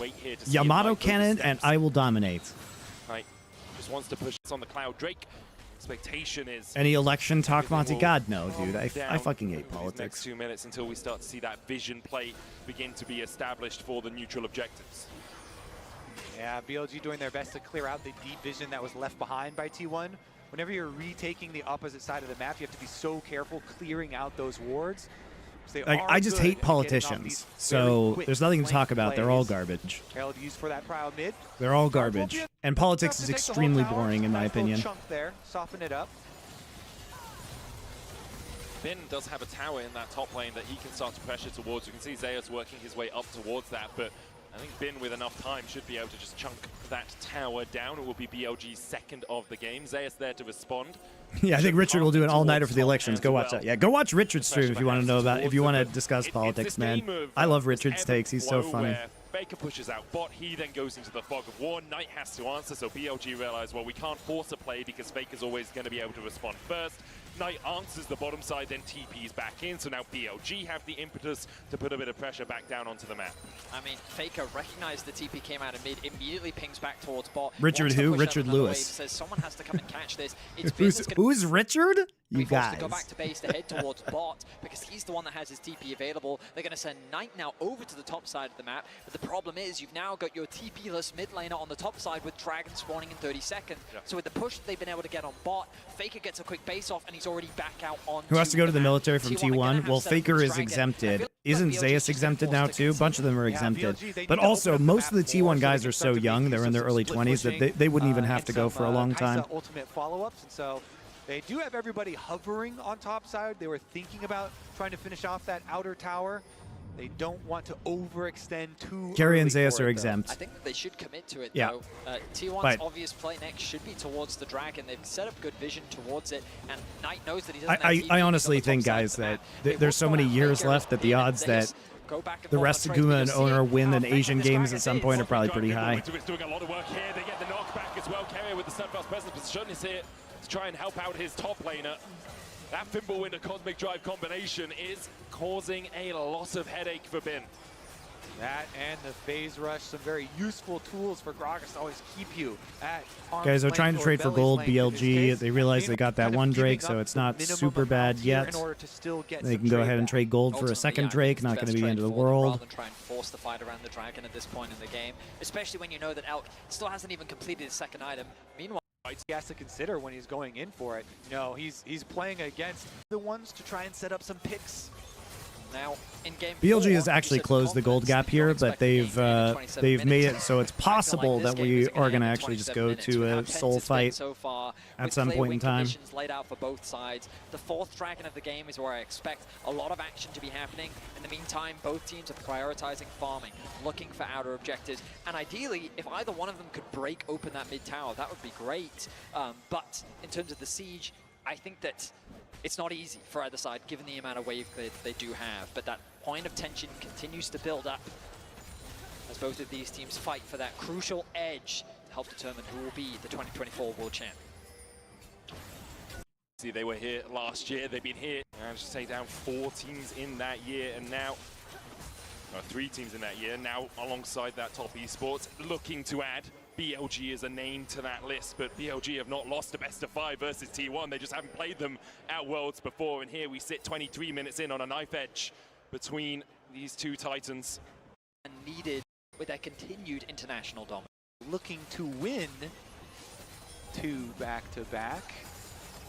And we get the side lanes traded. Jax on bottom side, Galio on the top side. Mid lane waves traded such a tense game. Just build and build to this crescendo of pressure. Yeah, it's going to be pretty epic here. Let's see if there's actually some kind of fight that occurs. I mean, they had to get this Kai'Sa back into the game. It's been a big problem to get this Kai'Sa even onto one item. Was late. The bot wave pushed in. Elk not yet. Kai'Sa's getting strong now, though. Meaning he's not quite at the point of that consistent poke that we often see from the Kai'Sa.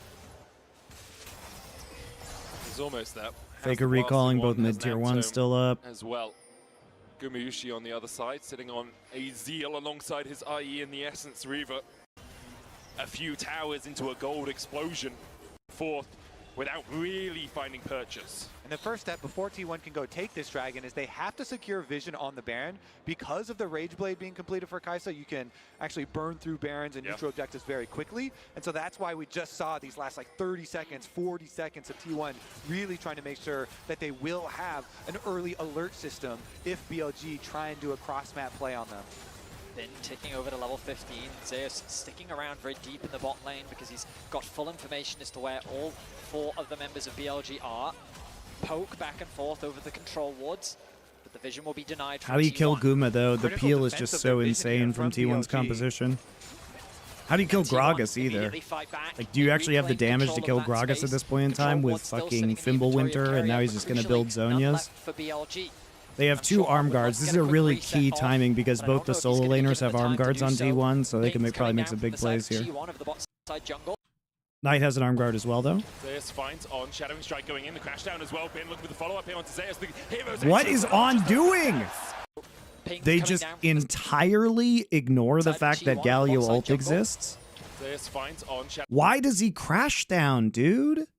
Strike Does he think Bin can kill going in, him? the crash Does he think Elk is gonna ult? down as well. Ben looking for the follow-up here onto Zeus. The He must think heroes Elk is gonna entrance ult and in. just oversteps. But they just, oh man, they just disrespect Galio ult so hard. They want to try and contest, I think. I think they decision thought would be not that to that Elk just was gonna back ult away, in. clear out their own jungle, but On went in on Zeus and T1 immediately collapsed. Again, T1, they're so confident, and we're like, they've got the Galio ult to back them up. Zeus is very tanky. They were not worried for Elk would have just died too. Yeah, he would have, absolutely, absolutely, because Faker could have just like flashed on him. He could chew, and that is a 100% sacrifice of the dragon, of the objective. Critically, But it's hard to kill that Gragas now. Like, you literally, he's got... He has Zhonya's. How do you kill this guy? He can buy so much time for his team. You're playing into a Poppy ult. You're playing into a Galio ult. How do you kill this guy? Okay, so let's just say Elk goes in.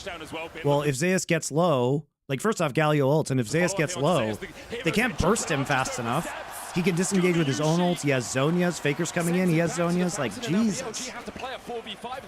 You can't pick the Gragas. Their decision will be not to. They'll just back away, clear out their own jungle, but On went in on Zeus and T1 immediately collapsed. Again, T1, they're so confident, and we're like, that is a 100% sacrifice. I like the way of dragon. T1 is playing this too. You don't make the super risky play. You just stack the soul point. You force them to fight you.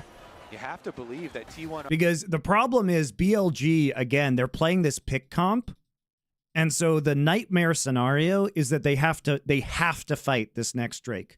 Because if they don't pick somebody off, if T1 gets to the objective and they have to engage, the Poppy ult is just going to do so much work, right? The Jhin ult is going to do so much work. How do they actually engage? They can't win a front to back 5 versus 5. They can't kill Guma. And so that's why you maybe Oaken mounting pressure. She feels like that they're being pushed back, even available for everyone on the Rift. TPs included.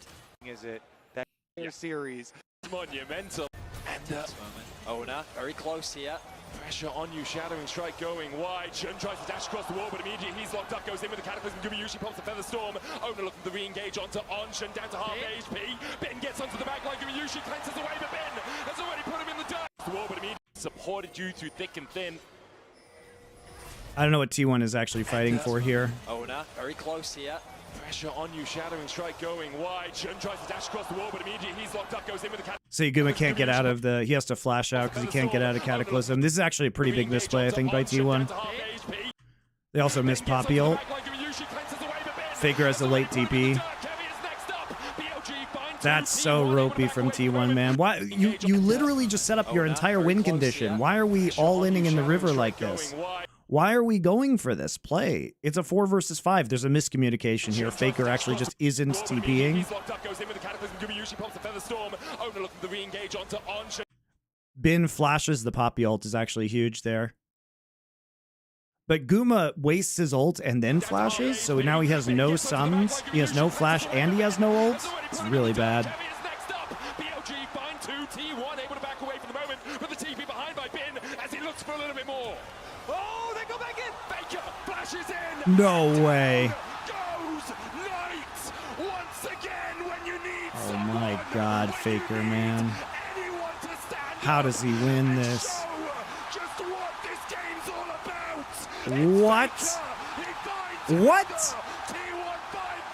Dear God. How does he win this? All right, what do they have? Okay, they used all their ults, except for Ahri ult. Well, Ahri has no charges on ult, though. Ahri used ult, has no charges. Just the flash taunt in, gets double taunt, and then he brings them in. Zeus flash body slams. His Q is charged. Gets Doc up there.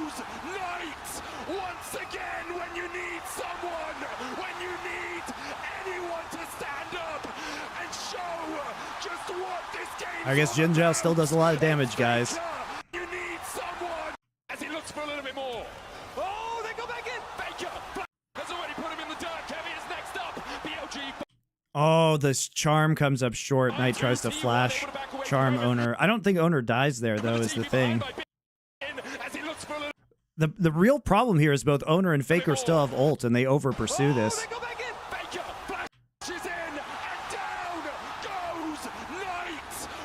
The Jin ult is so huge there. Great play from Faker, though. Great call from T1. They totally disrespected the Jin ult. I think they must have thought Jin ult was down.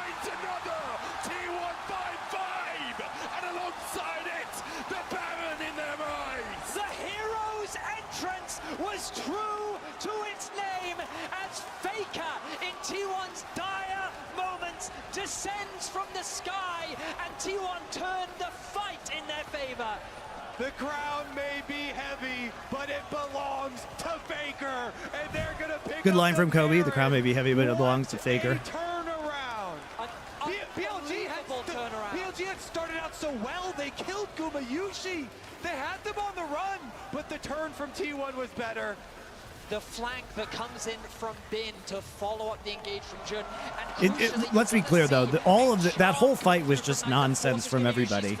That whole fight was just nonsense. Like, why are we fighting this fight in the first place if we're T1?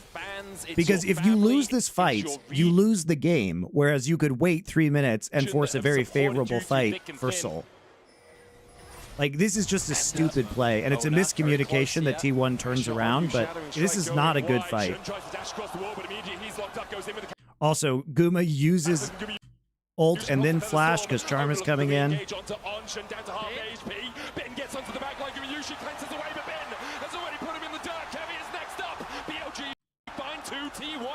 And then Bin TPs, which wastes a ton of time. Because Bin's just not there for like all of this fight. So, you know, 2 people are basically dead. Bin and then, or Knight and then Jun before Bin gets there. So it's basically a 3 versus 3, except T1 has 2 ults.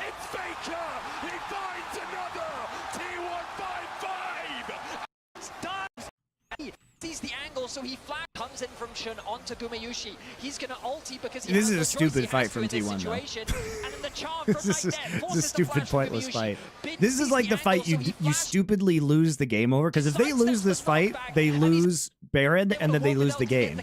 Whereas they could absolutely just not fight this fight and fight for Seoul. Just barely doesn't have the range on his charm onto owner, and they're teleporting for the pincer, but just as they're teleporting, when's the next SI? 28 hours from now. He just look at Elk. Bin sees the angle, so he flashes, sidesteps the knockback, and he ults into the back line, gets the shutdown onto Kaisa. Exactly. Then they're on the chase. Knight goes. He just barely doesn't have the range Void on Seeker his charm onto misses. owner, and they're teleporting for the pincer. Auto, but just auto, as they're Q, teleporting, auto. I mean, he's doing what he can. That's when T1 turns. What's he supposed to do here? Such fantastic play and such confidence. Accidentally killed the cannon. TP, the awareness from T1 to realize that that TP was a mistake, and then to create He just doesn't do damage to Galio and Gragas. Unbelievable turnaround from T1. Teleport, the 4-second channel time, and T1 strike. Wait a second, topside, Zeus Collapse. Oh, he meant the flash at the end. Such fantastic play and such confidence. The TP, the awareness from T1 to realize that that TP was a mistake, and then to create the collapse to turn it in their favor. Yes, that's terrible. Unbelievable turnaround from T1. Teleport.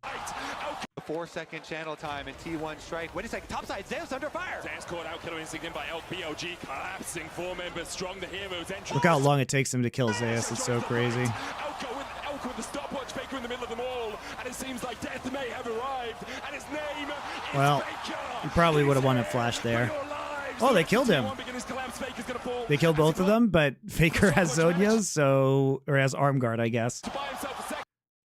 And so he just buys time, gets another taunt off, and then Zaya's there. I can't believe he lives. And he looks hungrily at that world's trophy. The unkillable Demon King Stand! T1 begin his collapse. Faker's gonna fall as he pulls the side of them all. and it seems like death. Oh man, Ari got ulted out by Poppy. Ari was TPing and Keria hit the Poppy ult. That's such a huge play by Keria. Dude, he denies the Poppy TP. That's so clutch.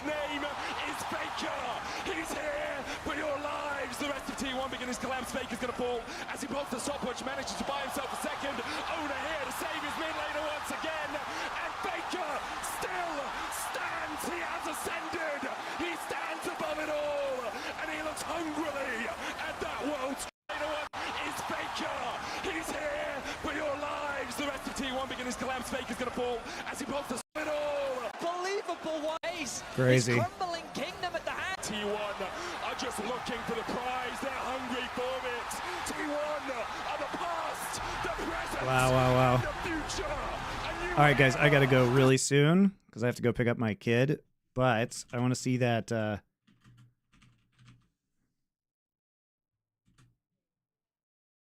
I want to see that interview at the end you guys were talking about.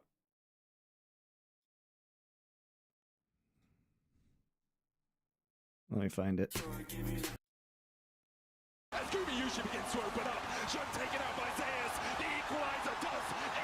Because we got to have a cringe riot interview at the end because we can't just let the casters do it, and we can't just let the players do it. We got to bring weird people onto the stage.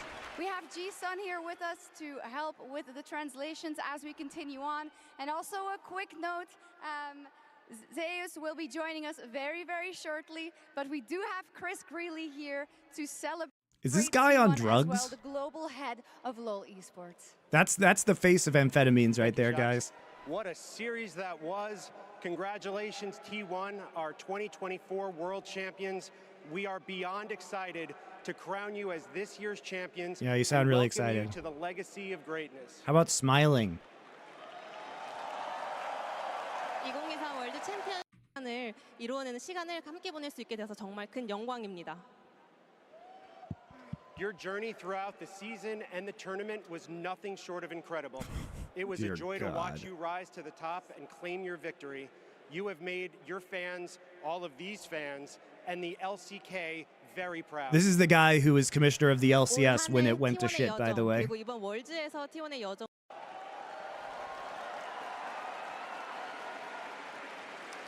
To celebrate this outstanding achievement, you will each be awarded that guy's. There's no way this guy's sober.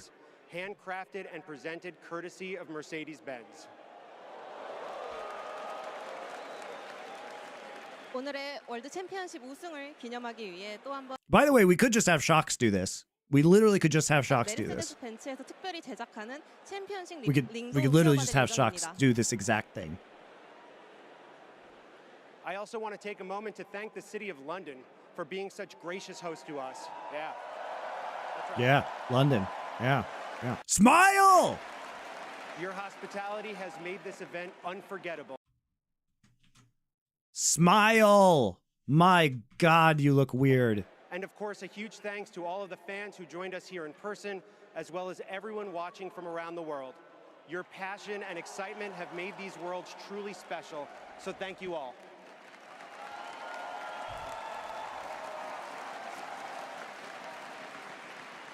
I'd like to invite Riot Games co-founders Mark Merrill and Brandon Beck. Dude, he has been lobotomized by the cult. Producer Paul Beleza and Riot Games CEO Dylan Jahada to share their congratulations. He doesn't know his CEO's well. name, guys. GG to your world champions, T1. I still love it. Yeah. What did he say? I still flub it. Oh, he can smile, but only when he messes up the CEO's name.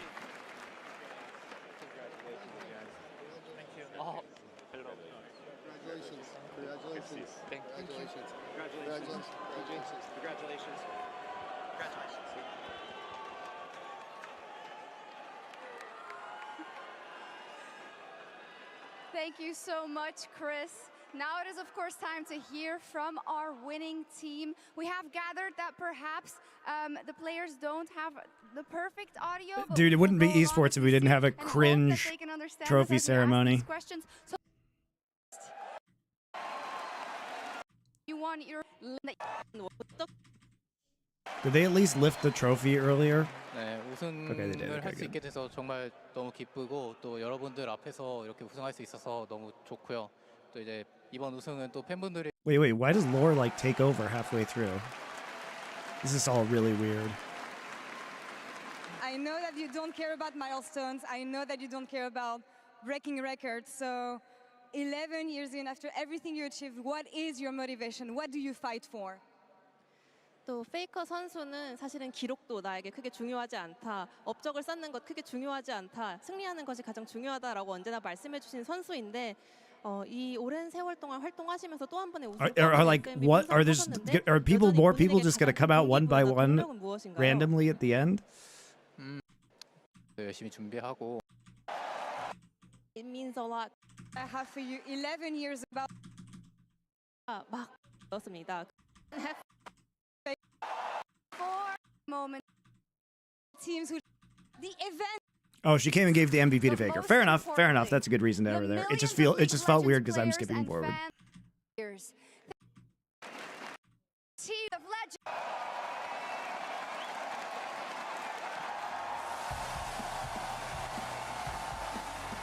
Oh, it's very nice for T1. You love to see it. Great games from Faker, guys. All right, so I got to go get my kids from school. But basically, still going to be streaming, guys. Summoning Insight will be going through the end of the year. So even in the off season, we'll do a bunch of off season content. You don't have to worry about that. Next episode will be 48 hours from now. So at 8 p.m. Korean time. I believe that is noon.